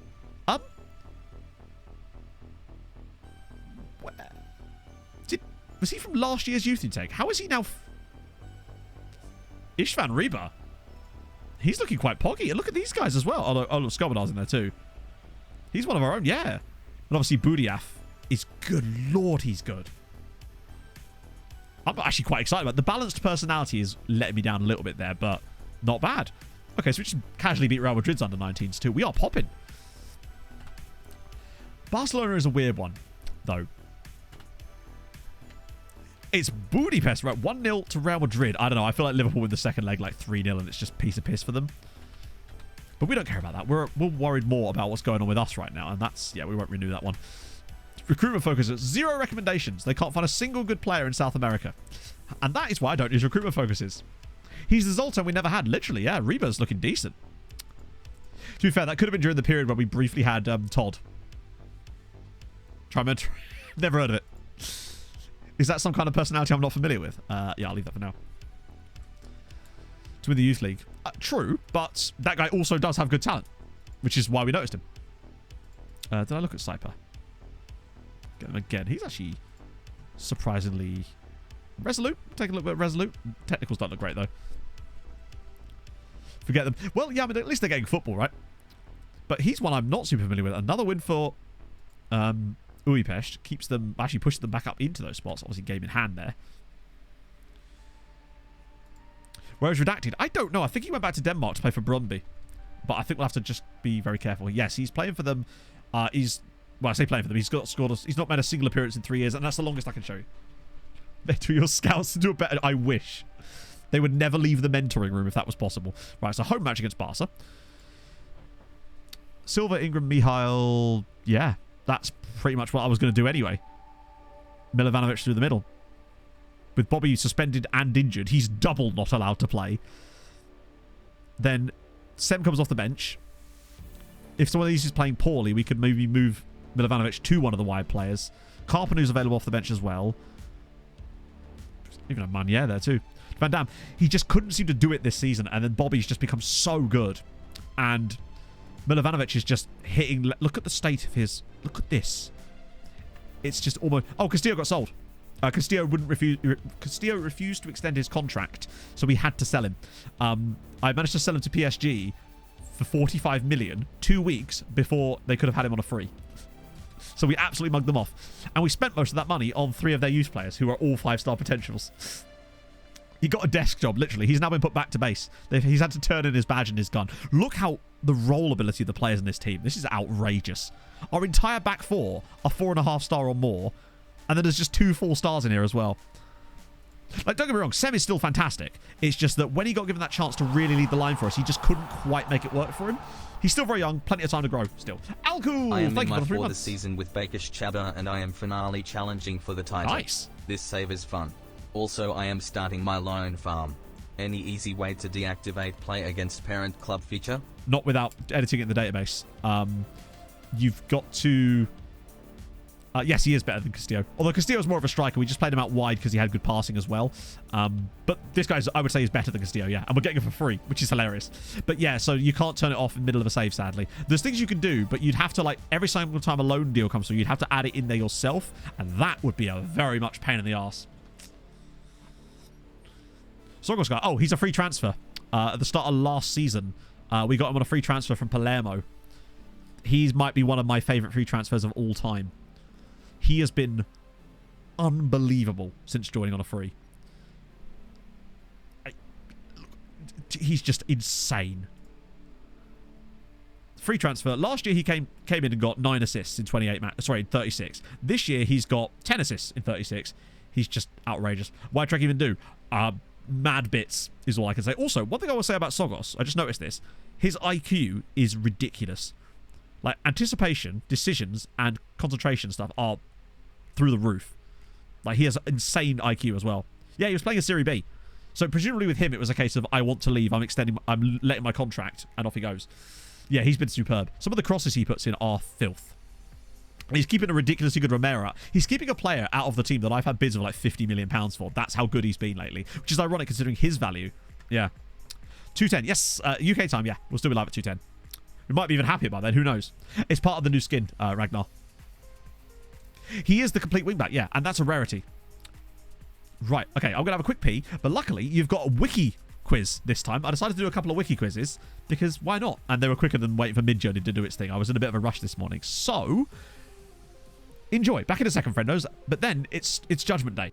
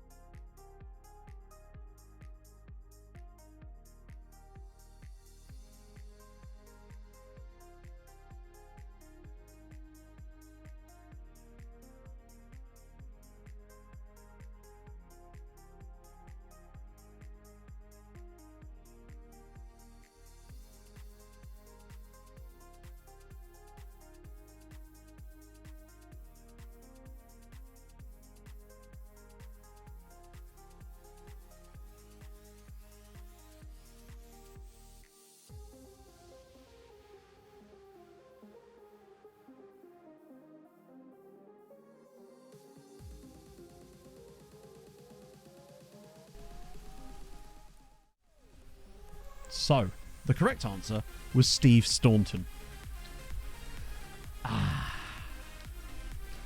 There you go. Because I'm Steve Staunton's dad. Damn right. We're all actually Steve Staunton's dad. Weird times that, but it is. It is true. Mixing things up a little bit. Gone with a Fanta fruit twist. Ooh. That's good. Good stuff. Oh, I forgot to show you Zoltan, didn't I? I think. Yeah, he's at Kishvada, doing good stuff, honestly. God, so many Zoltans, but there's only one true Zoltan, and there he is. 40 caps. Like, he's had a good career so far, and he's still only 23. To have 40 caps for Hungary at 23. But he's kind of hit his... I mean, he's tireless. He's good, but he's just not top quality. Yeah, I can't believe I actually didn't do Can ASMR, though. I'm so sorry, chat. But he's a good player. And he's certainly the best youth prospect we've had that come through initially being a good youth. Although Reba looks to be very good. I'm excited about what Reba could be. I would say he's probably like 130. Yeah, which means he's probably 130 PA as well, let's be honest. Or something along those lines, because it's not like he wouldn't have got the development time. Right. Positive thoughts required. I'm a little bit worried about Milovanovic, but honestly, the quality he has is unbelievable. Any players who don't play for the national team? Possibly a couple, but only because they've retired from international football. Milovanovic is definitely in the Serbia squad. Silva's definitely playing for Chile. Ingram doesn't get England caps very often anymore, which is genuinely a travesty. Mihal plays for Hungary all the time. Velázquez, Argentina. Yamin, Mexico. Sogos has got Italian caps. Just doesn't seem to play enough. Belgian, Paraguayan for sure. Dala doesn't play for Angola anymore, I don't think. God, what I could have done with a player like him in my Angola video. I'll see you later, account user. And Gacic obviously plays for Serbia. So yeah, most of these guys are all full internationals. I don't think there's anyone that isn't really. That's like a regular starter for us anyway. Right. Okay. Can we get through without Bobby Tree? That's the main question. Can we do this without Bob? Because we're going to have to certainly get to the final without Bob. Whether he'd be fit for it, I don't know. Depends on how far away it is. If he is... we at least get to owe them something. Maybe this will be the making of Milovanovic. You know, maybe this is going to be his tie. But I'm a little bit concerned. Michael Oliver, of course, because it's a Champions League game and we never don't get refereed by Michael Oliver. Xavi's still in charge. Watch out for Chakwudi. He's ridiculous. Yakubu Yaboa in their team. Robinay, of course, outrageous as well. Donovan Dela Cruz in their team. Okay, that's two former players in there. Where's Navarro? Navarro on the bench for them as well. So there is the potential that we can come up against three of our former players in this match. Things must go to hell. Maybe, Mr. Progress, but honestly, things have gone so well. Yeah, we sold him to City, but now they've sold him to Barca. For like, I think they made like a £3 million profit on him or something. Right. It's the home game. We'll be missing Bobby, but you never know. Hopefully, Milovanovic can become an absolute monster in this game, and Sogos can just keep doing what he's doing. Because lately, he's been on fire. That's a lovely pick out. Silva's in. Silva's already in, and Silva's missed the target. I think he was offside there, wasn't he? Nope. Crap. That was a lovely pick out. But that should have been a goal. Yes, go on again. Really good work from Yamin. Pushing up. Mihal's ball through. Milovanovic. It's a tough one. Ooh. Flying tackling on him there. Could he turn provider? Mihal at the back post. We've hit the post again. Oh my God. I'm a little bit worried about the start we're making here because it's good, but it's got all the hallmarks of one of those, and Silva's going off injured. Brandon Silva has just left the pitch. Tight calf. Right, we'll deal with that in a second. Potentially. Mihal's ball in. And it's cleared again. Oh, that's a weird one. Come back to him. Can he pop a cross in? Velázquez. Montiel. What a save from Pina. It does feel like one of these games, though, as Silva is making his way back around. Wait, is he taking the corner now? It's got a tight carp. Yeah. I think I was reading. Oh! And now it's hit the post. Yeah. Nope. I can already feel it. It's going to be one of those games. But that's fine. It's not got a yellow injury on it. Which is good. He should be able to shake that off. It does feel a bit like one of those matches, doesn't it? But let's not speak too soon. Let's wait until Barca score the ridiculous goal that they're inevitably going to get. Oh, over the bar again. Good start from us, though. Like, we've looked really up for it in the first 15 minutes. Which means all bad things, potentially. And it's flicked on by Montiel over the bar so far. Hey, Frosh! Oh... Okay, really good, though, for the first 20 minutes. That's the kind of performance I want, but we need a goal. We need something to go with it. before they inevitably get their first highlight of the match and score it. Particularly because we've got to go to the Camp Nou. Silva's ball. Montiel! This one's in. It's offside. Oh, it's not offside. MTK 1, Barca 0. Captain Miggy Montiel with the, well, not the winning goal, but potentially it could be. It's a great cross from Silva. You don't want to be out jumping Miggy at the back post. He's always going to win those headers. Great one from him. Doesn't score often these days, so it's lovely to see the captain get the goal. We needed that. The Spotify. I mean whatever I mean. Did you know what I was talking about? Oh, hello. I got half the name right. How was Montiel? I think he's 30 now. Oh, by the way, in case you're wondering why I kept checking that when there's the offside, if the goal, this is how you know if the VAR is going to give the goal. You will see either the goal itself will show up in here, or you'll see the assist for the goal on here, and that's how you know the goal's given before you actually see the VAR outcome, if you like. Knocks it down. Ingram twats that over the crossbar. I think he was a little offside there. Oh, great start though. A brilliant first half from us, but a second goal I think is going to be absolutely crucial in this game. If we can find a second one and take 2 goals to the Camp Nou, the Spotify Camp Nou, then we got a chance. You never know. No, I'm actually going to keep calling it the Scamp Nou. The Scamp Nou? The Camp Nou now, out of spite. The new camp. I'll call it that. The Camp Spotify Nou. Did Silva shake it off? Yeah, he's fine now. Ingram's not having the best game, and neither's Mihail actually, but so far, it's been a lot of set pieces. And also, Mihail's looking a bit nervous. I don't think so. He's still only 30. Plus, I think he has very high natural fitness, so I don't see Montiel retiring for a little while. But I tell you what, if Silva can put this on someone's head, we could have a second chance here. And, oh, wow. False credential with the 5 months. Thank you very much, friend. As Yamin could bend one. Sick sausage roll, sick heart, sick sausage roll. 2-0. Come on. Vojislav Milovanovic scores the goal directly after half-time to put us 2-0 up against Barcelona. Most of them pumpkin. A couple of them were from the original other methods, but most of them lately, yes. This is great. Was that an assist from Oh, it's Yamin. He sort of fakes to shoot, drops it to Milovanovic, and this is just a glorious finish. Just places that in the far post. Not what I was expecting from Milovanovic in this game, but he's got it. Raman FSM, thank you very much for the follow. And now we get a goal. Sorry, not get a goal. We get a highlight straight from the kickoff. Is this going to be Barcelona scoring their first opening of the entire match? What do you reckon? It feels like it would be. But, you know, I'm going to stay positive today. I feel like I'm not going to get bogged down by the negative vibes. This won't be them scoring their first shown chance of the match. Definitely not. Nope. No, sir. Ingram, good. Right, Monty, just be sensible with this. There we go. That's better. Yeah, Navarro's on, which is worrying. Patrice driving forward. Lovely pass. Milovanovic, he's going to catch that, you know. He's gone too wide to score, but he can pull this back for Ingram. Holy shit. Great chance for us to take a third goal there. But we're playing well. This is what we need. If we can grab a third goal, we'll be in a great spot. Silva puts another delicious ball in, and it's off the post from, I think it was Ingram, of all people. I mean, we've been all over them. 2-0 is pretty much dead on fair, honestly. Ingram's the one player, I think, in this game that maybe could be... I think Ingram's the next sub. I think Carpenu in for Ingram, because you saw it... What is he doing there? Milo's 5'9", and he only has 4 jumping reach, so he's definitely not an aerial beast by any means, although he makes up for it in other areas. Dala, Mihail, Milovanovic, at the back post with the header. Wait, is that... Surely that's not on... He might be onside, you know. It is, it's 3-0. Just as we talk about how sort of small compared to the others he is, Milovanovic makes it 3-0 to MTK Budapest with a headed goal at the back post. It reminds me of when Yoshi got that goal against Real Madrid, and he was 5'3". Come on. That was very unlucky for Barca. I have to credit that too, because the way that this ball deflects off of Dala's shot there, straight into the path of Mihail. Look at that for a cross, though. And then Milovanovic, easy header at the back post, and we're getting the luck this time around, and I have to say it's there.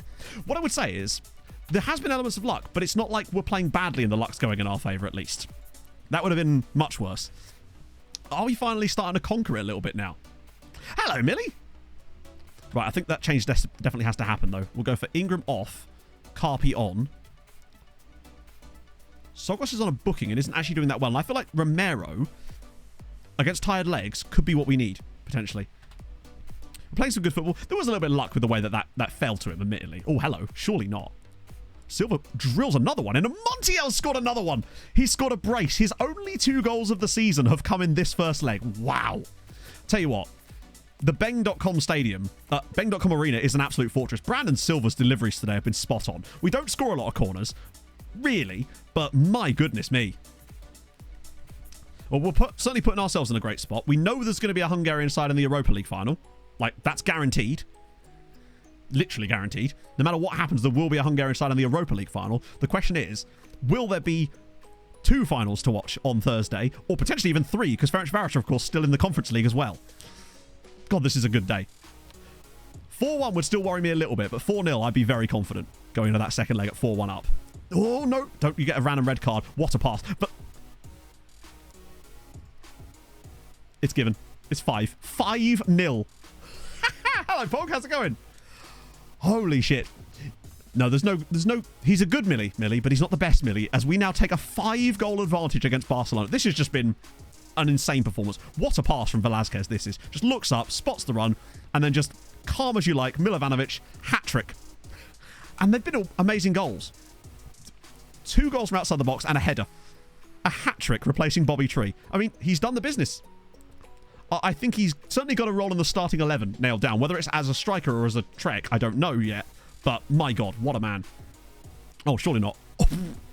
This is why you're not a striker. It was definitely worth us keeping the positive vibes, I would say. No, Bobby's injured and suspended for this game. So there's 2 different ways that he couldn't have started this one. He got a red card in the second leg against Chelsea for 2-footing someone. Oh, Milovanovic drops around the stuff for Mihail. And that's a great stop. What's up with Sam? Sam who? That is some result. I mean, we've just twatted them. 4-0 would have been fairer than 5, sure. We'll definitely take that. But yeah, Bobby murked the Chelsea defender in the previous match. Ooh. Sorry, Sam. Yeah, sorry. I thought you might have been talking about Sam Ingram. That's why I was confused. Sam's just not as good. Basically, he's just not as good. Oh, 10 out of 10. Literally, backup striker puts a 10 out of 10 in. And he was playing some passes too. What's his passing like? 12 and... Yeah. He probably should be playing as a striker, honestly. Should be he can play. He gets double. Well, in fairness, yeah. They cancel each other out. So, I like it. It's a shame he's not called Sam Van Dam. That would have been way better. He was already really good, actually, Milovanovic, but he has improved a lot, which is impressive considering he never went out on loan. Like, he's just done that here. That 19 finishing, dribbling, even his crossing is insane. He's fast. He's got insane acceleration. The composure is ridiculously good too. Once that consistency starts to improve as well. Hungarian Roy Galvin. I don't know, actually. Wow. There we have it. So, Milovanovic with the hattie. But now that leads us to the question of what's going on Thursdays. Still using poacher. Yes. The main tactic still has the poacher with the extra bits knocked onto it. Although, bro loves a risk. See, this is the thing. He has tries killer balls often, which I really like him having, because it means when he plays a Trek, he'll actually be able to put some lovely passes in. So progress over the last little while. I mean, he has got stupidly good progress. Penalty taking has gone down, so has his long throws. Weirdly, his teamwork has gone down by 2, which is odd.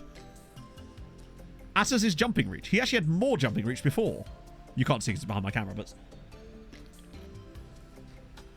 True, but he's played well when he's been in that role. And he's only 22. Bobby's only got a 1-match ban, but he's also suspended, so... sorry, he's also injured. So he won't be back for the next leg either. In fact, he might not even make it to the final at this rate. Bobby's got like a 4 to 7 week injury. Man got short. It could be because of that. Yeah, maybe if he was playing as a striker more, he would have... Yeah, to be fair, it could always come back. So here we go. Semi-final of the Europa League. It's Haladash versus Kizvada. Oh, who do we want to win? I don't even care. I'd rather it be Haladash because they are the stronger of the 2 sides. Because we all know that Sevilla are going to be the ones that win the tournament because it's the Europa League anyway. I'm good, Perfect Paddock. I'm having a bloody blast today. Things are just popping off for us. We want Lazio to win. Lazio are weaker than Sevilla. Because Haladash already beat Lazio in the group stage. With the Europa League. Well, they're certainly going to get to the final. That much I can tell you. It is my theory that one of them might make the final this year. Maybe Friday. I don't know the ins and outs of it. I'm hoping that maybe Evidence-Based Football Manager will do it.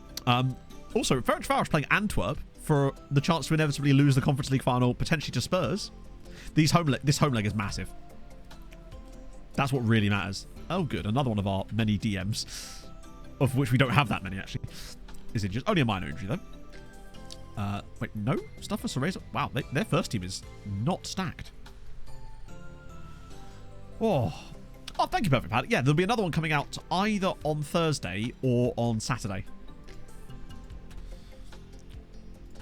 Not with Suriname, obviously. 1-0 win for Halalash in the first leg. That's not the best of results for them, honestly. Like, I think Kishvada could do them in the second one. Question is, a red card, but they do win the match. Ferencváros have taken the lead in the first leg. If they can avoid defeat in Belgium, they will also be in the final. We could actually have 3 with Iceland. I mean, I could, but I don't know what I would do with that, really. Iceland don't really have any... I don't know what other second nationalities that regularly have... I don't know what nationality regularly produces Icelandic second nationalities. Another coefficient boost. Yep, we go to 22.7.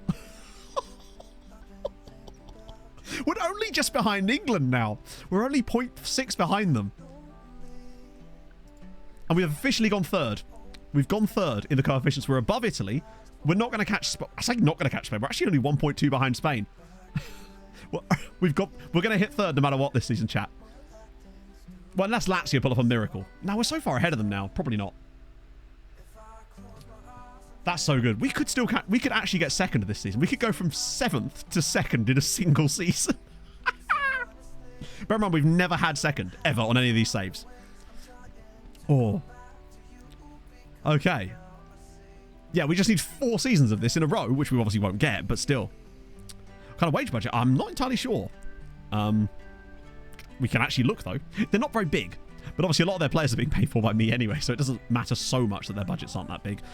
So wage budget, 141k for Halalash. Újpest, wow. Újpest's wage budget is nearly $500,000 a week. That's like 3 times what Halalash are using. Halalash are the ones challenging for stuff. Vasas at 80k. Debrecen 200k. Ferencváros obviously is actually weirdly less than Újpest. But then Újpest were that team that really did stuff for a little bit, so they got that extra cash. Zirmot 77k. Jury 48k. Kekschmidt 74k.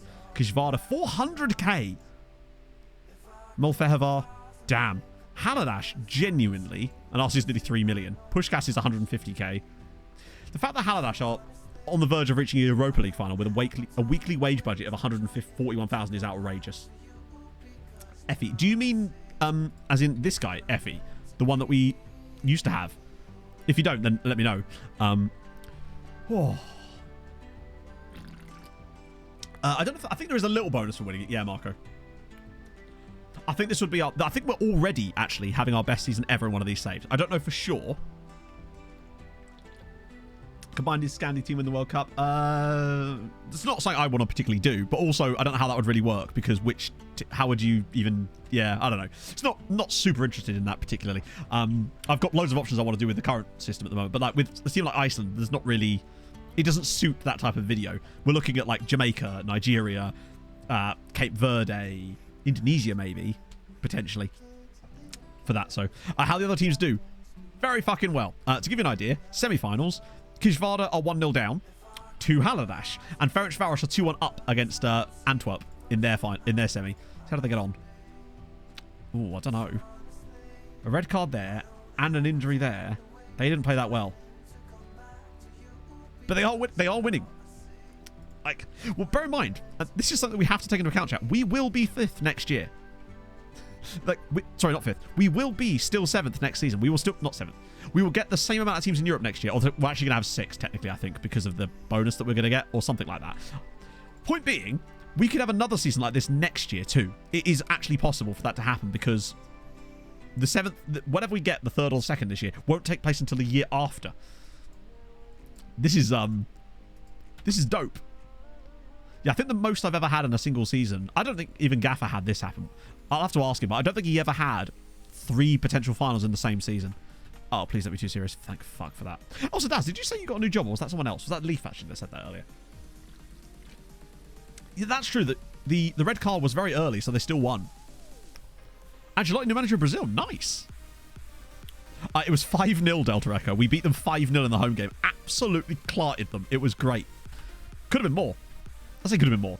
We had some chances that could have been more, but 5-0, we'll definitely take it. Well, so apparently we don't get a spot for winning it. We would only get like an extra round or something. I don't know. But we're definitely going to finish top 2 this year for sure. With our backup striker as well, scoring a hat-trick. I love that he's our backup striker as well. Also, how's it going, Daz? Actually, I won't bother with that. Japan seems to be losing players again. Right, Debrecen, obviously we rotate. I mean, we don't really need to, but we probably should, just for safety reasons. You know what? Fuck it. I'll let LMS play right back if he really wants to, but we will start Dylan. Just, I want to keep giving him football so he learns that role a little bit. We'll be able to send him away, hopefully for like 50 million, as a slightly better player than when he joined us, and that's all we could ever ask for. Okay, bit of that. We are so close to having 3 sides in a European final. We're pretty much 90% of the way to having 2. But actually, I'll say we're almost 100% of the way there, because we've got a guaranteed Europa League finalist, and we're 5-0 up from the first leg. It's the Ferencváros part that can let us down. Nwin in our team. Wait, we have a Nwin in our team? If there's a train coming anytime Oh, it might be one of the yes, youth players. very soon. They are building it now. Or not. I don't know what we're on about here now, actually. James Spears, thank you for the follow. Other teams reached now. So far, there's been 5 teams in the Conference League final. They've lost them all. This year, we're guaranteed a Europa League final, which is going to be sick. And maybe another Conference League final. I wouldn't... Oh, shit. Oh, God. Okay, so Sem's now out. And Dylan's out. Had to leave the pub the other night due to a gas leak, which meant all the drinks ended up being free, so I can't... there you go. And now you think you're watching the stream in VR. It's a double win. Get 3rd in the champ. Oh, true, yeah. Qualifying us to the league. Oh, okay, so we don't get an extra place. You know what? That would actually be okay. I'd rather that than us getting an extra place this year, because the dilution, I can't even. I just don't want it. Axel Rackman, thank you very much for the follow. Honestly, the best thing that could happen to us, really, in some ways, would actually be winning the Conference League, winning the Europa League, winning the Conference League, winning the Champions League, and then not winning the Europa League, but getting to the final. That way we get all the teams in the best competition still, and we lose out on a tiny fragment of coefficient points. However, I feel like the amount of reputation boost that the team would get for winning the Europa League could be absolutely game-changing. Which is why I've always felt if we somehow ended up in a final against another Hungarian side, I would throw it to them. Because it would give them worldwide rep, and it would be a game-changer for us, I think. But we first need to just get one of them to win one tournament. Hey, Alice. How's it going? Oh. I can't believe we humped Barcelona 5-0. Like, our home wins in the knockouts of the Champions League have actually been stellar. Like, 4-0 against Bayern, 6-3 against Chelsea, 5-0 against Barca. We've really stepped it up at home in Europe this year. Wonder when we last lost a home game. We lost any at home this season. Oh, we did. We lost to Porto, of course. Yeah, okay. I don't want to be reminded of that game, and now I am. Sad. Oh, welcome in, Axa. If that's what you want me to call you. Oh, I've frozen. Shit, my bad. Oh, how I wish I was at this point. Right. Boom, there we go. Camera's back. All good. I did Zoltan, and then we do Effie as well. Cool. Right, second leggy time. Gone full Bock with a new kit? No, but I'm intrigued. Let's see. That's a pretty sick kit. I do rather like that, honestly. So I can't. That's actually a really nice kit. But is it Phil Neville with cornrows? Or Phil Neville with dreadlocks? No, didn't think so. So now you know. Halash with a good win there. Kishvada with a good win there. Actually, that's probably going to... That's still a few bit. It's a nice kit. I just really like nice little clean kits like that. Atletico Ottawa. They've got one dude. Nope. Oh, it's some mid-journey. I'll pay what I have to pay. It's like $36 a month for the plan that I have with it. It does feel like... That's another thing, Brazil. Yeah. That could potentially help. UCL spot. Nice. I think it's just... They had very young players, which in FM actually can be quite good, but in real life might just... They just couldn't bed them in. Use kit basher kits in the matches. What do you mean? In the matches? That's... You do use the kit basher kits in the matches. Don't you? Not paying 36 quid? Yeah, it's $36, but I use it. I can write it off, some of it in tax, so it's okay. I love being able to write off that in tax.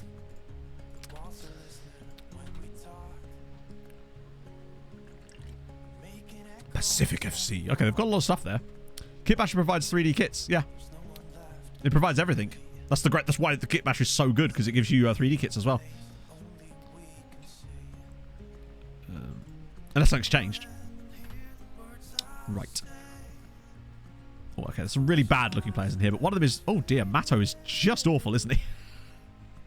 Oh, that's not Matto, that's Chatto, my bad. Haha, that's you lot. Rubbish. Steve Lara. It's kind of cheap.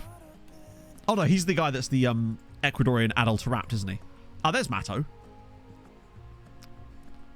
Actually, there's still a load of reasonables in here, isn't there? Just keep those guys another go. For a little bit, deal with some of these guys. So, Lorival. Who are you wanted by? PSG and Inter. Okay, that means we got to look at you, right? He... Yeah. It's far from business. To be fair, the reason I actually originally got it was because I used to use it as backgrounds for thumbnails. He's quite good attribute-wise. Might have to wait on him until the summer, but I do quite like him. Good mentals. Really nice, well, solid physicals. Decent technicals as well. Not sure what this is about.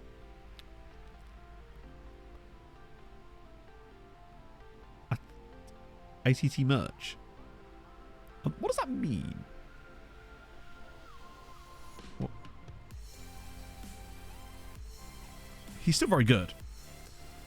Matto. Oh, attribute. Oh, attribute. Yeah, sorry. That one caught me. Yeah, he's a bit of an attribute merchant. So's old Mr. Matto here, but, you know. Actually, I might just grab him now. I wouldn't want to forget to sign Matto. That would be extremely unprofessional of me, you know? Bit of that. Bit of that. Boom. 600k. I'm willing to pay that for me, right? Has to be done. So he's now done. Go Fluminense. Oh, he's 21, though. Which means he's going to have developed a little bit. And boy, has he.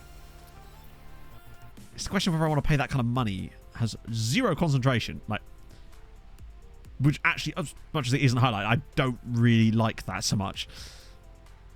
Oh, it's more of a defensive attribute, I realise. But, like, still, I worry that he's just going to be standing up there, but like, oh, there's a ball. Ah, fuck, I'll send him around again. Eventually, we've got bigger fish to fry right now. Other than signing Matto, of course. It's weird, yeah. Some of these guys are going to... We're going to have players coming through soon that are going to be born after the start of the save. In fact, they probably already exist, honestly, given that we're 18 seasons in. Rejected... No, Chatto's already joining. Bro's already arranged. That transfer's coming in. We sign him up straight away. Will this guy just accept that? Yes, he could. Cool. 5-month injury. No, Matto. What's he been up to? Wait. Has he? Or is it just not showing up? Oh, damn, yeah. Damaged Achilles tendon. Oh, it's a wear and tear injury too. Sometimes those can be recurring. But oh well. Hopefully I don't get one of those. Although, to be fair, I do actually suffer with some Achilles tendon problems. So, which is a little bit worrying. Hopefully I won't be out for 5 months, chat. Thanks for telling me about the worst attacking performance. I definitely needed that. Oh, it's one of our guys. Right, okay. I now understand slightly. Who's the top loan scorer? Is it still Cock Ringling? Yeah, 41 goals for Cock Ringling this season. 30 for Bohats has been very good. Zivkovic 25 is decent.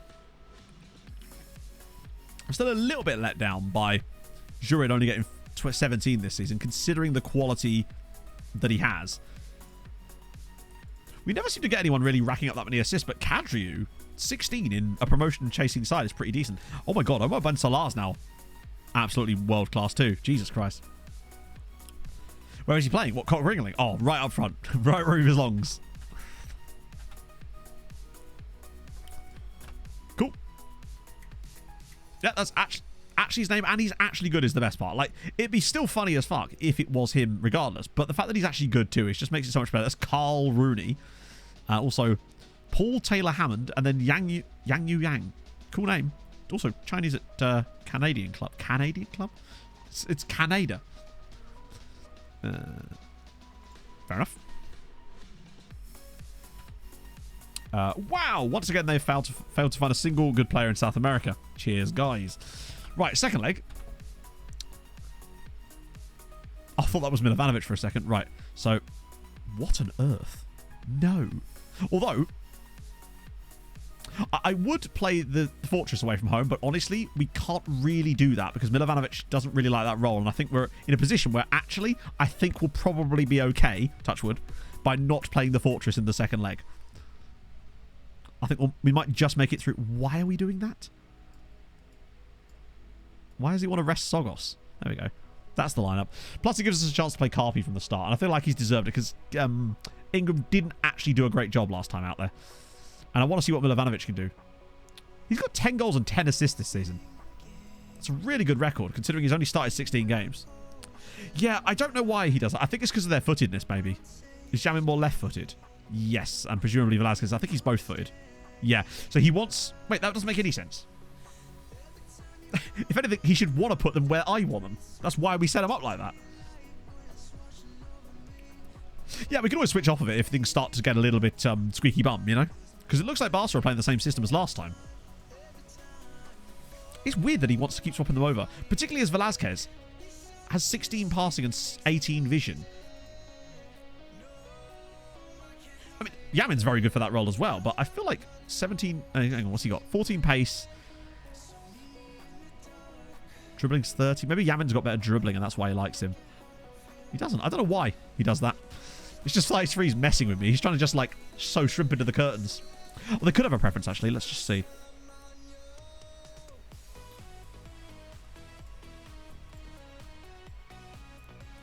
Partnership. I think if it did, it would say here, would it not? Unless it's a different screen. I think it normally says it down here if they have a preference, right? Make a difference. I personally like it because they get forward a little bit more, but it just depends on what sort of tactic you're playing with. I just really like wingbacks, particularly when we're playing players that will be sitting a bit more narrowly. Oh, if you hover. Wait. How do I hover? Surely if you hover, nothing happens, right? What am I looking for here? I'm curious. I thought it appeared on that little side panel when you clicked them. As in when I'm holding the player like this. Oh, I see, on the left side.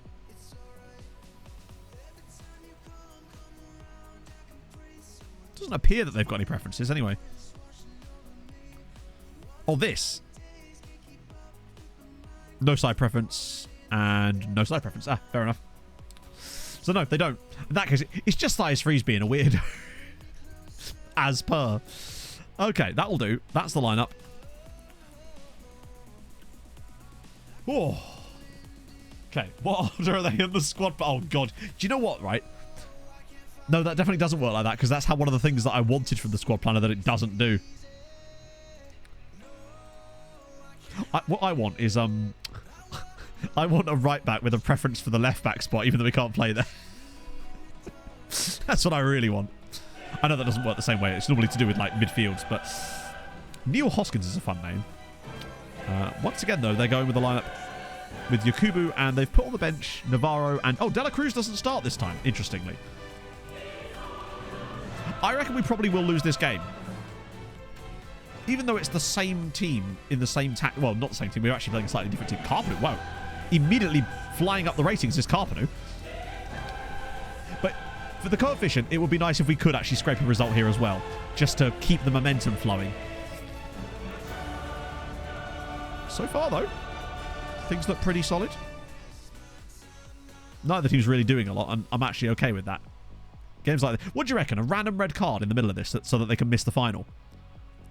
Which key player is going to make an absolute buffoon of themselves in this match is my question. Darla's getting a lot of space out wide here. We've got a lot of bodies surging through the middle. Just has to find the right cross. He's taking two players with him.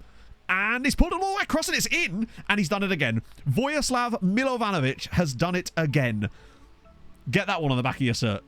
How old is he? He must be fairly old, right? He must be late 30s, 40s now. So, 50s, I guess? That was a gorgeous... I don't know how he even got the finish off there. How... Oh my God. That wasn't a cross. That was the Barcelona defender that just played that across his own box. This is the sort of shit I'm on about. Now it's going in our favour, and I'm calling it out because it is going in our favour. But why does this always seem to happen in these big games? It looks like Sunday League a lot of the time for some reason in these matches. Like, it's just for once it's actually going in our favour this season, but it is very strange to see. Unless we've taken a rep check. We've taken a step up in the rep now. And we're now better than Bayern and Chelsea and Barca. Sips it through. Silva's got balls. Oh, Silva's got balls, chat. He should have squared that earlier. What is he doing?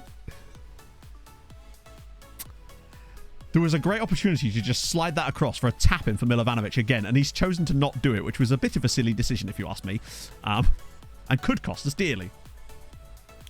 It really does seem like the DPT, because you just see so many of them in massive games that you don't see in the normal games. And I know that we don't watch a lot of the normal games, but when we do, we don't see that kind of stuff happen very often. It's just normal good football. And it could be because of the disparity in the quality between us and the teams we're normally playing in those matches compared to how it is with this one. Montiel's on a 6-4 in this game, which is a bit worrying. Millie's done well. We've done fine. We've been linked with a few people, but not a lot, really. Like Wimmer. Oh, I've frozen again. I've seen us linked with Wimmer a few times, but it's hard to know what's real and what isn't. Fulham are notoriously slow at transfers, so we don't really do much business early on. It's always a mad scramble towards the very end. So Guillermo's on again. They're making the exact same change they made last time. And I don't blame them, really. Silva's struggling a little bit. Montiel's having a really poor day. And I don't know what's going wrong, because we're keeping a clean sheet. It's probably one of those things where he's like missed a header and the game's now going to punish him for the rest of time. God, if we were to like win out on us, we won't win out, will we? Because we got the draw away at Chelsea. But this is looking good. Oh, the final wouldn't be today, no. Oh, Silva. Oh, across the bar. Oh, I definitely do, Inferno. I definitely do. That thing that's definitely happening. For that release clause that he's got, remember? It'd be like 10 million or something, right? Here we go. Carpano on the ball. Milovanovic making the run. Silva can find the pass. He has found the pass. Milovanovic is through. He's gone round the keeper and he's tried to dink it, but actually that's good defending from Barca. But again, his instincts remind me a bit of Bobby. He's got those same, like, striker's instincts that Bobby has. Carpano tries it across again. He's got the ball back. Milovanovic! Oh... This is really short contract too, yeah. They know that it's just 5 short years until it's up. Silva to fire one near post as Montiel tries to flick it on, but actually Chukwudi's got it now. He was 19 million, I think, was the official amount. There might be some add-ons, but I don't think there were, actually. Right, Mihail's struggling a little bit. That's fine, though. Oh, damn. Okay, actually, I'm going to move Carpenu out wide because we can do that. Hang on. Was Carpenu playing as a... Wait a second. Oh, it must have glitched out at the last moment there. Yeah, so Carpenu will stay on. And then we'll take off Mihail for Ingram. And then Carpenu will move to the wing. Because he can play in all 4 front positions, which is just ace. Honestly, I'm not liking what's going on there. I'm going to bring on LMS. But that could be famous last words. And Sogos has been good again, but I like bringing on Romero against tired legs. That's true, yeah. He reminds me a bit of like he's just a younger version of Bobby in some of the ways that he plays. But I think he's got even more of a striker's instinct than Bobby does. That finishing ability that he's got is even better than Bobby in certain areas. And that's the sort of thing that, given how young he is, he could potentially get like 20 finishing, maybe. And could even maybe reach 20 composure on top of that. God, this is some wonderful football. Which Barcelona might fuck this up from here, I don't know. We're pressing very high up on them here. We need a good clearance header here. Or just really nice control from Patrice. So composed. Popping it into Silva. Oh, here we go. Right, where's the run? There it is. It's Velasquez from midfield. And Thomas Velasquez, of all people, making the run from deep midfield. I don't know why he was there, but it's fine. They couldn't track him and he was right in there. Not who you want making the late run. This might be a goal, you know.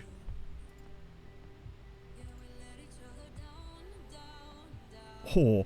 Yeah. Just because we're 6-0 up doesn't mean you don't want more. The moment you start being happy with what you got is the moment that the backslide begins. We have to maintain standards, damn it. We got away with that one there. Come on, Gacic. Yes, good punch. Although, I'm thinking just a long ranger will come off of this, unless it's the second phase. Oh, he's just offside. Okay.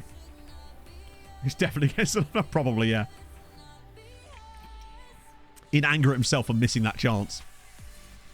We get a cheeky little red card. I mean... That's about perfect, isn't it? Watch that yellow that Yamin's just got. Means he misses the final. Or something. I could just see it. 6-0 against Barcelona on aggregate in the semi-finals of the Champions League. We're going to another Champions League final, Chato. Yes! So 2 more finals coming up this year. Wow. I don't even know what to say. This is absolute madness. The question is, though, will we have 3 Hungarian sides in European finals in the same season in different fucking competitions? That is the question. Have Ferencváros... Not that we'll know until the next day. Imagine. I don't think... Even if we somehow hit number 1, I don't know if anything could beat this season. We've basically... The only thing that can maybe beat this season is if somehow we ended up with, like, another Hungarian side going deep in the Champions League with us. I don't know what else could make that better. But it is at Wembley, which is famously not in Ukraine. How far you progress? No. Results like this massively matter because you don't get points for... Well, you get tiny little bonus points here and there for progress, but majority of the points are allocated for wins and draws. So, yes, winning that game is huge for us. Another 10 million. We take that. Oh, if they all lose. Oh, God, that would be the most Hungarian thing in this save, wouldn't it? Hopefully that's the case, Basil. I think that is the case. So, hopefully we won't have anyone missing other than potentially Bob. Which, actually, when is the final? Though, then again, still got to get back in the team yet. It's in another 24 days, so 3.5 weeks. Chat, I'm about to go to the medical centre. God help us. Current injury. Bobby Tree will be back on the 10th of May, allegedly. Now, this number always gets pushed back. I suspect he will be fit, at least, probably for it. Doesn't mean he'll start, honestly. Yeah, you get same coefficient points for everything. There's, like, bonus points that change things, but it's a win is worth a win no matter what. They're still doing good, Pierluigi, like I said. I can't show you things before they've happened. We've got Conference League and Europa League on the final, on the Thursday night to decide a lot of things for us. As Bobby does have 41 goals this season. It's still a very good season from him, regardless. Now we just have to be careful about not getting any major injuries in the next few matches. I still suspect we'll end up playing Liverpool, though, in the final again. A rematch of last year. Because Real Madrid are only a 1-0 up from the first leg. But I just don't see them turning this around here. Or rather, I think Liverpool will turn it around. Okay. It's MTK Real Madrid in the Champions League final this year. Not a team we've ever faced in the final, I don't think. Past meetings against them are a bit sus, though, I suspect. Yeah, it's not a good record. It's not a bad record either, but it's not a great record. Last time we played them was in the quarterfinals. In fact, that was last year, wasn't it, where we knocked them out. On our day, we're capable of creaming them. But doesn't go... And it was 7 years before... Really, we can't take much of these results into account. Anyway, we played them a load in this period, but haven't really played them much since until last season, where admittedly we did lose that game at the Bernabeu. But remember, they played ridiculously well in that game. We should have lost that game like 4-1. Gacic put on an absolute clinic and was rewarded with a 7.1. Bobby Tree should be fit. Yeah, now we've got a proper dilemma of who actually gets to start. Coach's opinions on your players. You level out over time. I guess, but I guess we're just at the very ceiling of things, to be honest. Our players are just that good. Yeah. It'd be a bit weird if they were calling our world-class players 3 stars, wouldn't it? I think they're just that good. Pleven's having a great time for the under-19 squad, despite being just average as fuck and having low determination. He's clearly got some in there. So, right. Wednesday's out of the way. The question now becomes, are we going to have the dream? Oh, right. So this doesn't matter. I'd prefer to have Haladash in the final of the two, but it doesn't really matter who, because someone's going to be there anyway. Haladash are a better side. They'll have the best chance at getting a win against Lazio or Sevilla, most likely. I mean, not that we've got any evidence of any Hungarian sides being capable of winning a final anyway. It's not that what matters. It's this. Antwerp versus Ferencváros.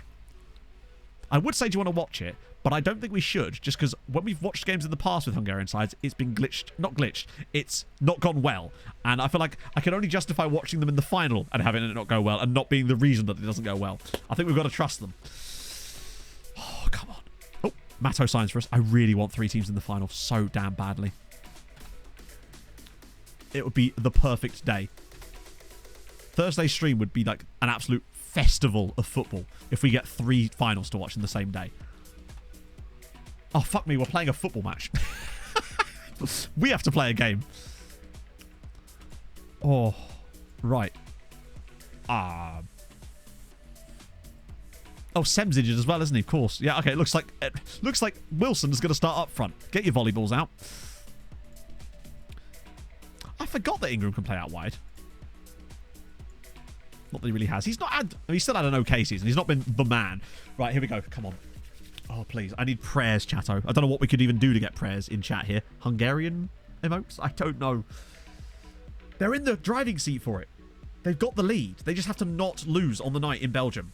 And they're going to have a full strength squad. Velasquez just getting suspended. There you go. There's that red card. Right. Still only 9:45, actually. Velasquez is banned. Shocker. Come on. Come on. Come on. Come on. Okay, here we go. Ready? Haladash will play in the final.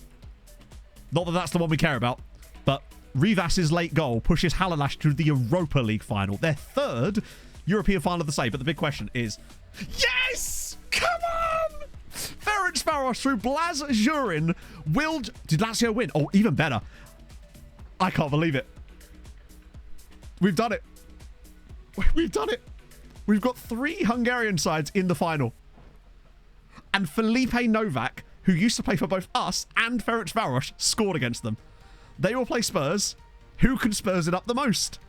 Holy shit. We've got 3 Hungarian finals. That's outrageous. Bear in mind, we've never had a team reach the Europa League final ever in one of these saves. Yeah, Spurs also got a red. So who is he? Marziali. They're always a winger as well. Sorry, he's like presumably playing right back for them. Yeah. So they've just lost their starting wing back, and he will miss the final because that's a straight red. Oh. Yeah, don't do an Italy in it. So Europa League will be Lazio versus Haladash in the final. Bear in mind, I'm fairly certain Haladash beat Lazio this season. Holy shit, this is amazing. I don't even think Gaffer managed to achieve this. Okay, let's have a look at the game. Why the fuck not, right? Oh my god, Kishvada just got absolutely murked. That's actually super unlucky. I love how this song is playing as we achieve that as well. Damn, they are very, very unfortunate there. It shows that Kishvada have got some real quality. Oh yeah, we should save it. True. To be fair, if somehow something went wrong, we would just reload until we got what we already had. But we will just make sure it's saved there. Oh, do you know what? Even if nothing else amazing and we don't get to second or first in this save, we're still going to have this season. But it could still get better. Right, I want to see if Lazio Haladash played them this season. It might have been last season.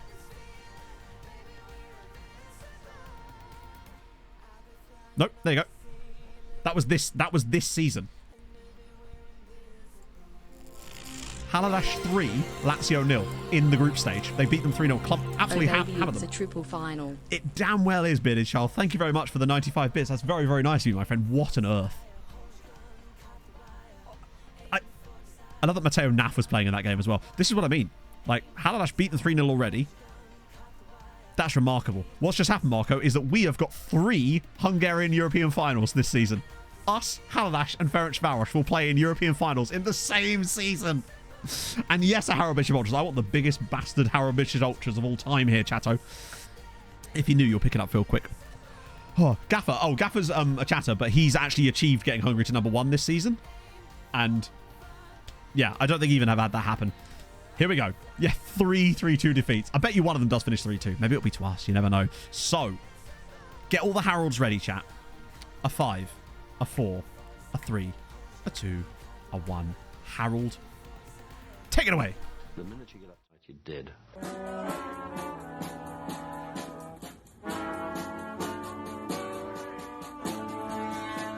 I am through Harold and I'm in the house where the coffee's green and the food is grouse. With sandwiches and lasagna too. Ice cream sundaes for me and you. I am through Harold and I'm in the house where the coffee's green and the food is grouse. With sandwiches and lasagna too. Ice cream sundaes for me and you. I try not to lose my temper with myself. Oh, goodness sake and shit and balls. The minute you get uptight, you're dead. Something we have not actually considered was the impact that that's going to have on the coefficients. Get fucked, England. 24.5.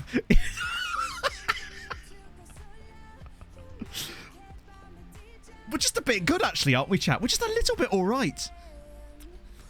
I don't know if England could even catch us this season, because it's us versus Real Madrid. We've gone above Spain. We're above, by the way, chat. we could go second this year. Now, remember, if we lose the finals to Real Madrid, we will most likely not get second. Although, Lazio's Italy and it's Spurs. So actually, we could still lose the final and get second this season. I can't believe we've gone from number 7 to number 2 in one season. 24.5 points. I'm just trying to think. So you get a bonus win, essentially, for winning it, right? I believe. And I think you also get a bonus for playing in it, right? And obviously you get... Oh, no, this is not sustainable. Of course it's not. But we actually will have the same chance next season. Because obviously there's going to be another year of delay. So we'll actually have another season like this. Do the finals today? God, no. we don't have time. The finals will all be on Thursday, which means Thursday's stream is not going to be a transfer stream, which means there won't be a recap for it. Because... Do you know what I mean? So there will be... Thursday's stream will be its own thing. Which is annoying because the recap is a great way of bringing people in, but it is what it is, right? I don't want to do a recap that doesn't include all that sort of stuff.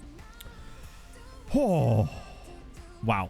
So, yeah, Thursday's stream is going to be that, basically. It's going to be... So, actually, what order are the finals in? So we need to set this up. So, ECL final is on the 23rd of May. The UEL final is usually on the 16th of May, so that's literally 13 days away. And then our final, obviously we won't have to worry about watching that. 3 full matches. No, it won't be 3 full matches. We'll do the 2 other finals on comprehensive, and then our one on full match. No, I won't be here on Sunday, so there won't be a Sunday stream. 1 minute long teaser. Do you know what? I might actually do that. I don't normally, but I feel like this is the one time I could get away with doing that. Because I don't want to do a recap that doesn't include those things in it, because that would be ridiculous. That'd be silly, wouldn't it? To do that. So it will be this on Thursday with like a little mini video that explains. I can maybe do a little video talking about the way there and make it into more of a content video for it, potentially. But yeah, I'm away this weekend basically, so there won't be a stream on Sunday. So it means recap will be on Tuesday, I suppose. But that does mean Angola video will be out on Thursday instead. So it'll be out. Oh wait, hang on a minute. Angola video will be out on Thursday morning. I could just put something on the front of that, potentially. Because that might actually get more viewership, honestly. Be a bit weird for the later times, but... London, baby. I've not... I don't really like going to London. What makes you think that? Oh. Have a thing on Thursday. Oh no, it was an appointment. I was able to move it, so it's all good. It just means that... Oh, did I? No, I think it'll be fine. Or we can TikTok about that wouldn't work. Right, we've still got we could actually play a couple of games now. We can enjoy our times. Are you going to Budapest? I'm not. I would like to though. But I don't need to go there to get my MTK stuff. But I will be wearing my MTK shirt. I have to, right? Actually, I know what I should do for the final. If it's not too warm, I'll just wear all the MTK clobber I own, which is actually quite a lot now, thanks to Gaffer. He'll be the sweatiest man in the world, and then just a tie over the top. Ooh, Toluca. It's not in Kyiv. No, it's in Oh, hello, Calderon. Incubator to avoid injuries. Yeah, it's tough. The thing is, we're going to have to play someone up front. And with both of our main strikers that aren't him being injured, it's a bit of a problem. But we are going to have to be careful, yeah. Because we don't want to get any injuries. But it gives us a chance to rotate. We can't really incubate. Not enough time for that. Oh, we got a cup. There's a bloody cup final as well. Which I think... Actually, to be fair, if we were to lose that, it wouldn't matter too much. Boom, boom, boom, boom, boom. Cool. Use prospect strike. Well, we still want to make sure that we don't want to let the form fall too much. Because the problem is, if you start losing these matches, you know how important morale is in FM. And if you lose a couple of games, it can just absolutely tank your morale. So we can't really afford to do that. We kind of just have to play the first team and hope for the best. I actually find that you get less injuries in watching the matches than you do when you insta-result them. So we'll just watch them. Which shouldn't be a problem. I feel like we get way too many injuries in the league games. Click recall cock. Here with the man. He'll do it all for us. He's all cock, chat. Nah, he'll be alright. But I don't want to play Fortress against these teams because the games will just be so dead. Just so dead. Ongoing focus. Oh, wow. You found... Oh, my God. Actually, wait just a second. Just a second, chatto. Hello. Carlos Molina. Well, hey, it only took 1 year for them to find one player, but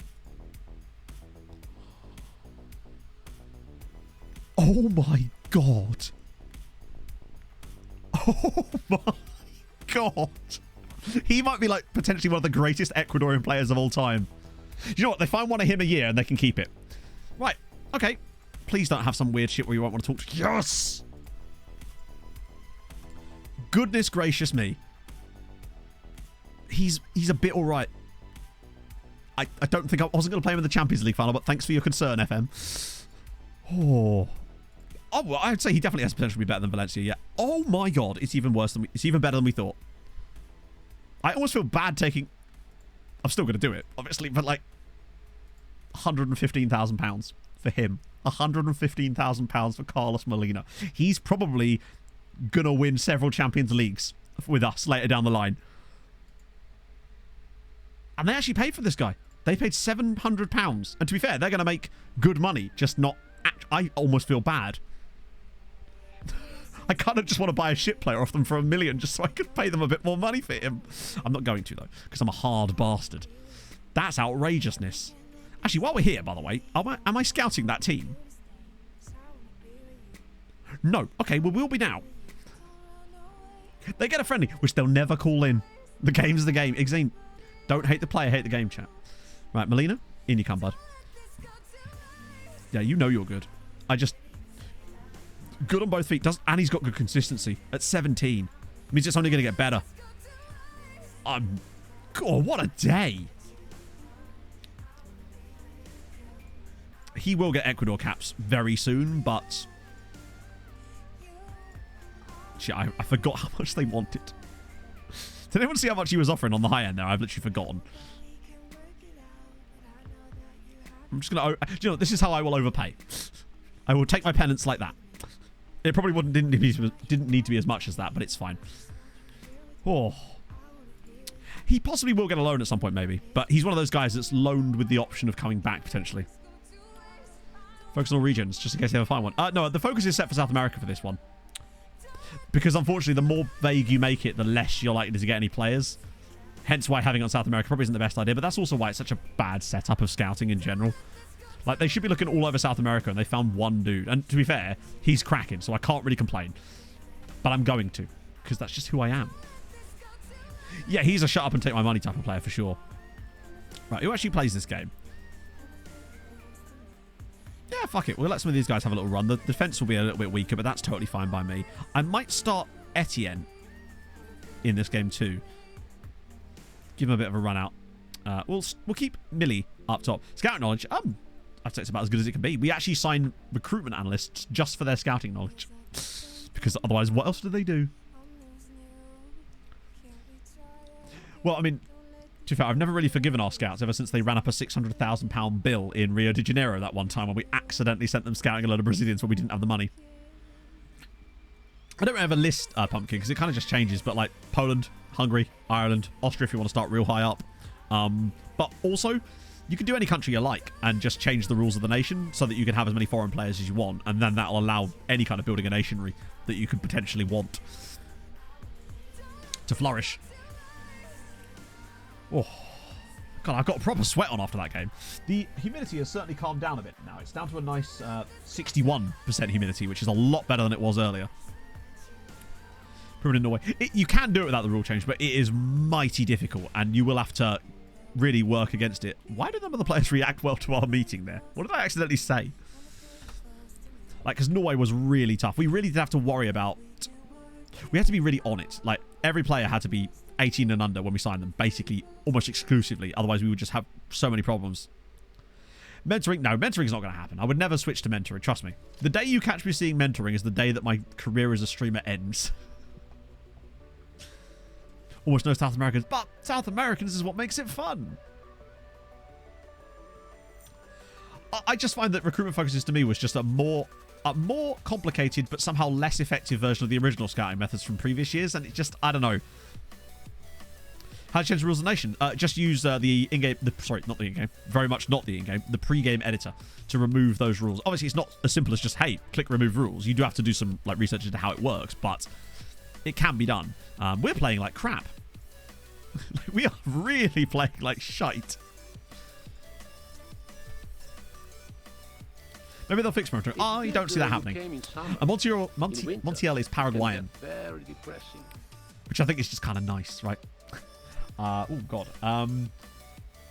Zuza noted. I'm sorry if I've said your name wrong. Thank you very much for the follow. If you have enjoyed today's stream and you actually are new to the content, then hey, drop a follow. I would appreciate that. I appreciate it a lot. I'll appreciate it even more on Thursday if we get some good results. What's going on here? They're just having a fight. Argentinians. Yeah, we've got Argentinians. We've got Velasquez. Romero. I think Romero. Or is he Mexican? I think Romero's Mexican, actually. Yeah, he is. Velasquez is Argentinian. One of our best players. Scampi Malin. Great name. Delicious pub snack. Good stuff.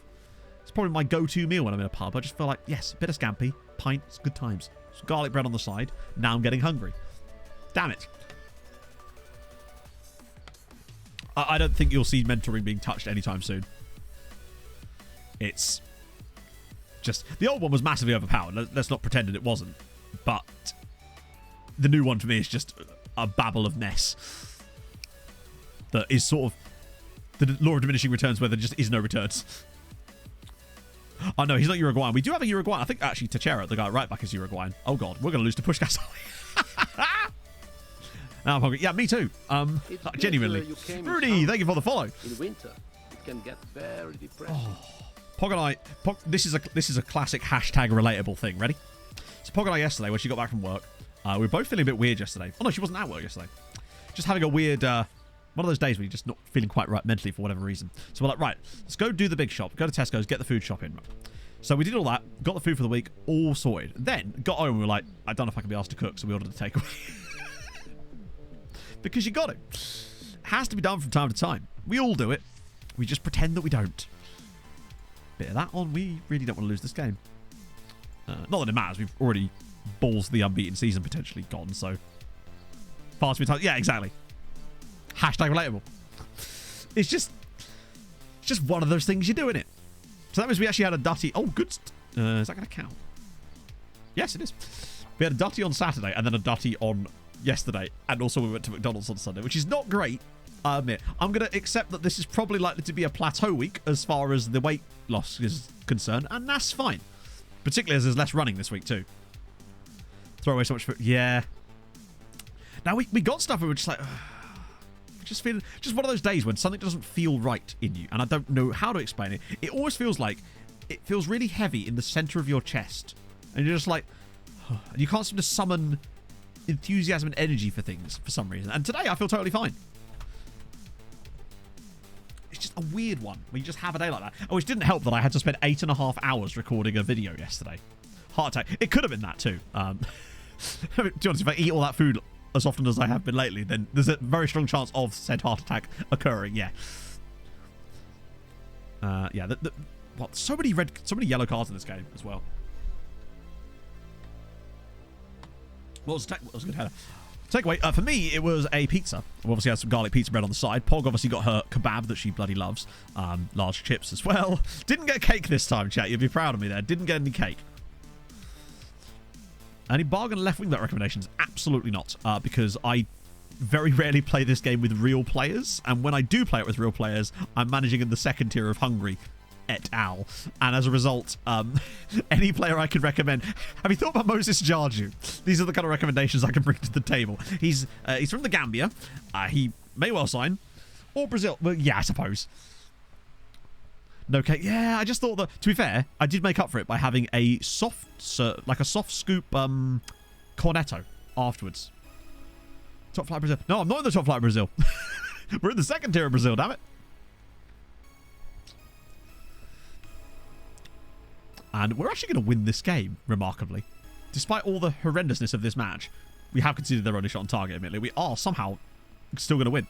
Yeah, they're in the second tier. Favorite dessert.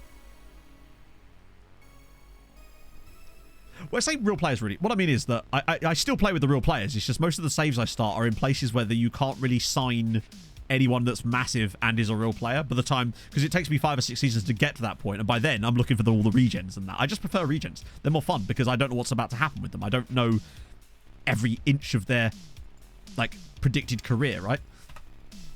Cake is... I do like a good cake for dessert. Fudge cake is particularly excellent. The 50 pre-league cup. Basically, yes. You play Because you got the state championship before. So we played, like, I think 22 matches before we played our first league game. In fact, I don't know if I've even played our first league game yet. Except for Endrick. Yeah, you got to buy Endrick, obviously. Do you remember we actually did try... Is he still playing, actually? Oh, he's at Arsenal. Free transfer next summer? What are we saying? Get him on a free. Slap him in the thumbnail. I'll get straight in touch with... straight on the flute. Yeah, I got Endrick on a bad age roll. I still get comments about that. One of my favourite comments that I've been getting on the Suriname video, which has just been delightful and shows that none of these people have read the other comments about it, is, well, actually, Denzel Dumfries is Aruban, not Surinamese. I'm like, yes, and he's eligible for Aruba, and the Netherlands, and Suriname, which would also... They don't seem to understand that players can have more than one other nationality. And if I was doing an Aruba video, he'd be in it. Border up for that. Cool. Etienne's no longer concerned. Really? Wow. I would still quite like to loan him out, but he's a little bit excellent, isn't he? He's a bit shit, but he'll get better. Homegrown players who start getting to you. Yeah, exactly. It's just better. Oh yeah, Yeboah. I think what happened with Yeboah, not Yeboah, was that they sold him on for... I think they did make a profit. Or maybe not. No, they actually lost 5 mil on the deal. But look, after that one season, like, he started with City really, really well. Like, started 15 games, came off the bench 15 times as well. 7 goals, looking good. Next year, though, gone. 5 starts, 3 assists. For some reason, I thought the lights had changed. I think it was just the blind. And then that last season there, admittedly only at the start, did actually play quite well in that game. Straight to Barcelona, and is actually having a really nice time.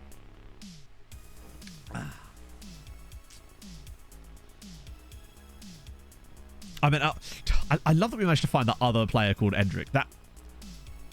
It's like the game just goes, yes, you will be able to do memes today. Enjoy, my friends. So that game at the end of the week there is the, wow, I'm going to have to do nothing off stream for once. This might actually be the first time in ages that I'm not going to have to do anything off stream. I usually have to, like, sometimes spend like 2 to 3 hours after stream playing through stuff, but this time not to be. Okay, well, a bit of that. A bit of that. Boom. Oh, Jerry.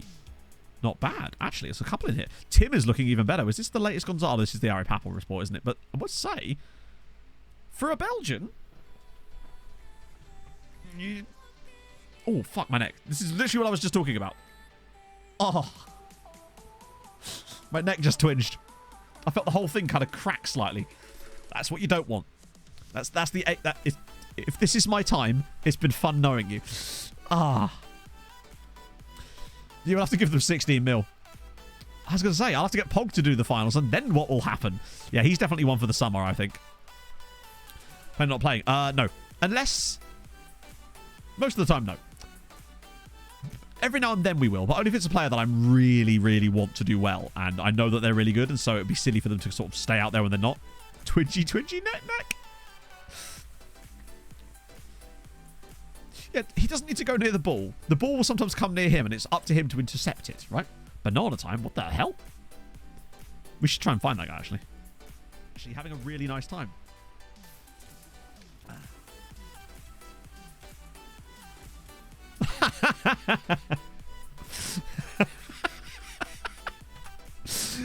There was some armpit itchery going on, you might say. The Cox names. It's funny you say that, Rooney, actually. We had a look up earlier for someone in chat for a Paul Cox. Now, we couldn't find Paul Cox, but what it did lead us down the path to was this. So we typed in Paul Cox looking for Paul Cox. We then noticed that... Okay, he's gone now. Oh, there he is. That Phil Neville was managing Jamaica, which led to all sorts of memes. But then, within that Jamaican national team squad, we then found ourselves this guy who's 5-star potential playing for Humble Lions. It's funny how the weirdest things can lead you down those paths. MB, thank you for the follow. You get there in the end, but still. It's kind of mad how many of their... how all but 3 of the guys in their national team... And this guy actually... Yeah, they're the only homegrown guys, I'm guessing. There's a guy Budafok there as well. Wait, hang on, what? Leon... Did I buy him? Nope, that's just a guy that they've bought themselves. From Blackburn, originally. And a frozen again. God damn it. So there's been a poor day on the freeze front. Which I think means I'm going to get to have more ice cream later to make up for it. Crack open another Cornetto, watch a bit of Silo with the Pog. It's a good day. It's a good day. Yeah, I think what I'll do, though, since for Thursday is pop a thing on the front of the Angola video about it. It'll be weird for anyone that joins it and doesn't know anything about the content, but whatever. I don't know why. I think it's because his middle name might be Paul, maybe. That was weirdly something we didn't actually think to look into. We were so distracted by the fact that he was manager of Jamaica and making memes about him. And Edda Crispin here. Well, he's got 6 edding, so that's not ideal. Last episode. Oh, really? We haven't watched episode 9 yet. Manifest. I tried watching a bit of Manifest. I just couldn't seem to get into it. Pog and I are also watching Person of Interest again because it's just fucking tasty. So that's what we're actually watching. But Silo once a week is just phenomenal. Turns out I actually had the book already. Ooh, recommendations. Oh, that's him. To be fair, I can't argue with that. His middle name is Cox. I don't know if you're lying or not. Because the thing is, it's just slightly believable. Silo about. Very, very difficult to explain. It's basically sci-fi dystopian. But not like Hunger Games. More like, actually don't even know what to compare it to. I've heard of From, actually. I'm not a big fan of the horror stuff, but I have heard good things about it. Right, that's all looking kind of sewed up now. Solid definition. Ah, you mean Fred Dibner core. They got the group stage. Wow, that's quite surprising. Considering whenever they were in the Champions League with us, they were just awful. They went 31 matches without winning a Champions League game at one point. Luckily, all is forgiven if they become the first Hungarian side to win the damn Conference League. Guy from Lost in it. Yes, Michael Emerson. He's the main guy. There's actually got quite a few people from Lost in it now I think about it. I think maybe they're on the same network or something. That might have been what it is. It's really, really good. Harry Ricks to press on a free. Good damn, what season? Right, little cup final. Little cheeky cup final in here. Vojislav keeps his spot because we have, surprisingly, no other strikers. After all that. 24-20. That's still pretty good, right? You must be pretty decent at that point. Yeah, we'll do the cup final just in case. Don't want to lose this. Actually, if we were to lose this, it wouldn't make much difference, I don't think, because it just means that Uipesh would go in. 15k a week. It's not bad. Is this Premier League Preston or still Championship Preston? I'm guessing since you're a few seasons in, it's most likely Premier League. So, the finals are Ferencváros versus Tottenham. I'm the Pope.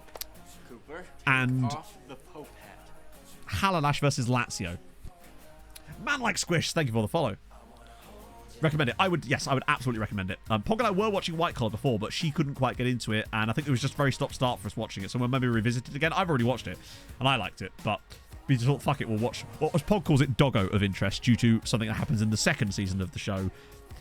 Yeah. But that's always her thing. The fact that they're even in Europe at all is kind of mad, considering they start the same in the second division. So the fact that they're even bothering Europe at all. Yes, Doggo of interest. There is a dog in it. Hey, Quintigator. I'm hearing Championships galore. Hell yes, you are. You are hearing Thursday's stream will feature 3 European finals. But no, I haven't seen Burn Notice. My friend that we used to talk about TV, he always used to recommend Burn Notice, and I just never watched it. It was classic USA Network core from that same era, where you had, well, shows like, Psych, Burn Notice. Leverage obviously was TNT, but still, that same type of thing. There was a show called Common Law as well that was around that era. Only ever had one, like, half season, but it was still very good. Blue Sky. I'm not familiar with Blue Sky. Psych is brilliant. Oh, come on. Have you heard about Pluto? No, Psych is an excellent show. Michael Mouse is no friend of mine. Oh, yeah, they normally get promoted first season, I think. Like, with us taking over MTK, I wasn't really under any illusions that we weren't going to get promoted first season. We had easily the strongest squad in the entire league, and obviously with a little bit of finessing because of the agent offers and the free transfers, we knew we were going to, if we could sort out an even okay tactic, we were going to absolutely walk the league. Which, actually, to be fair, it took us a little while to start. Yeah, Mihal has really good jumping, which means that we can play those diagonals and get knockdowns, which is one of the things I think really makes him good, because he's like 6'2", 6 foot, but he's got 14 jumping reach, which really does help. Once he's confident playing on both sides properly, I think he's getting there. Just have a little look. Yeah, he's still getting there on the left, but once he is, he's just been great. And I feel bad almost that Uipesh developed him for us, basically. The mouse is a rat. He's a rat, damn it. I reckon we might lose this. Just get mugged off randomly. I do think it is important, though, for us to just keep winning these games until the end of the season, because the more wins we can rack up here, just to keep the morale going. Maybe a good cross from Sogos, perhaps? I'm going to need him in the final. Oh, go on. A Thomas Velasquez banger, perhaps. No, this is nice football. As Darla drills on over the crossbar. Nearly. The plot of the show, fuck. Well, it's got not a lot of plot, and you don't really watch it for the plot anyway. It's mostly for the titties and beer. That is a great pass. If anything, it feels like Milovanovic has been less effective against weaker sides, and I wonder if that's just because he's so good at bursting those runs in behind, and they sit so deep against us, the domestic teams do, that it actually makes him less effective in these types of games, but way more effective when it comes to teams like Bayern and Real Madrid and Chelsea and teams like that. Or more specifically, Barcelona. No gag reflex. That's why Viking used to have so many rats. I knew it! To be fair, Viking's rats were super cute. Every time we get drunk at a party, we just stand in a circle in the kitchen, put the rat on one shoulder, and the rats would just run around the circle of your shoulders, just running over all your shoulders. It was really cute. They were called like Gandalf and Frodo, I think. They were very adorable.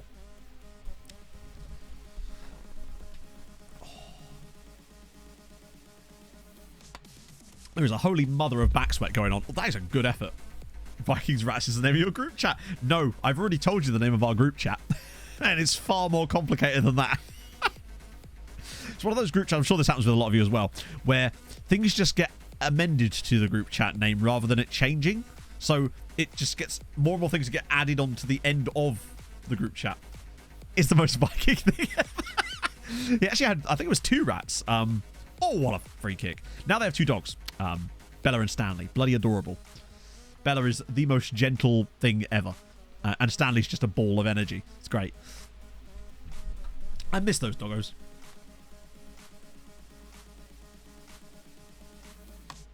Ah, here we go. Finally, he's bursting in behind. Can he do it? No. No, he can't. Oh, that's that ridiculously good Qatari goalkeeper. The guy that we were going to sign if we couldn't get Gacic. So I'm glad that he is at Budapest at least. See what we'll do for them in Europe next season if they do qualify for it. They've not had a shot yet, have they? Which is ominous. Because I feel like we're a little bit... We're dangerously close to a goddammit Patrice moment. It feels like, oh, hang on, slip him through. He's made the run off the wing and they've not played the pass. Right, could you maybe play the pass next time, lads? If it's all the same. I don't know why I'm taking this match so seriously. I suppose it is the cup final. And if we don't win it, the board will probably... Oh, that's cheeky. Do I dare ask how Barcelona went? Hadrian, chat, don't say anything. If you were to guess what's happened and if you were to guess what the finals for the Champions League and the various tournaments are this year, what would you say and which teams would you say are in the finals? Like, to pick what the finals would be. We're having a nice time in the cup final against Budapest, though. Just sort of drowning our sorrows, if you like. Real Madrid, Barcelona, as it's the worst result. What about the other tournaments, like Conference League and whatnot? Conference League and Europa League. And then I'll tell you what the finalists are. That was close to a red card as well there. Spurs, Antwerp. Ooh.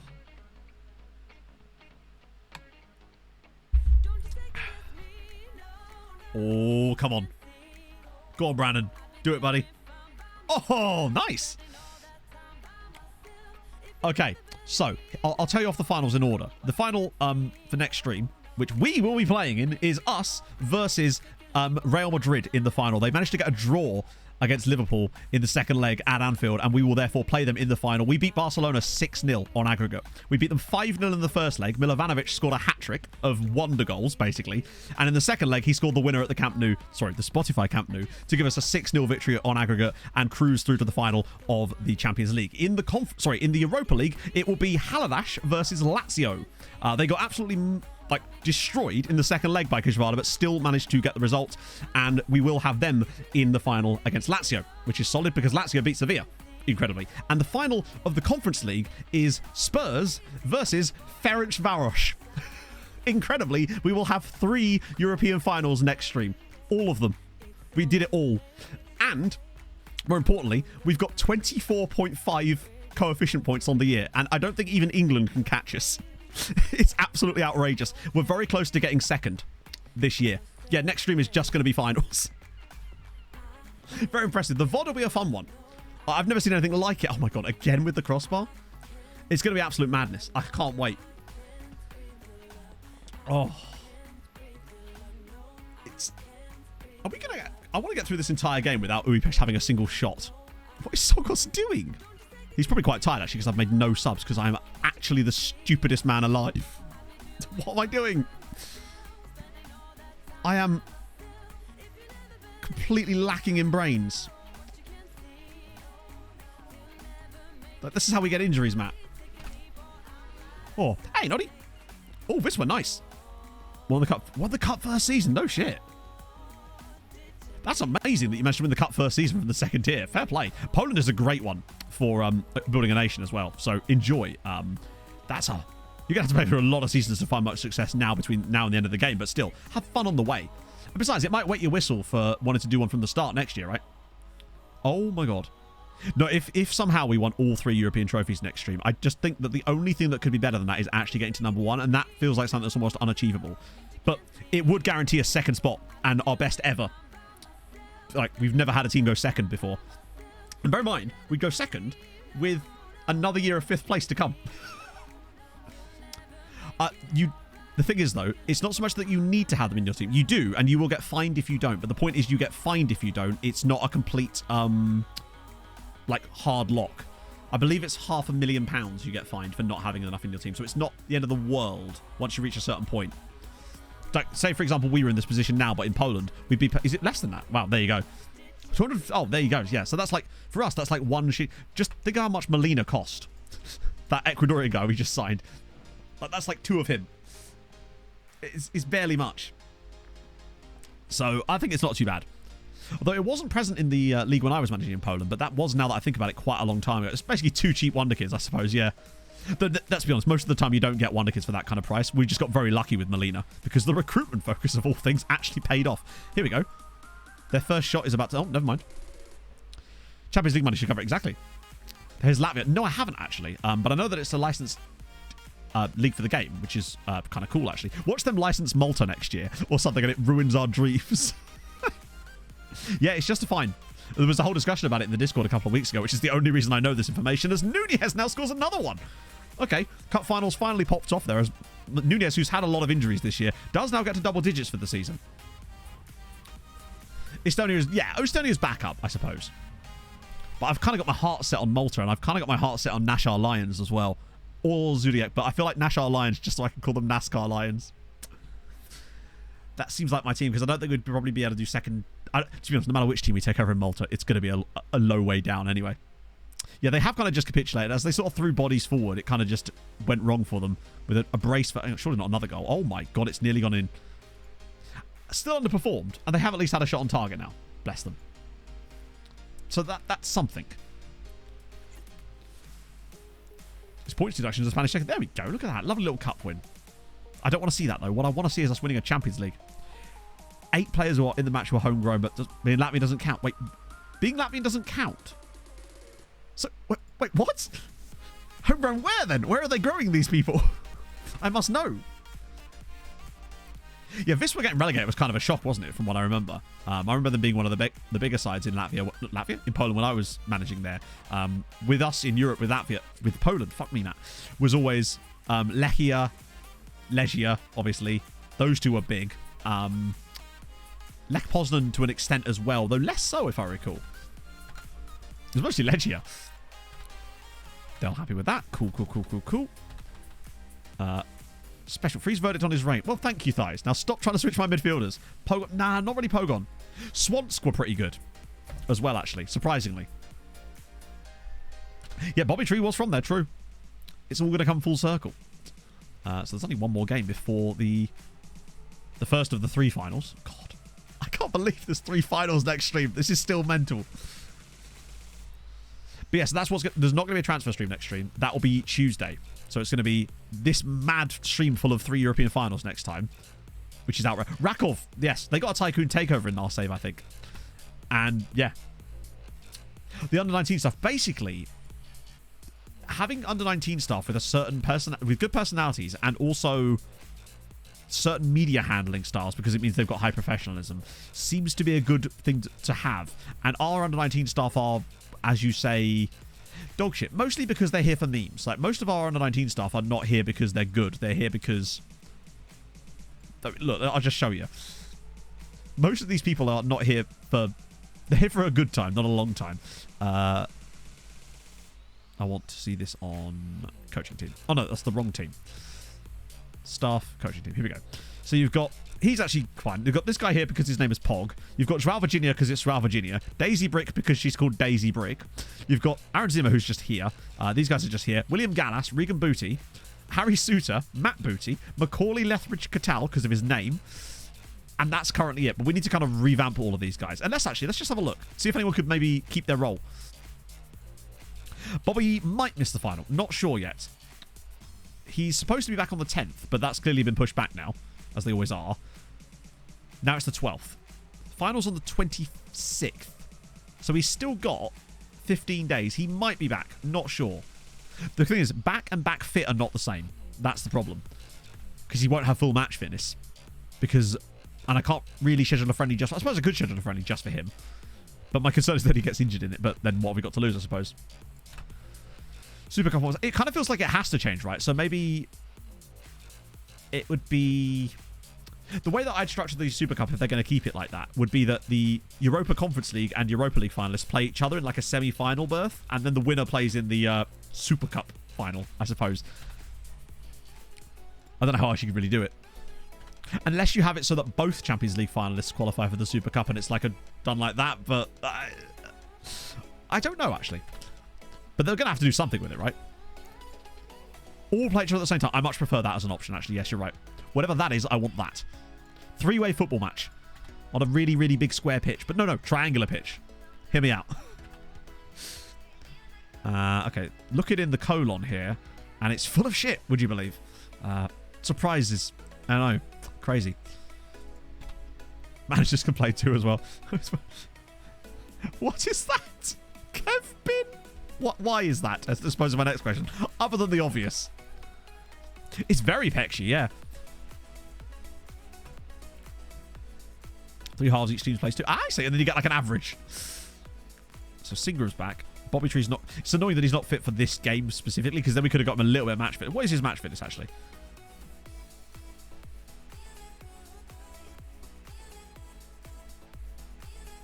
Oh, we can't see, can we? Because... he might be fine. We'll have to see. Oh, no, I see what it says, but... Oh, he's doing that. What did Kev do now? Staffs are finishing off stream. Very rarely. Hosa, thank you very much for the follow. We'll probably just sort that at some point. Probably do it in the transfer stream on Tuesday. It's probably the best place for it. That'll do. When is the game against Real Madrid? 13 days. So we can play whoever for this one. God, am I going to risk this? Am I going to risk... Yes, I am. I'm going to risk instant result in this. If we get a fucking injury in this game, because I've instant resulted it, I'm going to be so annoyed with myself. Watch it be like Milovanovic gets a broken face and he's out for 9 years. I don't want it. I just don't want to see any red, unless it's a red card, in which go... Oh, thank God. Also, that's a bit slacking. Come on, lads, you're better than that. Milovanovic just put in another shitter of a performance. To be fair, you could still be some yellow injuries after that. So that's the final league game as well. We win the league by 18 points. Haladash goes 16 clear of Debrecen. They're clearly the best side. Ferencváros only narrowly... Wait. Okishvada did get into Europe. So Újpest miss out. What a season from Giamot. Puskás a shit. Standard. Not too bad. Entirety fell. Then a bus crash on the way home. The bus just drove out of a loft. So what wins top scorer then? Zivkovic just... He has really let us down with the way that he started this season. Bro got 14 goals in the first 6 matches of this season in the league and has now got 10 in the last 27. Still manages to win top scorer, which is, I'll give him that. It is impressive. Bobby's let me down a little bit with only having 41 this season, honestly, but we'll let him have that. European Golden One, nice. Multiplied by 10. Oh, I don't know if you could... Actually, you probably could do that. Nice idea. Let me just jot that one down. Honestly, that's a really interesting shout. I've still got to do that injury prone video. As well, which I was going to do at one point, and then it got distracted because I was going to do that, and then I came up with the agent video ideas, and it's just kind of taken off since then. Video where length is X10. I wonder if you could even do that. I wonder if there's like set hard limits on how long injury stuff. I've never really looked at that before. Thus far, anyway. Okay, good. No injuries. We've got away with it, chat. We have avoided it massively. Conference League. Okay, so next year it's going to be Ferencváros back in the Conference League unless they win it. Haladáš in the Champions League regardless of whether they win the Europa League or not. So that's not too bad. The only thing that could be negative is I think winning it's still good enough though. Right, so I will not schedule a friendly there. I'll just set that as like a one-match preseason with a bit of intensity training there, and that'll do. Because I don't want... Oh, yeah, the problem is we do now have training injuries. I have to go on loan. Joe, you're 31 years old, my friend. I've signed you from Leicester for nothing. You will absolutely be leaving the club this window. So hopefully I can now convince him of that. Okay. Better you leave permanently. And damn it, they always call my bluff. It's very frustrating. I want them to leave. Oliveira. Oh, no. Hang on, you're a backup. Do you know what backup means? He's still very good. I actually do kind of feel for him, but you are a backup, so like get in the bin. Get in the Kev bin. Only we're going to get the Brazil set. Playing time we agreed to. We agreed to backup. Now, admittedly, I feel like I haven't played him enough as I should have done, honestly. Hopefully that will convince him. So I do feel like he has missed out on some games that he should have played. But your agent has that for hair. So, you know, I feel like he deserves it. Oh, right, I see. So 6 place... Oh, okay, right. 90% of the games, yes. Sorry, I missed my native. No, it's because I've been using Shvida instead of him in those games. Because when I use youth prospects, it puts the other guy in and not him. So that's actually my fault. Yeah, I can't wait to see how the women's regen hair looks in FM. Because that's going to be... Maybe it'll actually encourage them to improve the regen faces. Because they'll have to. They'll have to have put technology in there. No, they won't though, will they? Because they'll just use the ones that they use for staff members. Hopefully they won't. I'd like to think that that would be a moment where they could move towards an upgrade to the regen faces, perhaps. Yeah, the reason he was picking the other guy is because I had it for youth prospects, and obviously Oliveira is I think he just said longer instead of older. Michal's just won Player of the Year. Oddly. Like, fair play to him. Just, are we going to ignore the Bobby Tree scoring 23 goals? Improving graphics. I mean, a guy can dream, right? Subscription top scorer. I win that, of course. Yorjak's pleased with that. Good stuff. Some of this is happening as well. Estudiantes. There are women's... Yeah, that's what I'm worried, that there's women's regen faces for staff already, and I worry that they won't then touch those for when they add the women's game to the game. Give me a second. Yeah, it's kind of nice to actually see goalkeepers getting a bit of recognition on that, to be fair. We could just grab another Oliveira while we're at it. Okay, most of these guys still haven't been scouted properly yet, but we'll deal with that later. That's Tuesday Matt's problem. They are very triangular. I mean, just take Daisy Brick, for example. I mean, what is going on here? What is... She looks like... I don't know what she looks like. It's the eyebrows for a start. They always don't match the colour of their hair for some reason, or even are closely related. I mean, look at these cheekbones. She's either going to be a runway model, or that.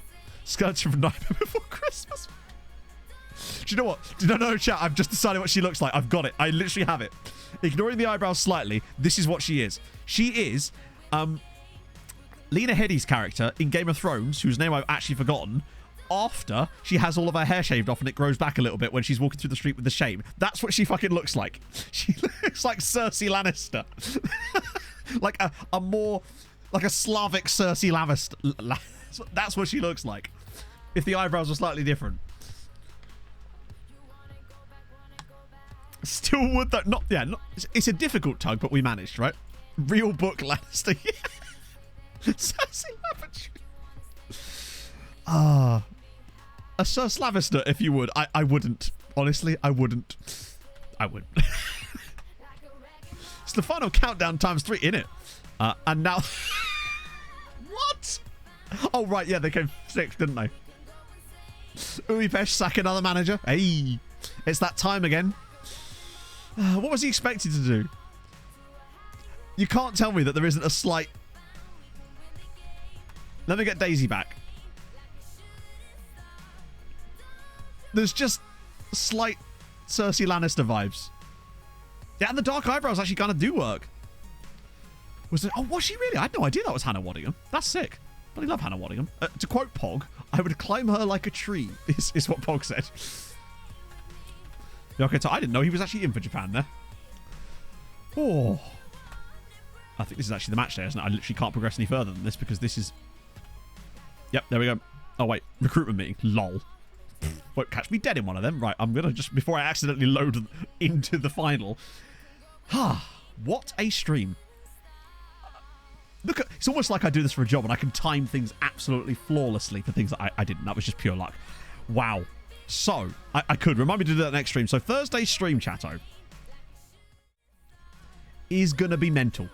Because we have 3 European finals to watch. 3 in the same stream. Blown Away doesn't even quite cover it. Who are we raiding this afternoon? Let me just refresh my page. Have a little look. Christ, I actually don't know who to raid here. We raided Ben last time. Let's raid David. David Nihon. Boom, boom, boom, boom. Oh, yes, Palo, it's great. I've frozen, chat, but it's the perfect time for a freeze. So let's just pretend that I'm pulling... I could be flipping you off right now, chat. You'd have no... I could be naked already, and you'd have no idea. Invalid username. Oh, yeah, because his name isn't Daffif, Matt. Because apparently David has not decided to become Welsh over the weekend. There we go. Typing is very difficult. It's true. I'm typing hard right now. I can't hear. My voice, yeah, it gets a bit higher, doesn't it? Ooh, ooh, ooh. Please put your pants back on. No, I refuse. So yeah, I'm going to send you lovely people over to David Nieholm because he's nice and we can tell him all about what the hell just happened with us. I will see you lovely people on Thursday for possibly the biggest stream I've ever done in many ways, considering what's on the line. Angola video that morning as well. It's going to be popping, my friends. So I'm very excited for that. Thank you so much for joining me today. This has been an absolute blast. I can't even imagine how fun or miserable Thursday is going to be for us. So I'll see you guys very soon. Hold your gun. Cazzle bizzles. What on earth was that? Bye-bye. Say hi to David for me.